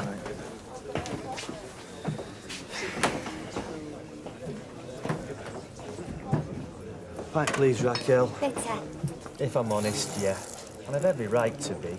I mean, I paid me dues, I've done all the yomping. But every time, it's someone else who gets the credit. Every time. And I'll tell you something else about better buys as well. A pretty face will get you everywhere. Oh no, same in Magdalene.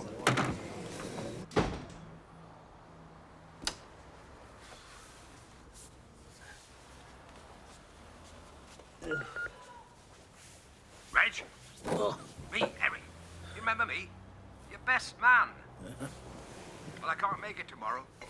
Only joking, Reg. But I'm being serious. I can't make it tonight for your do. Sorry and all that, but I'm a bit stuck. Something's turned up, you know what it's like. Any road, I'll be there tomorrow, bright and early.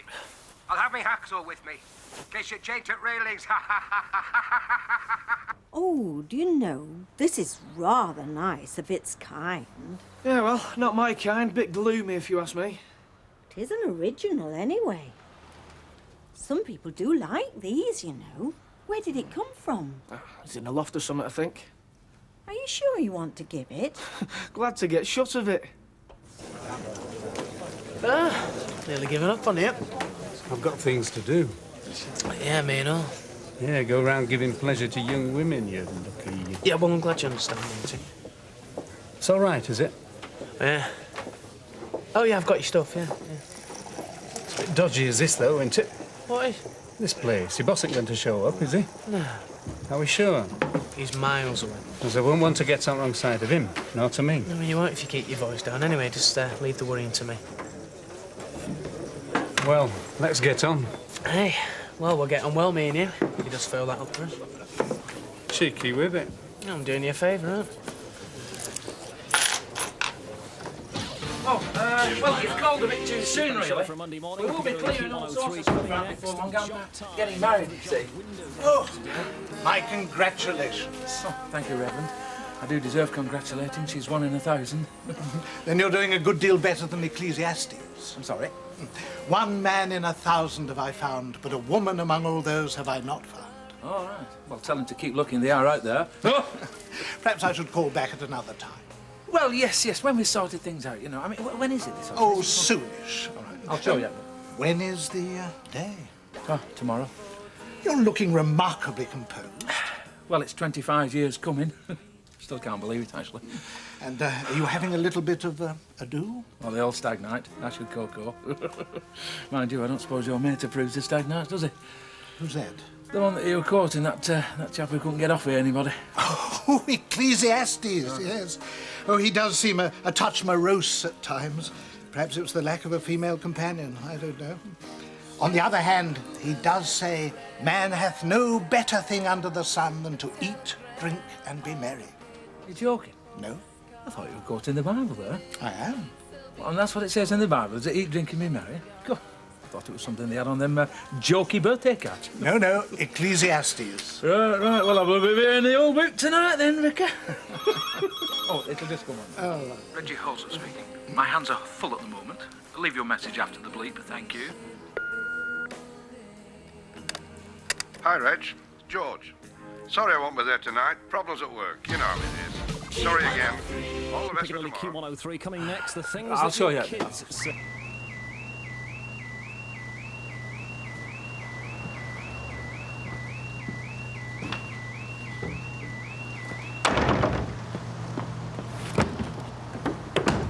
Right, that'll do.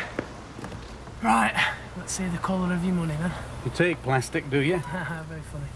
All right, you check then. Come on, give over. Check'll do, yeah. I want the cheque, I want readies. It won't bounce. I don't care, I want the cash. Dear. This must be the black economy. This is the Steve economy, and Steve's going clubbing. So Steve would like some cash in his pocket. All right. But we'll have to go past my place. Well, as long as it's on the way to town and up there.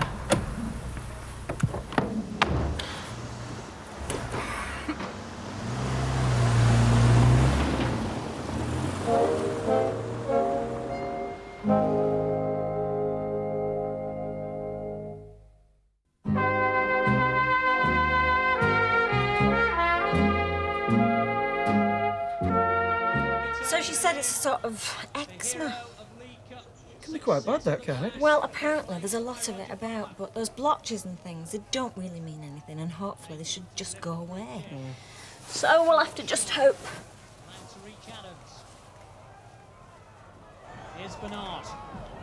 Gonna sell a dummy or two to Nolan. Cross comes in. Palmer with a header. Good save. Kevin, where's that picture of the landing van? Gone to a good home. What have you done with it? Give it away. What for? To? To Mrs. Bishop. She come round collecting for charity, didn't she? You can't give her that. Why not? No one around here likes it. That was a wedding present. Was it? Yes, it was. It was off Percy's sug dear. Yeah, gloomy enough. But Kevin, that was a wedding present. So you keep saying. So you just gave it away? Here, have this. Nobody wants it anyway. It doesn't mean anything. You just gave it away? Looking up all the time. Who's he going to pick out? Oh, it's Brannan.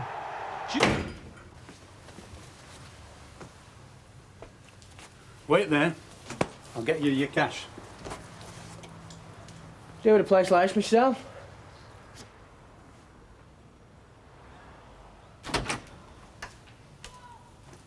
Well. I heard you were looking for a bit of extra dosh. I'll tell you what you can have.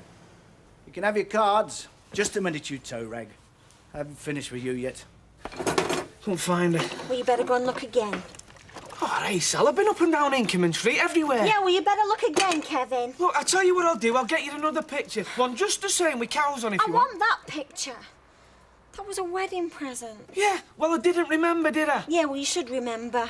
It was your wedding as well, wasn't it? Or is that why you gave it away? Don't be stupid. Was it? Because if you're out and someone comes round collecting, what shall I give him?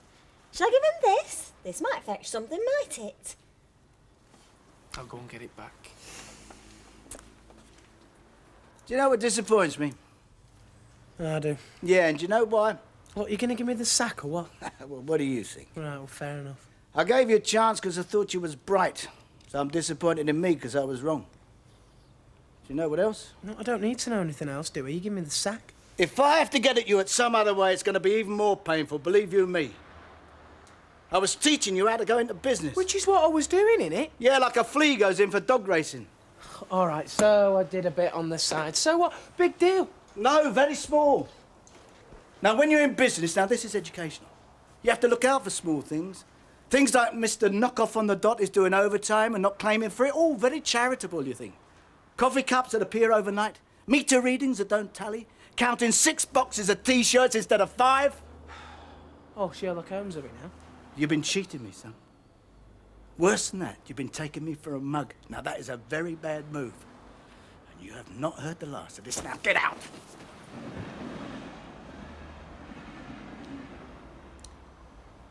Well, he's got his work cut out, wouldn't you say? Who was? That Boris Yeltsin. Now, I tell you who he reminds me of. You cast your mind back, Peggy, to that fella that painted our stairs when we were still at number 23. I don't remember. You do. Mother, I can only have been about 10. We left 23 before I went back to the high school. He was the dead spit of him. Was it Bobbington? Was that his name? I think it was. He'd very warty hands. Well, he's certainly got his hands full anyway. Over there, that Yeltsin. We had it done in the mushroom. I never liked it in the end. Our Maureen's getting married tomorrow, Mother. And all you can think about is what is the name of the man that painted the hall at number 23? I've had a while to get used to it. 25 years be anybody's reckoning. Now keep still. He had a name for Reg in them days. What was it? That was a long time ago. Mr. Mole. You don't have to mention that, Mother. I'll kill you. Mr. Mole. Of course his hair changed colours, didn't it? Get it off and I'll do it for you quickly. Take no notice of her. The voice I once knew answered in a sweet voice. She said, hello there, Paul. Reggie Holson speaking. My hands are full at the moment. I'll leave your message after the bleep, thank you. Reg, it's Bob here. About tonight. Sorry, something's come up that I can't get out of. I can't make This it. is Simon walking to I hope it all goes well Monday tomorrow, until mate. 10 All o'clock, the and then best. it's Michelle Stevens. She has. He's got her jumping through hoops. You think she'd known better? Well, maybe she likes jumping through hoops, Percy. Yes, well, see what she thinks when she's down with pneumonia. Why the heck should she go down with pneumonia? He's got her trips in the streets with empty bin bag in this weather. You're not going to Reggie's do? No, I'm not invited. You? Well, you've worked with him. How long? Maybe too long. Oh, dear. Something happened? Yeah, something. You see, sometimes things don't always mean what people think they mean. No, know what you mean. But things, well, they happen, don't they, things? Usually something happened. Yeah, many a true word. Go and gate crash. Oh, no. No, no. Well, he'll never have another stag night, I shouldn't think. Raquel, nobody else here yet? Else? Yeah, for Maureen's do. Oh, no. Well, it's early yet. Ah, It's wonderful, though, isn't it, really? wonderful. It's so romantic. You're not their age. They're no age at all. Well, it goes to show you see there's hope for all of us. Well, it depends what you're hoping for to start with, of course. Ivy? Yes, love. Are you staying for this do? Well, she's asked me, so I thought I'd stop and wish her good luck, you know. Same again, Jack. Hey, no, there's a few more turning up. Yeah. Looking at it one way, though, you're absolutely right. Yeah. Here they are, the good time girls. Listen, we've just been discussing now. She's not here, is she? The bride of Frankenstein. Oh, that's terrible. No, We couldn't decide whether to get her sozzled and stick her on the night train to Hollywood. Let her wake up on the boat to Ireland. or else just to sit her down, you know. And give her a good talking. Ladies, what are you having, love? A good time, I might get the knock back, but I'm taking your advice, Rita. Yeah, what about Curly?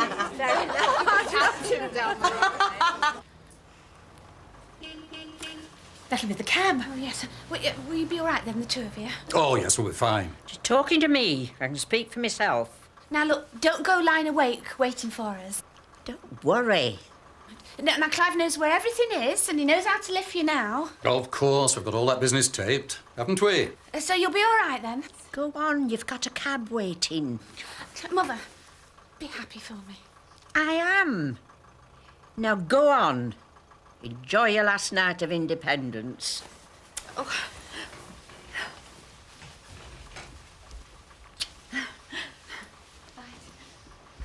Bye. Bye.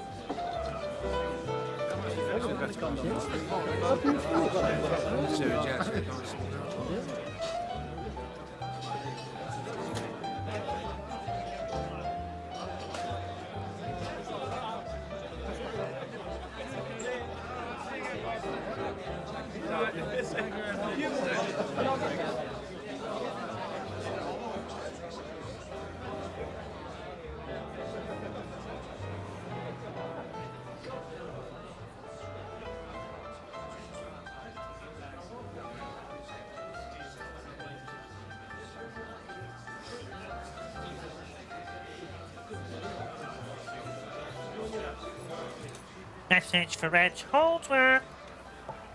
Oh, what are you doing here? Like I say, I want to give a message to Reg Holdsworth. Oh, do you?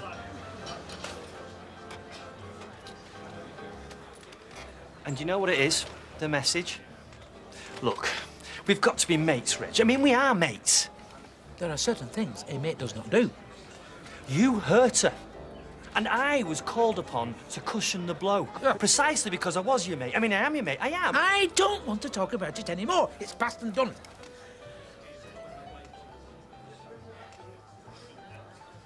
Well, I thought you were with them. Oh, no, they were just... So, where is it then? I mean, the stag night. Oh, I have scrubbed it. You can't do that. You can't scrub your own stag night. Well, it's not something you can postpone to another day, is it? So I've rung round and put them off. Well, what are you doing here, then? Because this is where I rung round from. Now, will you stop asking stupid questions? Here, just have that bloke over there, will you? He's got a half-palatable bottle of champagne in this place. You know, they're all saying how she's totally bound and they don't know how she's doing it or anything. I think they're all, aren't they? Well, she's not that good looking, is she? What's that got to do with it? Well, come on, marriage is for ugly women only, isn't it? What? Well, you see, nobody ever asks them out, so they've got to get wed to get a bit of companionship. Otherwise, they're stuck indoors all the time. You know what you are, don't you? You're a dinosaur. Jurassic Jack. Jurassic Jack. Here she is, the blushing bride. Lamb to the slaughter. Lamb. I said, no, anyway, I fancy a mutton chop myself. And this is Reggie, my sister. This is Rita, and Alma, and Ivy. Hello. Are you ready, Jack? Am I ready for what? Oh, I've seen M parties pick a fella, set on him, strip him naked and subject him to all sorts. And it looks like it's either you or Percy. Right, that's me. Save me chucking him out.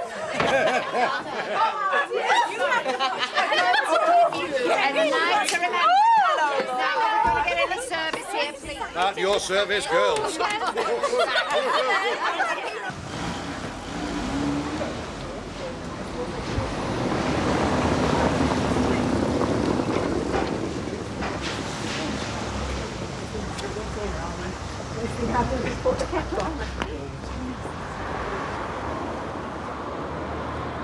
There you are. I hope it's been worth your while. Oh, not done too badly, I think. No, it was fine.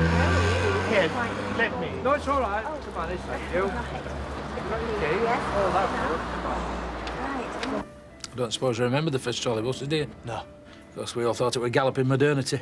I remember looking through this window when all this were new, this development, and saying, I have come, I have seen, and I will conquer. Well, I didn't.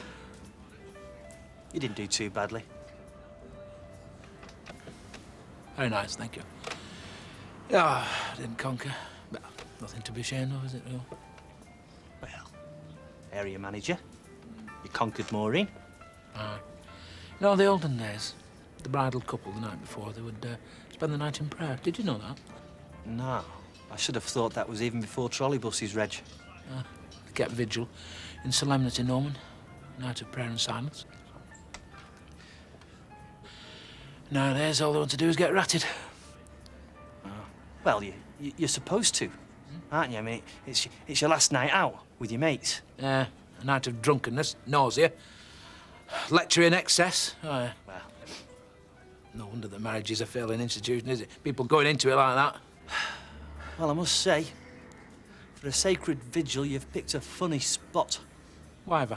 Well, here you are, sat in a bar, in the clubbing capital of the Northern Hemisphere. Yeah, same place as I sat all them years ago. Mind you, in them days, I'd have drunk the tap dry. Oh, you get wise.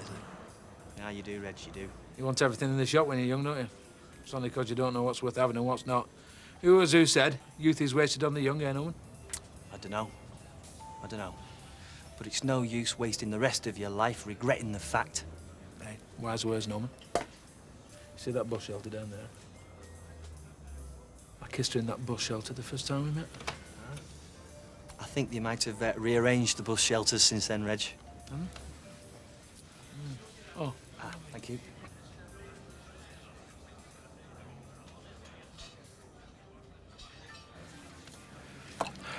Nothing too good for the workers. Thank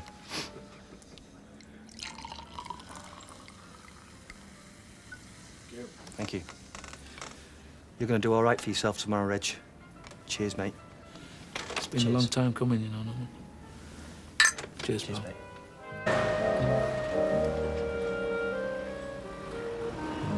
It may have escaped your attention, Eric, but we are due at the church in a quarter of an hour, you know. I'm sorry, Reg, I couldn't get away. The warehouse was heaving. It may be your wedding day, but I can't turn away paying customers, can I now? No. Anyway, you're here now, so why don't we get cheers, eh? Come on. Aye, I'll just rest my feet for 2 minutes first. I'll get you there on time, don't worry. No. Yeah, what's this? Honeymoon's in Paris? That where you're going, then? Aye. Thought it was an appropriate venue for the commencement of the nuptial celebrations. Don't mention nothing to Maureen, mind you. It's a special surprise, is this? I never fancied France myself. Me and Rose had our honeymoon in Minehead. Oh, yes. Well, some of us slightly more sophisticated taste. Now, look here. Come on. Put your suit on, will you? And hurry up. Aye, all right. Oh, by the way, I told Frank Bantram I'd pop in on the way to the church. I've 24 bottles of chicory essence for him in the back of the car. Right.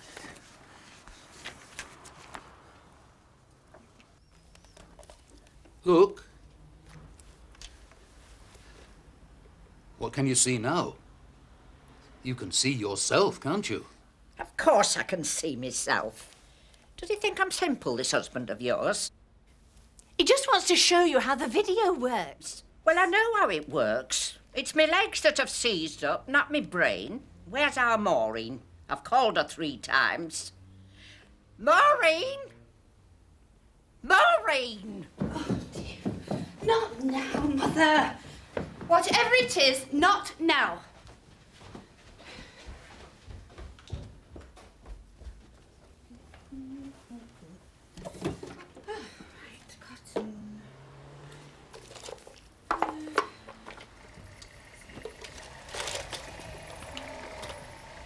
I want to talk to you. It's important. Talk to Peggy and Clive. It's about you and Reg. The wedding. Not today, Mother, not today. I just wanted to say... That I'm mad to be going through with it? Well, yes, maybe I am. But it's my life I'm throwing away, not yours. That's not what I meant. Look! You have been against this wedding right from the start. Well, you're going to have to accept it. Do you know, I happen to think there is a chance, just a small chance, that Reg and I might be very happy together. And that's why at 3 o'clock this afternoon, I shall become Mrs. Reginald Holdsworth. And there is nothing that you or anybody else is going to say that is going to change my mind. Now, will you please let me pass? I don't want you to change your mind. What did you say? I'm glad you're marrying Reg. Well, maybe not glad, but we might as well make the best of it.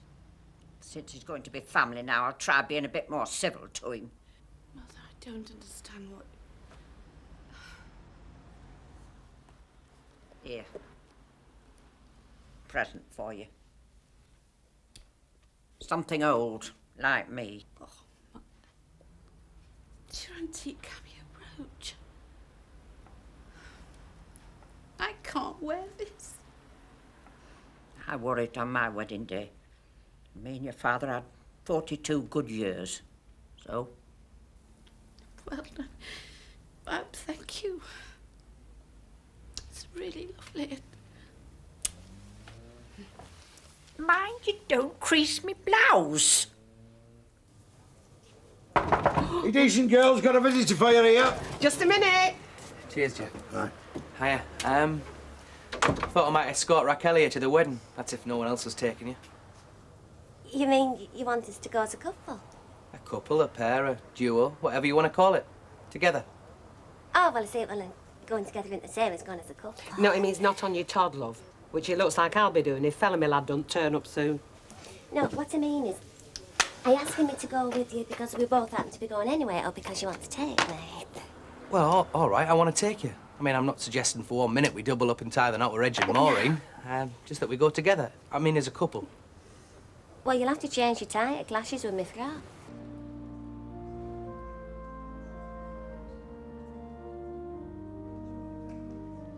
Hey, that's it again. What are you on about? Just look at her. She keeps smiling at me. Like she knows something I don't. Don't be daft. She's smiling because you're the bridegroom. She's happy for you. Happy for me, huh? At least she fought tooth and nail to put a stop to this wedding. She's not going to show. Let's go then. Well, at least no more Watson's here, so she can't have eloped. Yeah, Curly. Yeah. Who's the fat bloke sitting next to Reg? Eric. He's the best man. I thought that was your job. It was. I mean, I was going to. I mean, they asked me, but I said no. Work commitments, you know. I mean, it was touch and go. I was going to make it at all today. Is Eric his brother or something, then? Nah. He runs a cash and carry in Salford. Reg hardly knows him. I thought he was short of a few mates and I volunteered myself. It's not a question of being short of a few mates. He's currying favour with a valuable business associate. You what? Well, think about it, right? Reg has just bought Alf's. So? So, it's a cutthroat business, the grocery trade. To succeed, You need friends on the inside. What better way to get an in than to have your wholesaler as your best man? Get away. No, I mean it. The only reason you're here is because you're a potential customer. It's the same with the rest of the guests. This is not just a wedding, you know. It's a business launch. Shush. Right, dear.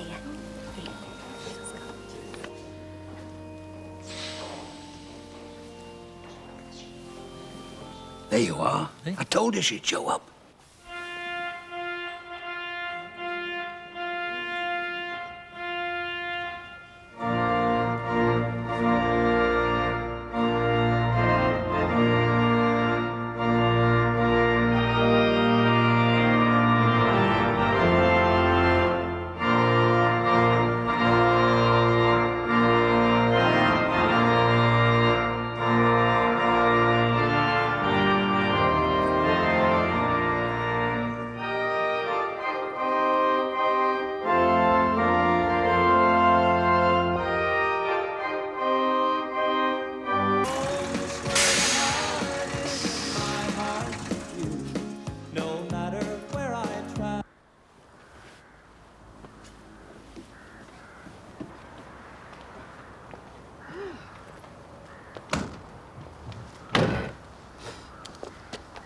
Well, it's the first time I've rolled up at a wedding in one of these, I must say.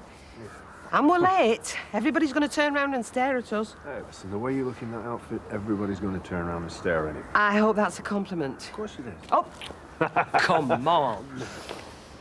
Well, back around the church, back around the church. Uh-huh.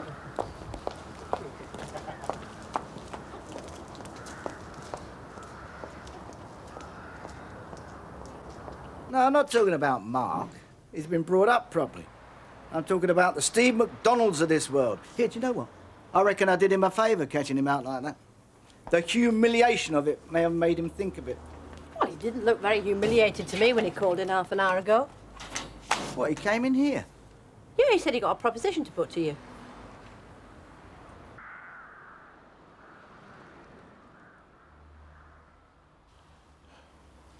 I, Reginald. I, Reginald. Take thee, Maureen Elizabeth. Take thee, Maureen Elizabeth. To my wedded wife. To my wedded wife. To have and to hold. To have and to hold. From this day forward. From this day forward. For better, for worse. For better, for worse. For richer, for poorer. For richer, for poorer. In sickness and in health. In sickness and in health. To love and to cherish. To love and to cherish. Till death us do part. Till death do us part. According to God's holy law. According to God's holy law. And thereto I give thee my troth. And thereto I give thee my troth. Ladies in the back, can you squeeze it a little more? A bit tighter. Ladies in the back, can you just bob down a little bit? Between the two gents. Yeah, that's it. Just hold it. No.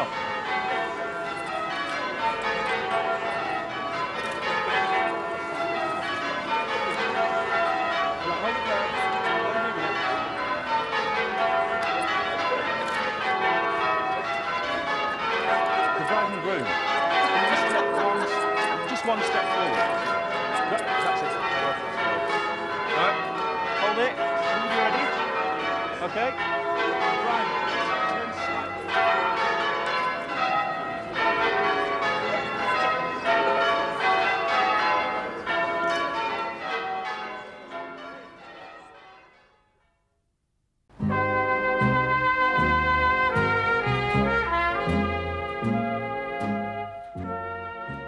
But, alas, the first time round, the wedding never took place.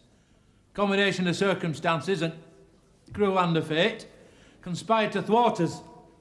And we went to separate ways, didn't we? Yes. Right? Anyway, both of us, I'm sad to say, made an unsuccessful foray into matrimony with other partners. You can't go in the middle of his speech. I've got to. I'm desperate. But, as you can see, there is a happy ending to this little story. And a simple moral too. If there's anybody here today who feels their life has been tainted by loneliness, Anybody who feels that the chance of happiness has passed them by, don't give up hope. It's not too late for Cupid's arrow to strike, and it'll happen when you least expect it. Just as it was, after separation for 26 years. 25 years. All right, sorry. 25 years of separation, Maureen walked through the doors of Better Buys and back into my life, where I hope that she'll stay for good. Thank you, ladies and gentlemen. I've got myself a crying, talking, sleep. Oh, by the way, thank you right on enough. I nearly forgot to tell you then. The shop will be reopening for business. 7th of February, 8:30, when we shall be stocking a wide range of market fresh fruit and vegetables, speciality cheeses, and anything else you want to get your hands on. All right. Have you got what you want? If you think I'm going to give you your old job back, you can forget it. I don't want my old job back. I want to go into partnership, me and you. 50-50, I mean, obviously I put some capital in. Capital? Capital you stolen off me? You must think I'm balmy. Fair enough. It's plan B. Oh, yeah? And what's that? Well, you know, I'm experienced in the printing trade. I know my contacts. So? So I can pick up a printer easy enough and set up on my own. In competition with you. And you think I'll let you do that? No, for God's sake, I'll break every Mike! bone in your Just body! let him Touch me, go! Mike, and I'll phone the police. Get out! Get out!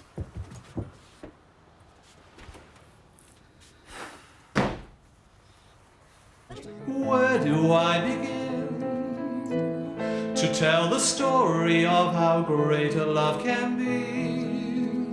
The sweet love stories that is older than the sea. The simple truth about the love she brings to me. It's not that I'm not flattered, Eric. I'd just rather not, if you don't mind. With her first Well, do you know, I think they're really... she gave this meaning. Well, she gets most of it. I'll tell you what, he doesn't get the best of it. She made it try, made the living fine. Where do I start?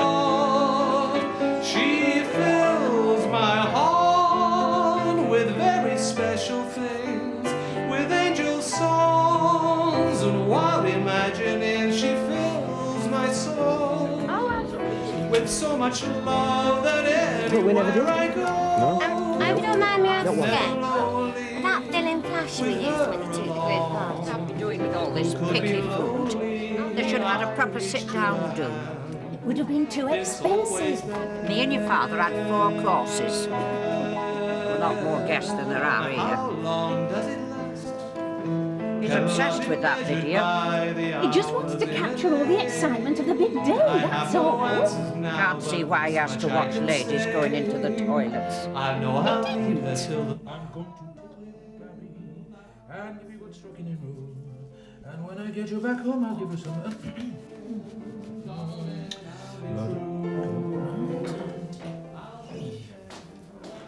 Reg. Oh. I'll tell you what. That mother-in-law of ours, she doesn't exactly improve with age, does she? I mean, don't get me wrong, she's flesh and blood, but the thought of having to put up with her morning, noon and night. I shall be counting off the days till you and Maureen get back from honeymoon. I will. Yeah, I'd be counting a lot more if I had my way. What's that supposed to mean? Well, not for me to say, is it? By rights, it should be Maureen, but of course she won't say, so she gets herself walked over. Come on, Reg. Spit it out. All right. Why should we be lumbered with Her Majesty? Hey, I mean, by rights, she should be with you and Pedry permanently. There isn't the room. Isn't there room? A 5-bedroom note in Herne Bay, isn't it? 4. 4 or 5, 5 or 4. I mean, you're always going on about it, how big it is, and you're both retired. You've got the time to give Maud the care and attention she needs. But no, not you. Let Reg and Maureen shoulder the burden. There's no call for that, Reg. Truth be told, neither of us wants her. She belongs in a home. You won't hear that, will she? Well, I know. That's why we all have to take our fair share of the burden. Now, me and Peggy are happy to help out, but not full time. She can't have that many years left in her. We hope.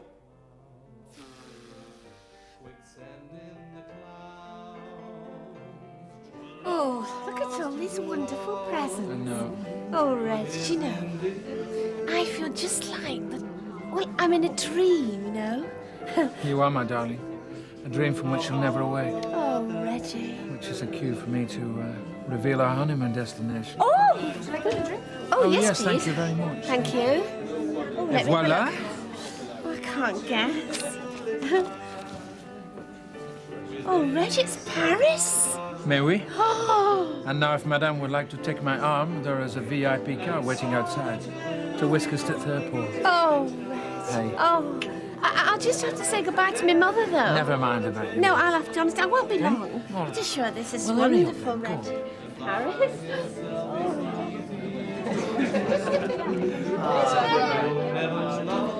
You've gone all moody on me. I can't abide moody fellas. I was thinking about Reg's speech. The bit about Cupid's arrow striking when you least expect it. Has it, Charlie? Do you want to see where the wound is? Do you know? Do you have to go back tonight, Bet? I can please myself. Well, got the open road, the Arctic, and a beautiful little country hotel in the Forest of Dean. Swimming pool, it's 4-star, jacuzzis. I'll phone Jacko, tell him I'm stopping out. Sounds good to me. Here's the man, here's the lad. There he goes. Rita! You're not leaving, are you, Rita? Oh, afraid so, Reg. These dues tire me out. Well, it was very good of you to show. Particularly in the light of our near romance. I mean, it can't have been easy for you, watching me walk down the aisle with another woman. Well, I managed to stifle my emotions somehow. Rita? And every road that takes him down. And by himself it's easy to pretend.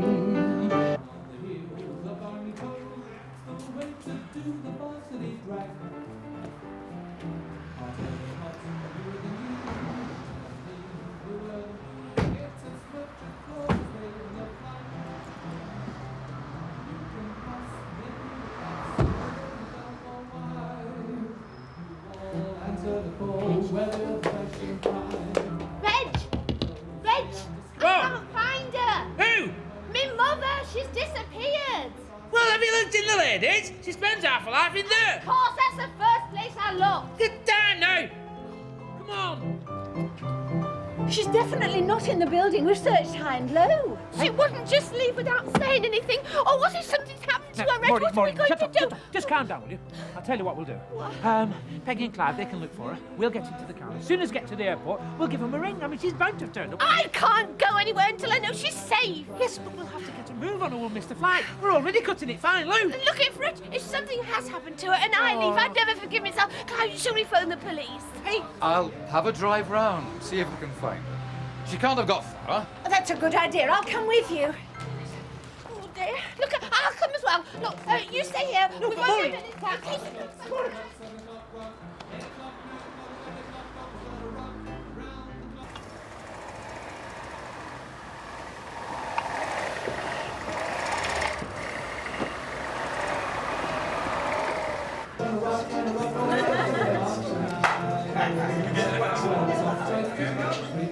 Are you sure you're going to be all right in this place by yourself? I mean, I don't mind stopping over if you want me to.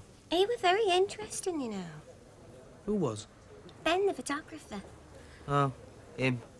I mean, weddings are only a sideline. He mainly does portraiture and what he calls his global photo diary.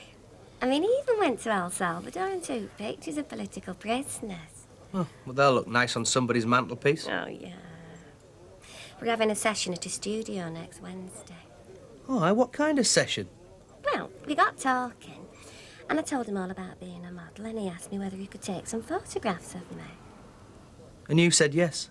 Well, of course I did. I mean, they're free of charge. You get a free set of photos for my portfolio. But that's not all you get. No, he's a professional. He's got letters after his name.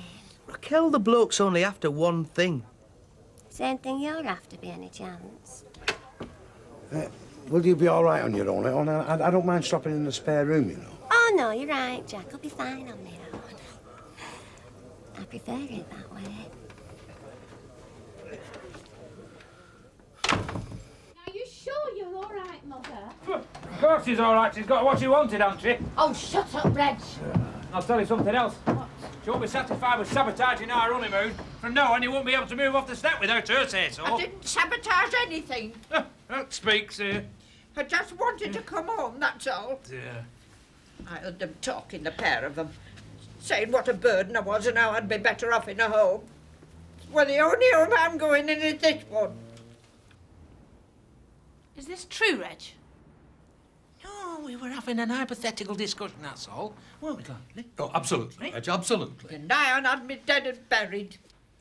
You are despicable. And after Mother had made a special effort to be nice to you. My God, the wedding day isn't even over yet. I'm already beginning to regret marrying you. Hey, Maureen! No, come here! Wait, go away. Maureen! Maureen, come here! Maureen! Maureen! Come on, Mother. We'll do you some hot milk and get you settled down, eh? I never meant to spoil their honeymoon, honestly, I didn't. Yes, I know you didn't, Mother. I know you didn't. Come on, Maureen. What start to a marriage is this? This is our wedding night. Don't remind me. I was only sticking up for you, you know. Saying how unfair it was for you to shoulder all the burden. My mother is not a burden. No, of course she isn't. No, I don't mean burden. I mean responsibility. Anyway, you said yourself how unfair it was. She's blown it all out of proportion, you know. You know what she's like. Oh. Look, Maureen, can't we just pretend all this never happened? I mean, it's been a marvellous day. The first day of what I sincerely believe to be a wonderful marriage. And we've blown the honeymoon now, so can't we just try? Try and at least to salvage something.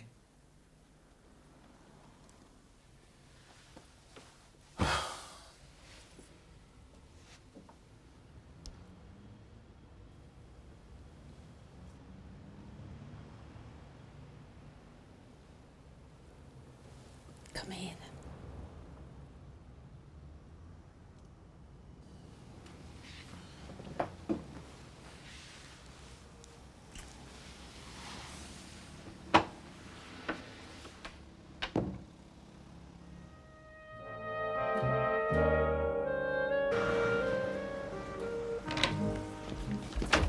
Oh, Mother! What are you doing up? Having a cup of tea, what does it look like? Why are you whispering? I didn't want to wake Reg. Worn him out, has it?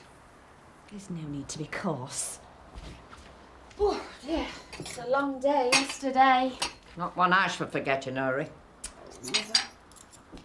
I'm so sorry it ended like it did. You mean that you didn't get to Paris? No!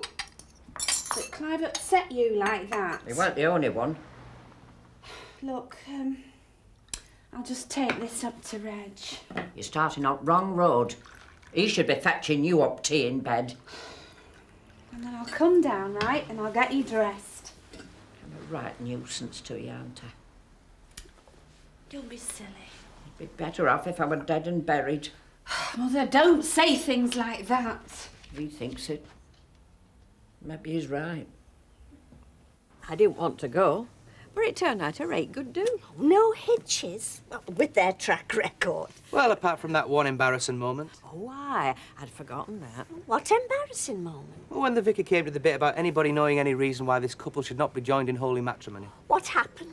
Well, Maureen's mother only comes trundling down the aisle in a wheelchair shouting, I do, I do. And then she started going on about his wife and 4 kids in Rochdale. Oh. I didn't know where to look. No, his wife's in New Zealand. Well, they're divorced. No, not that wife. No, the other wife. He isn't. Oh, she didn't. Oh, honestly. She falls every time. Well, that's because I'm a trusting soul, not all cynical and twisted like you two. No, it turned out surprisingly nice. Maureen looked lovely. Reg looked over the moon. It was all rather touching in the end, eh, Des? Made me quite envious. Me too. Still, good luck to 'em, eh? Aye, they'll need it. Oh, this should have been croissants. Hey, worry not, my love. Come here. What? Come here, Mrs. Wholesome. Mrs. Holsworth. Mrs. Reginald Holsworth. Yes. Oh, I do love you, Reggie. I love you. Ow! Stop it! Come here. Well, let her see how happy we are, despite her worst efforts. It isn't her fault we didn't go to Paris, though. No, your miserable sister and brother-in-law can take the credit for that. Do you know, I still think we could get away if we just found somebody to keep an eye on her. Well, who? I mean, I can't leave her with a stranger. No. Well, I've been thinking. I mean, Martin Platt's not a stranger, is he? And he's very sensible and practically a fully trained nurse. Yes, but I mean, he's at work. Well, she doesn't need round-the-clock attention, okay? Well, I know. I mean, just needs to come in a couple of times a day, doesn't she? She was on her own when you were at Betty By's. Yeah. Right? I wonder if he would. Oh, but you see, we've cancelled the trip now. No, we can claim on the insurance. Go somewhere nearer. Put the time we save on travelling to better use. I'm my little Kiwi fruit. Reg, if only we could. Oh, not only could we, well. Have you got the Platt's number on you? Didn't you? I've always fancied Gabe, Harry. Do you know, I'd settle for a tent and heat and heart me if I could have my husband to myself for once. Oh, come on. Mark's not that bad. Oh, it's not Mark. It's the way Mike is with him. You know, son comes first, wife comes nowhere. Well, it's still a novelty being a dad. Where off? When the kid's 21. Aye, all right. What am I here for now? Yeah, can you pick up the cleaning for us? Oh, man, I'm going out of Reggie's and I'm straight on to work. Reggie? Goldsworth, how many Reggies do you think we know? What, isn't he in Paris? Well, not when he rang me half an hour ago, he wasn't, no. What's he doing still here? He's supposed to be on honeymoon. Oh, no idea. Said it was an urgent professional matter. Anyway, must go. See ya. Hope he's not poorly. Still, he'd have called a doctor, wouldn't he? No, probably too embarrassed. Should have bopped him with one of her silver horseshoes. Throttled him with a garter. Oh, the joys of married life, eh? Did you get it? I'm sorry. One of the committee took some of the better things home with her for safekeeping, and she's not on the phone. Oh, heck. I'd hate Mr. Sutton to know I'd given that painting away. It's such a hurtful thing to do. Don't worry, Sally. Even if I don't manage to get it back in time, I've talked Mr. Sugden out of going. So you can stop worrying. Bye-bye. Bye, Emily. You'll be going to this sale at the church today, won't you, Mr. Sugden? I doubt it. Oh, you should. Oh, I love mooching about in bric-a-brac. Yes, well, what do I want with knick-knacks? Just another load of rubbish for 'em to chuck out when I've gone. That doesn't sound like you, Percy. Oh, well, we all have our off days. Well, all the more reason why you should go. I mean, well, it'll be a jolly morning out. It's for a good cause. Oh, it's mostly kiddies' clothes, stuff like that. Nothing that would interest Mr. Sugden. You see, if I thought of looking in, I'm not wanted. But I'm sure you've got that wrong, Mr. Sugden, haven't you, Emily? No, I haven't. No, Mrs. Bishop's no time for me when she's with her vicar friend. Have a good day. Oh, Mr. Sugden! Davis, I think Emily was trying to tell you something. Oh, dear. Yes, Emily, what? It doesn't matter now. Well, here we are then. It's very good of you to come at such short notice. I thought you were supposed to be abroad. Well, a small hitch, I'm afraid. Maureen's mother. Ah, yeah. Hey, the mother-in-law. I suppose she is now. Anyway, thing is, she was supposed to be going to stay with her eldest daughter while we were away, see, but anyway, at the last minute, there was a bit of a Barney. Well, misunderstanding. How did you hear about it? No, I didn't. It always happens at weddings, doesn't it? Yeah, well, I wish it hadn't happened to mine. Because now, you see, it means that me and the wife, we can't go away. Unless you can see your way clear to helping us out, Tom. Oh, no, I don't know about that one, Reg. No. It's only a matter of coming in the morning and at night time to help to dress, because she's perfectly capable of managing herself during the day, and she's got a neighbour she can call on in emergencies, and I can see that you'll be recompensed very well. Well, it's not really a matter of money, Reg. Please. I have waited over 25 years for this honeymoon, me. No, go on then. I suppose I can work something out for you.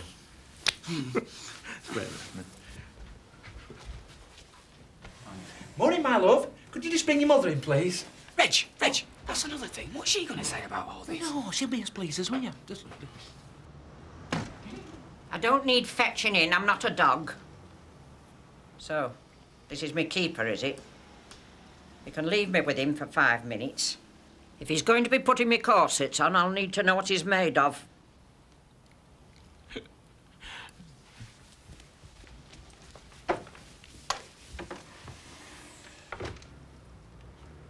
What time's HRH due back then? Who knows?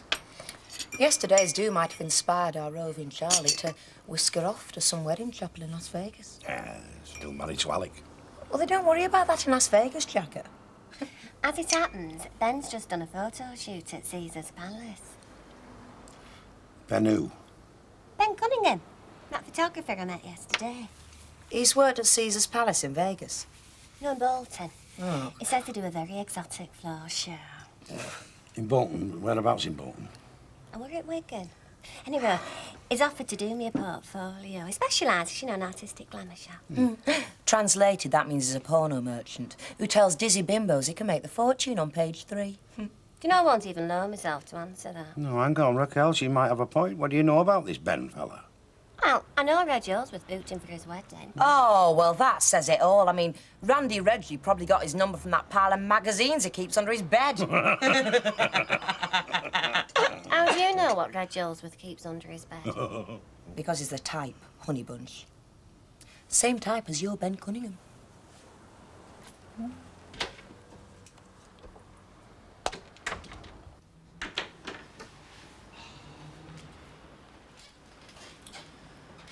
Go. Well, You do. Martin? Well, I dare say I can put up with her if she behaves herself. But I can't start well tomorrow because I don't finish till God's end tonight, so... That's all right. Whatever you can manage, like. Right, well, OK. Right, see you then, Maud. Bye. Thank you, Martin, so much. We really are very grateful. Thank you. So, what are you doing stood there like lemons? Haven't you wasted enough time already? Beg your pardon? You get yourself down to the travel agents, man. You've honeymoon to book. None of your scruffy B&Bs, neither. She deserves the best as my daughter, so think on. I've just had what you might call a brilliant idea. So have I. It's what you might call a divorce. Funny woman, my wife. She'll be on the comedians. No, I'm talking about the half-term break. Oh, I don't think we have one of them, do we, Gail? No. What we have is a weekend break when we do all the washing and ironing, cooking, cleaning, shopping. I'm taking Mark on a fishing trip. A fishing trip? Yeah. Give us time to get to know each other. You know, that's what you have to do when you have kids. Didn't know you were the outdoorsy type, Michael. Well, I'm not. I mean, apart from golf. But, I mean, when you have kids, you have it to do, don't you? You know, you have to spend quality time with them. And what about when you've got a wife?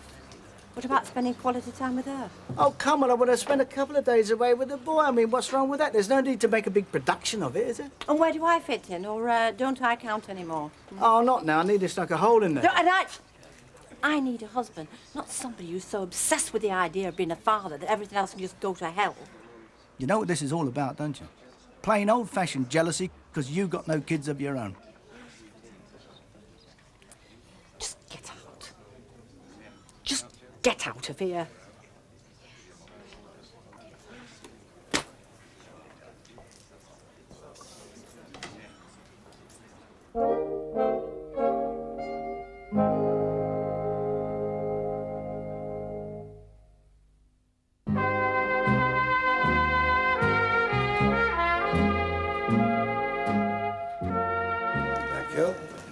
Hear about your mate Spot a Bother?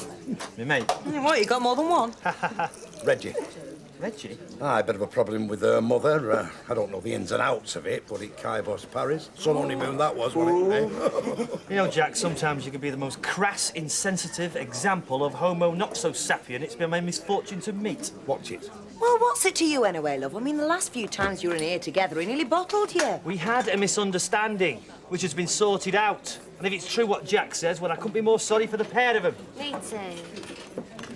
No, you're sweet, Curly. I hate sweet. No, yeah, you're nice.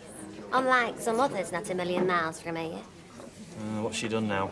Well, it's her and Esther having a go at this photographer what's offered to do my portfolio. Wow, what's wrong with him? Well, nothing, but they're trying to make out he's a phony what's only after my body. Well, look, it might be worth checking out, mightn't it? You know, after your last experience. Well, how'd I do that? Well, did he give you a card? Oh, wow. Ben Cunningham. BIPP. Ben Cunningham Bip. I'm impressed. Leave it with me, Raquel. I'll make some inquiries, all right? Oh, thanks, Kirby. Oh, my hero. Well, I wish I'd known you were going. I'd love to have had a mooch. You still can. I'm only popping by for 10 minutes. Oh, you do have to support these things, don't you? Well, I'd have to tell Rita. It'd make me late back. So tell her. Here. Hiya. Joint still standing, I see. Oh, yes, love, aye. Well, if it wasn't the cloud she's floating on. Come on through, love. I'll put kettle on. Finest words in the English language, then. I don't know about Maureen Naylor. I think Bet looks like she's the one on her honeymoon. Aye. Well, did you get in? Oh, we did. The most gorgeous country house hotel in the lakes. Look. Four-poster bedroom Yes, as well? here it is. Look there. And our own log fire and an ensuite bathroom there. Look. Has it got a jacuzzi you can both get in? Oh, Mother. Don't look. Didn't have them ensuite things when me and your dad got wed. Just a wash basin and jug. But Mrs. Probert did give us her best room. Had a pink candlewick bedspread and a lovely view of the Great Orme. We walked all the way up. Could get about in them days. Ah, well, we can take you there in the summer, can't we, Maud? Won't we? Look. Yes, of course I will, yeah. If I'm still here. Who's that? All right. Oh, Luke! Oh, Reggie! No, they're for your mother. Who from?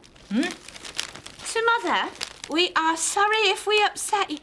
Oh, it's Peggy and Clive. Oh, isn't that nice, eh? Hey, who'd want a weekend at Landin when they could have nice long holidays in Herne Bay, eh, Maud? Not set foot over their doorstep ever again if I had to sleep in a midden. Ah, but they've apologised, eh, Luke? All she's worried about is I'll not leave her me rings and me jewellery. And I'll have some respect from you and all, Reg Oldsworth. It's not Maud, it's Mother. Now go and put them flowers in water. Yes, Mother.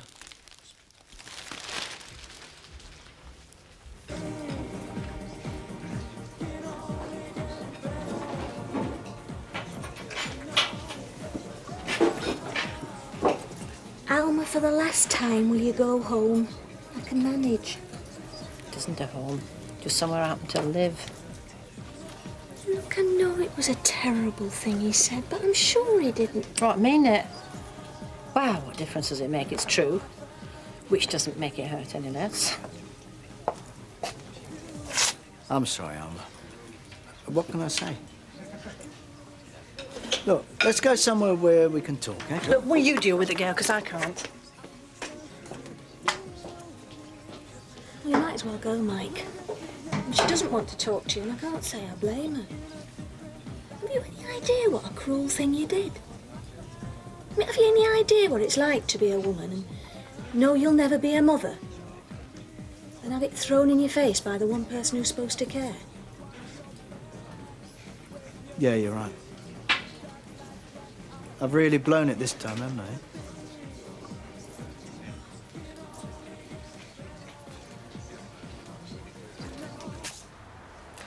I wish you didn't have to go, kid. He might get fed up with me if I was around all the time. I wouldn't bet on it. Thanks, Charlie. You'll make it a whole weekend next time. There'll be a next time. I'm game if you are. Seem to work together, you and me. Yeah. Better than me and Alec. You got on with him once. Yeah, I did. Mostly. And I'm not slagging him off. He was a decent fella, in his way. He came to my rescue when I needed him most. But, well, long story short, I think he felt threatened by me. You're a strong woman, Bet. A lot of men don't know how to deal with that. How about you? Well, wait till we have our first Barney and then we'll see who's got the killer puncher. When he went, Alec, I thought, well, that's it, girl. You're on your Todd for good now. And that didn't seem so bad at the time. Could have gone with him. That says a lot about me, doesn't it? That I chose my pub above my husband. Do you regret it? Odd times. But not now. Don't worry, Charlie. I'm not taking anything for granted. You could walk out of here right now, and that would be that. True.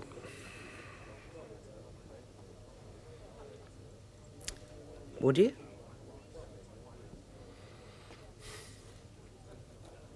I don't think so.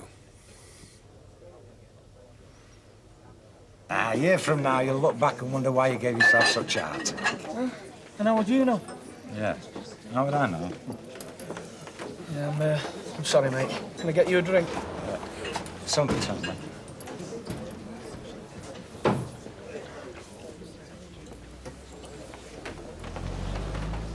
What have you got there? From the auction. It's not really my taste, but you have to buy something, don't you? You buy heck. I bet someone was glad to get rid of that. How much did he give for it? A fiver. Well, for once, I agree with Madam here. I think they've been robbed.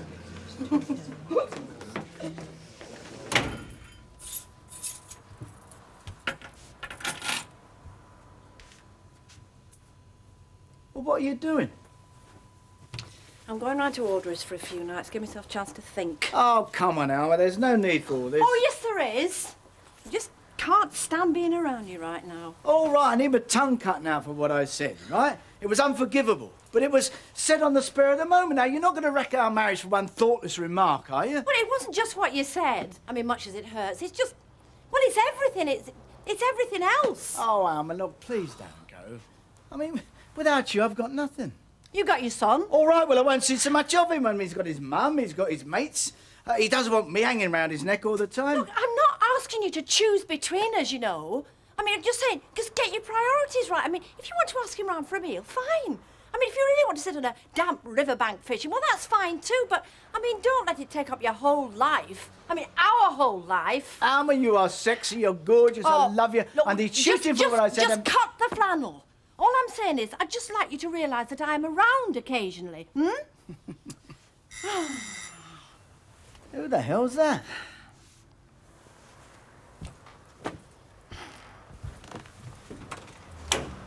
Hey, Dad. Oh, Mark. Can I come in? Of course you can, Mark. Do you want a Coke? Yeah, please.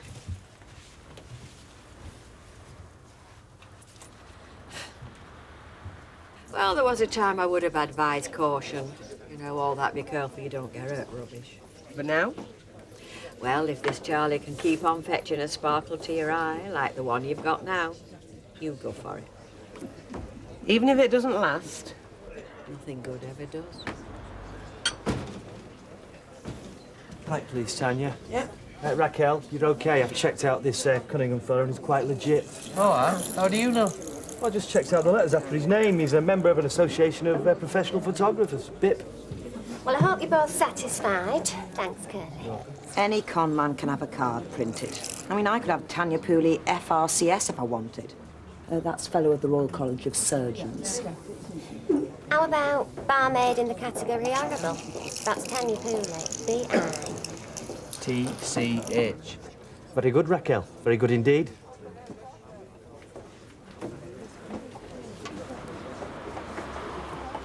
I suppose you're feeling pleased with yourself? Not particularly, Mr. Sutton. What for? Getting a valued painting for next to nought. Well, I shouldn't think it's worth much more than I paid for it. Though I might get it looked at, just to make sure it's not a forgotten Rembrandt. Oh, Mr. Sugden, I'm glad I found you. Mrs. Bishop said you might be in here. Yes, I'm just having a quiet drink. Well, I don't want to interrupt you, but I just wanted to say how sorry we both are over what happened about that painting and just explain to you There's that... no explanations necessary. If you didn't want it or like it, you could chuck it out. But we did want it. It was an accident. Kevin was upset about something else when they called. And... It's done with. I don't want to hear no more about it. Well, at least let me buy you a drink, Mr. Sugden. No, thank you. The thing is, about this skiing trip, Mum says that I've got to let you know that I'm going after all. Well, she's paying. I see. Well, she said, with you having money problems... Where the hell did you get that idea from, eh? I don't know. Any road, that's it. Now, look, let's get this straight, shall we? I don't have money problems. I just have a cash flow problem at the moment, all right? All right. Now, hang on. What about going on a fishing trip? Oh. Well, you and me. No, thanks. I'd sooner go skiing. I don't see any harm in doing both. I don't want to do both. Look, Dad, I don't even like fishing. It's dead boring. And I wish you'd just stop going on at me all the time. All this stuff about holidays, new schools, new computer games, new football kit. I'm sick of it. Don't talk to me like that, son. It's what you wanted. No, it's what you wanted. I was okay as I was. All this hassle. It was better before you came back.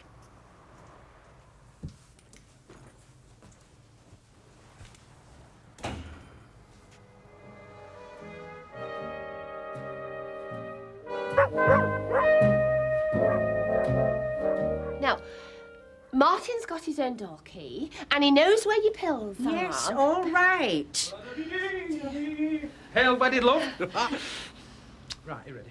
Hail, wedded pillock. I'll put your case in the car. All right, yes.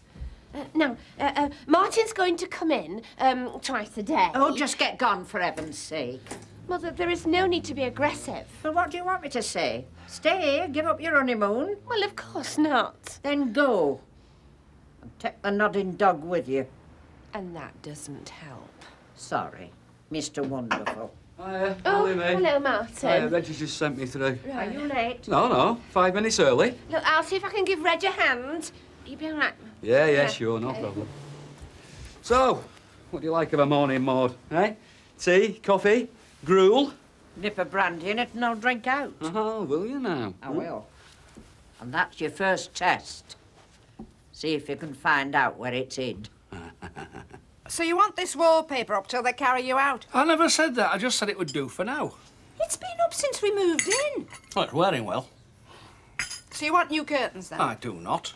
Well, it's going to be one or the other. Why has it? Because, Alf, they don't go. We've put up with it for 4 years. I'm They're not putting up with it any perfectly longer. all right. Alf, Luffy, even you can see they don't go. I am not putting up with it all the way through your retirement. What's retirement got to do with A this? lot, believe me. Yeah, well, as a matter of fact, retirement does come into it. Because we're now on a fixed income. That means there's no to spare for whimsical decor. I knew it. You know, from the moment we got married, you said, we can't spend out because we're saving for retirement. What are you saving for now? You're laying out. Look, there's no crime in being careful. There's crime in being stingy. Yeah, I'll tell you what is a crime. Chucking money where it's not needed. It is needed. Now, listen, I look at that television every day, and every day I see people who are out of work, starving, homeless. There's people who do anything to get a couple of bob just to keep going, and you're going on about shades of wallpaper. I don't believe it, honestly. Today's lecture, To Help the Poor by Ebenezer Scrooge. I do my bit. Listen, how many Christmas catalogues came through that door last year? Loads. Yeah, well, did you notice they all said, Dear Supporter? And most of them addressed to them we bought the house from. So why did Maggie do it then? I mean, just for badness? This coffee's too strong. I mean, heaven knows why I take her side. But one reason is, I mean, you promised that boy that trip. So, I mean, somebody's got to pay, haven't they? There's more to it than that. It undermines me. I may be short of money at the moment, but, well, her stomping up with it like that really rubs it in something wonderful. It undermines you. I mean, nothing about Mark being disappointed because he can't go. I mean, nothing about him being embarrassed because his dad can't pay. Where's the milk? It's in the fridge. You know, you are on very dodgy ground here, man. Well, tell me about it. I'm sure you're going to. Well, I mean, fatherhood to you is just chucking money at your kid. I mean, every single day of the year you do something to show that that's the way you think. Well, I think that's loathsome. Rubbish. You know, you may I not know happen to be this, very fond of the boy, all right? Oh, well, we all know that, don't we? But I mean, he said it himself. I mean, he's sick of being bought. I mean, you think like that, don't you? No. So, you see what your problem is? I mean, suddenly you're short of money, so suddenly... Look, don't keep going on, will you? In your terms, suddenly you're strapped. So, well, suddenly you're less than a father. What is this? Some sort of psychology? Just don't put me down. I wouldn't put you down. You cook wonderful chips. But I never wanted to marry a psychologist. Magazines on deco, what have you got? Deco? Hey, watch out, Alf, it's going to cost you. They're on the second shelf, just where you're standing, Alf. Look. I'm not looking. If she wants them, she can find them herself. Alf doesn't agree with making your house nice. Believes in giving every spare penny to the poor. Well, that's very commendable, Alf, but not good for business. Oh, generous to a fault, Rita. How much was it last year, Alf? I bet it were all of £5 or £6. I don't find this amusing, all Neither do the poor, by all accounts. I do my bit. Sorry, love. Didn't know we're trading on corns. You couldn't time it better, Rita. That particular corn of his wants clog dancing on. Where were they? Oh.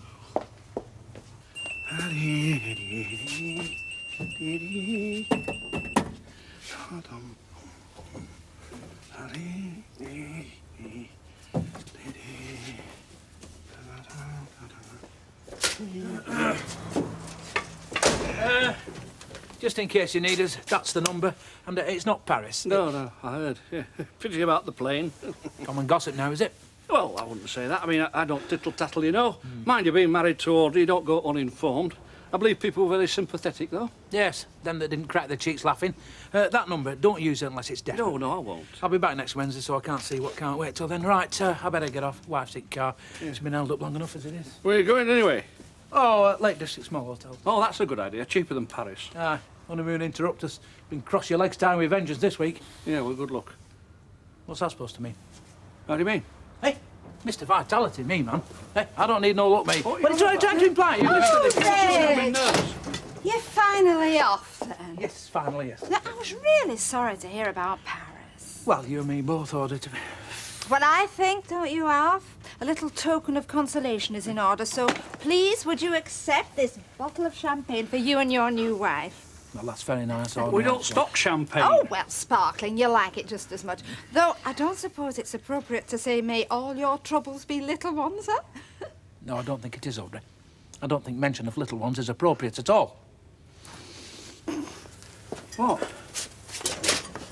You mind if I look in job section of what Chris said? No, feel free, Vera. Oh, there they go, Reg and Maureen. Don't they make a nice couple, really, don't they?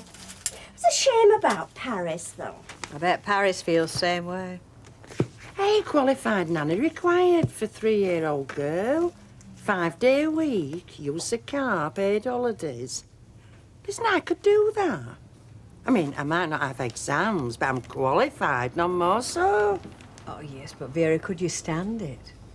Well, I don't see why not. These slips of girls do it, don't they? Why not me? Yes, but slips of girls, whatever they don't have, they do have energy, Vera.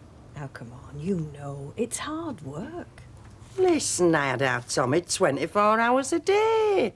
These nannies will do their 8 hours and then parents come home. It's a life of Riley. Well, it's worth a thought. Yeah, but who'd have me? Hey, now, you never know. Yeah, well, I do. Any good jobs going, I won't get it, I tell you. Oh, I'm so sorry. Sorry. Did I catch you? No. Oh, take no notice. Her nose has been flat for years. Hey, guess what? What? That picture. Picture?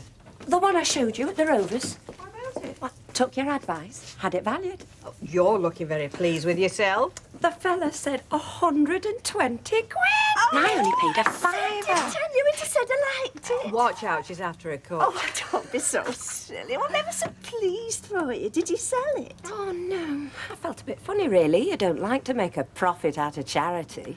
Who valued it for you? Knick-knack paddywhack. It's that Irish Liverpudlian junk shop opposite the Chippy. You know, where the pavement narrows on Rosamond Street. Oh, you mean that one with aeroplane propeller in window? Yeah, that's the one. Did he charge you? What for? Valuation? Did he, heck? Oh, see ya. See you, Hey, 120 quid, eh?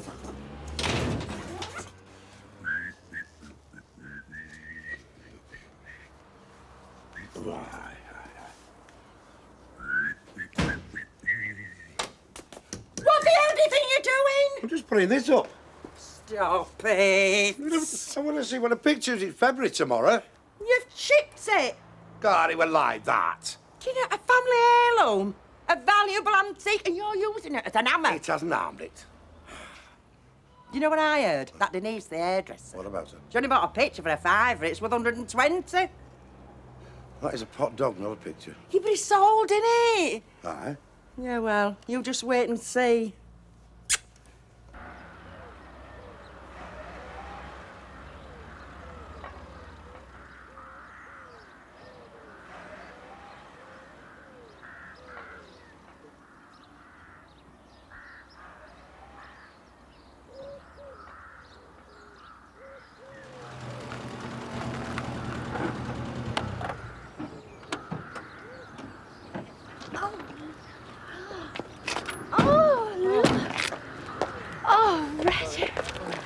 Oh, so who needs Paris? Hey. I feel its head's down whenever I see him now. Oh, Sally, don't keep going on, eh? I can't help it. Poor old fella.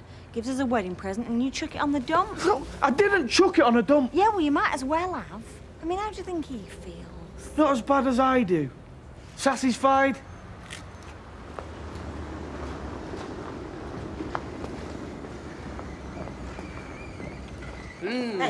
Hey, I've just heard about your windfall.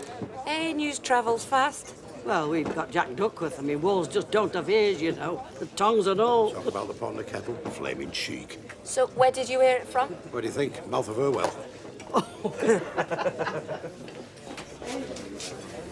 Oh. How are you doing? Me? Fine. Good. Can I get you a drink? No, look, I've just got one. Yeah, you got a minute? Obviously. Yeah. It's about that picture you bought at the charity auction. Oh, yeah? Yeah, it's a bit awkward, is this? It belonged to us, me and Sally. It was a wedding present and I threw it out.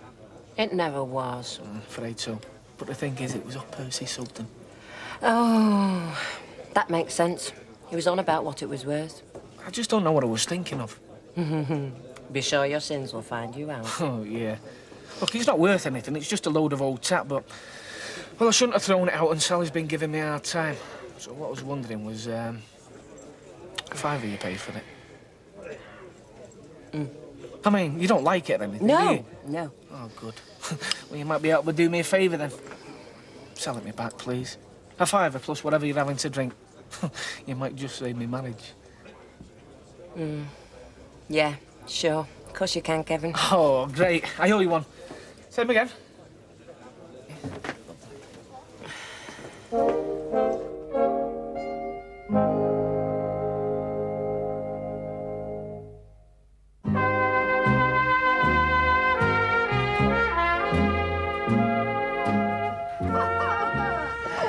Look what I found. Deirdre's apron. Ah, I wonder if Alders wants to buy that. I don't believe it. I'm serious. Look, he's going to have a female assistant, isn't he? Probably his wife.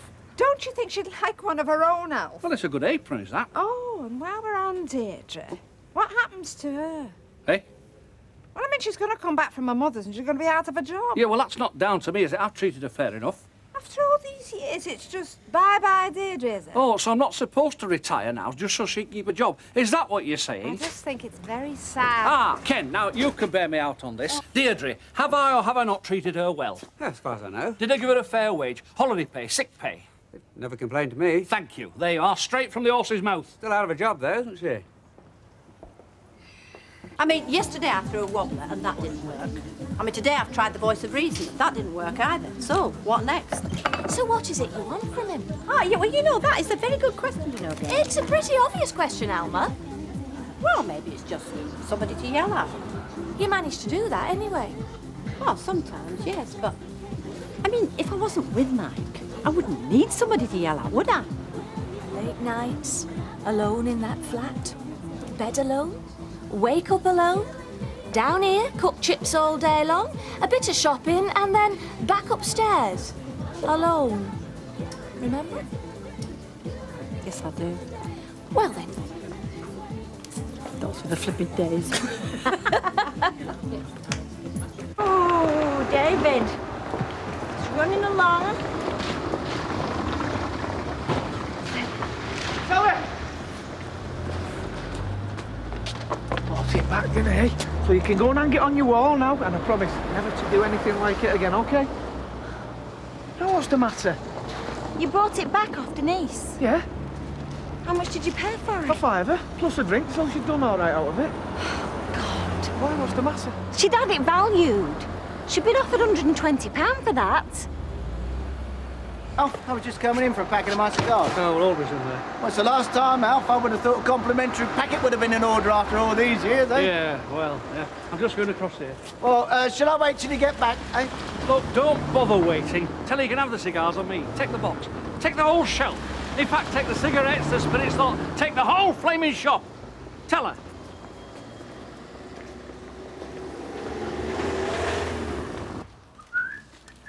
Oh, look, you haven't even peeled a spud. I've been working, woman. Is that what you call it? Well, I have anyway. Doing what? Looking for work. Shopping. Having this looked at. You were dafter than I thought. Oh, aye? So how much is it worth then? Where did you take it? I took it to that posh antique shop, you know, that knick-knack paddywhack. And he said, give us a fiver, I'll take it off your hands. No, he didn't. He said if I wanted another, it'd be 45 quid. Did he? Yeah, he did. Oh, it's not going to change his life any, is it? Oh, aye, so we're about 185. Yeah? Look, are you listening? This is half a pay. If we had the other half, well, it'd be worth 185. Hey, and this is what you were using as an hammer. This priceless collector's item. Well, all right. Well, where's the other half? But it doesn't matter where the other half is, does it? It's gone. But the thing is, you thought I were rubbish, didn't you? Whereas me, I could tell straight away. It was a Chippendale or something. Well, all right. It might be worse, summit. Still flaming hideous, isn't it? Pearls before swine. Did you happen to call it Rovers at lunchtime? Yeah, I did, but Denise was in there, so quick orange juice and out again. Oh, hey, I've heard she's had a bit of luck. In what way? Well, she bought a picture from Emily's charity sale and had her out at main chance. She's had it looked at and apparently it's worth a lot of money. Go on. Yeah, so they say. Always falls where it bears worse fruit. For what we are about to receive, may the Lord make us truly thankful. Amen. You don't mean an old master or something? I'm told it's worth over 100 quid. Oh, see. Oh, it's not going to change your life for that. No. Shouldn't think it'll change her life. Fast woman. She'd be no stranger to easy money.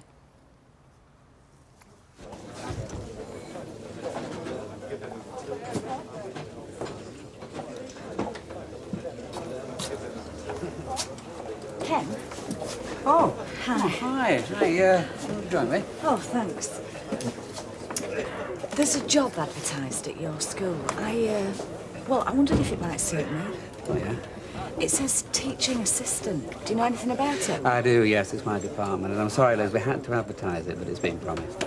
Oh, well, I do suppose I'd have got it anyway. Do you have any experience? No, no. Unlikely, then. I've got the feeling I might never work again. Things that bad, are they? Terrible. But I won't bore you with it. Thanks for the information, anyway. Oh, fat lot of help that was. Come on, I'll buy you a drink. OK, thanks.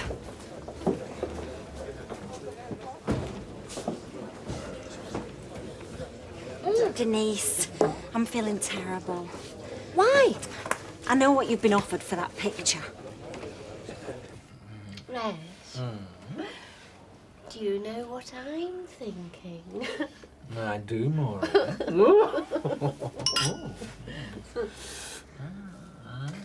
I know you don't want me to.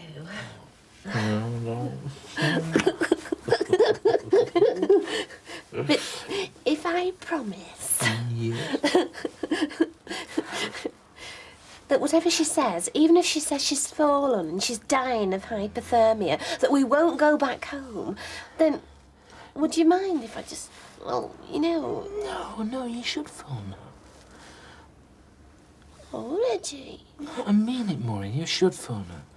As much for your sake as for hers. Look, I want this evening to be everything for you. And it won't be if you don't relax. And you won't relax unless you're phoned. Reg. Yeah, so please, Maureen, phone her. And please, give your mother my very best regards. And thank her. What for? For you.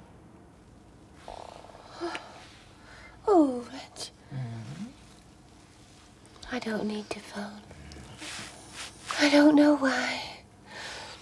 But suddenly I don't need to phone. Oh, Reg.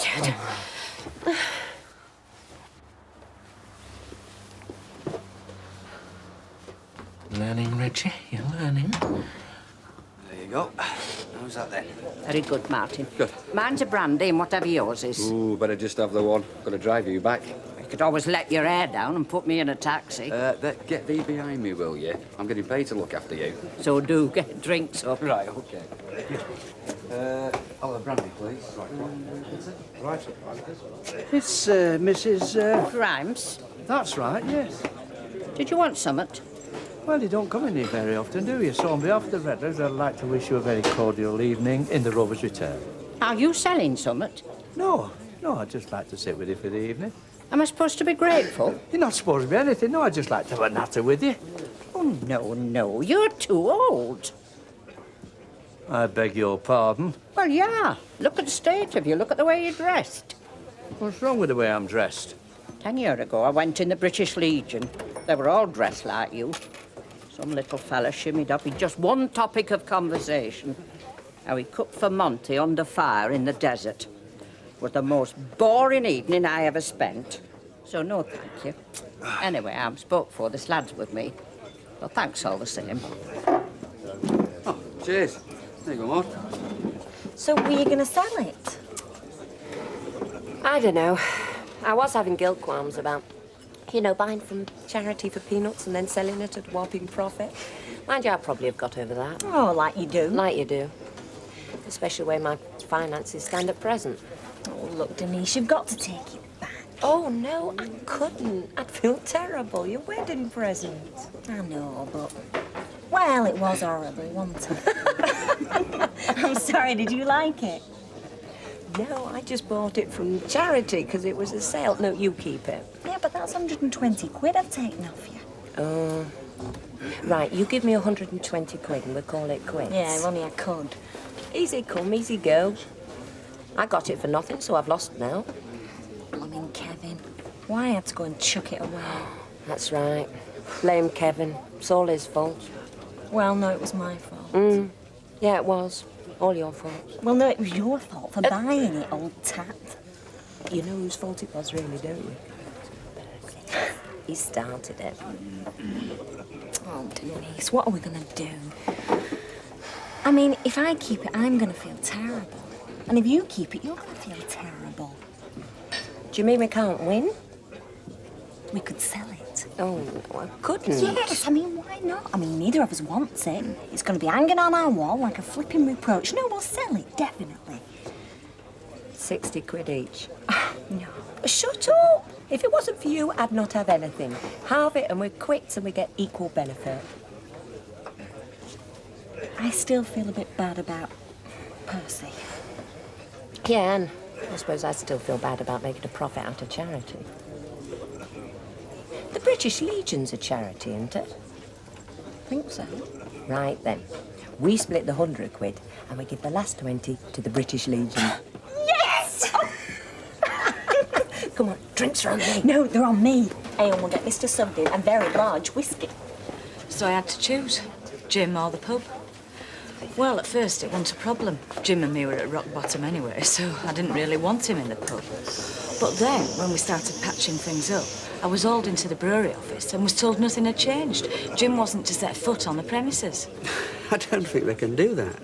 Well, they did it. Well, you can't ban a husband and wife from seeing each other. Yeah, but Jim did thump the boss. Well, which complicates things, obviously, but I can't believe you've got a legal foot to stand on. Legal or not, they did. Look, I'm no solicitor, but I find it incredible to think a company can say it's your marriage or your job. Well, I did always reckon it was mostly spite. I think Wilmore would have liked to have thumped Jim back, but was too scared to. Why don't you look into it? How do you mean? Well, I don't want to raise your hopes, but... Well, you had a good job there, didn't you? And I'd have thought, if ever there was a case for wrongful dismissal, this was it. What, you mean go to a solicitor? What have you got to lose? Oh, yeah, but it was so embarrassing. Jim inventing an affair between me and Wilmore. I'd have to drag it all up again. Oh, what price embarrassment?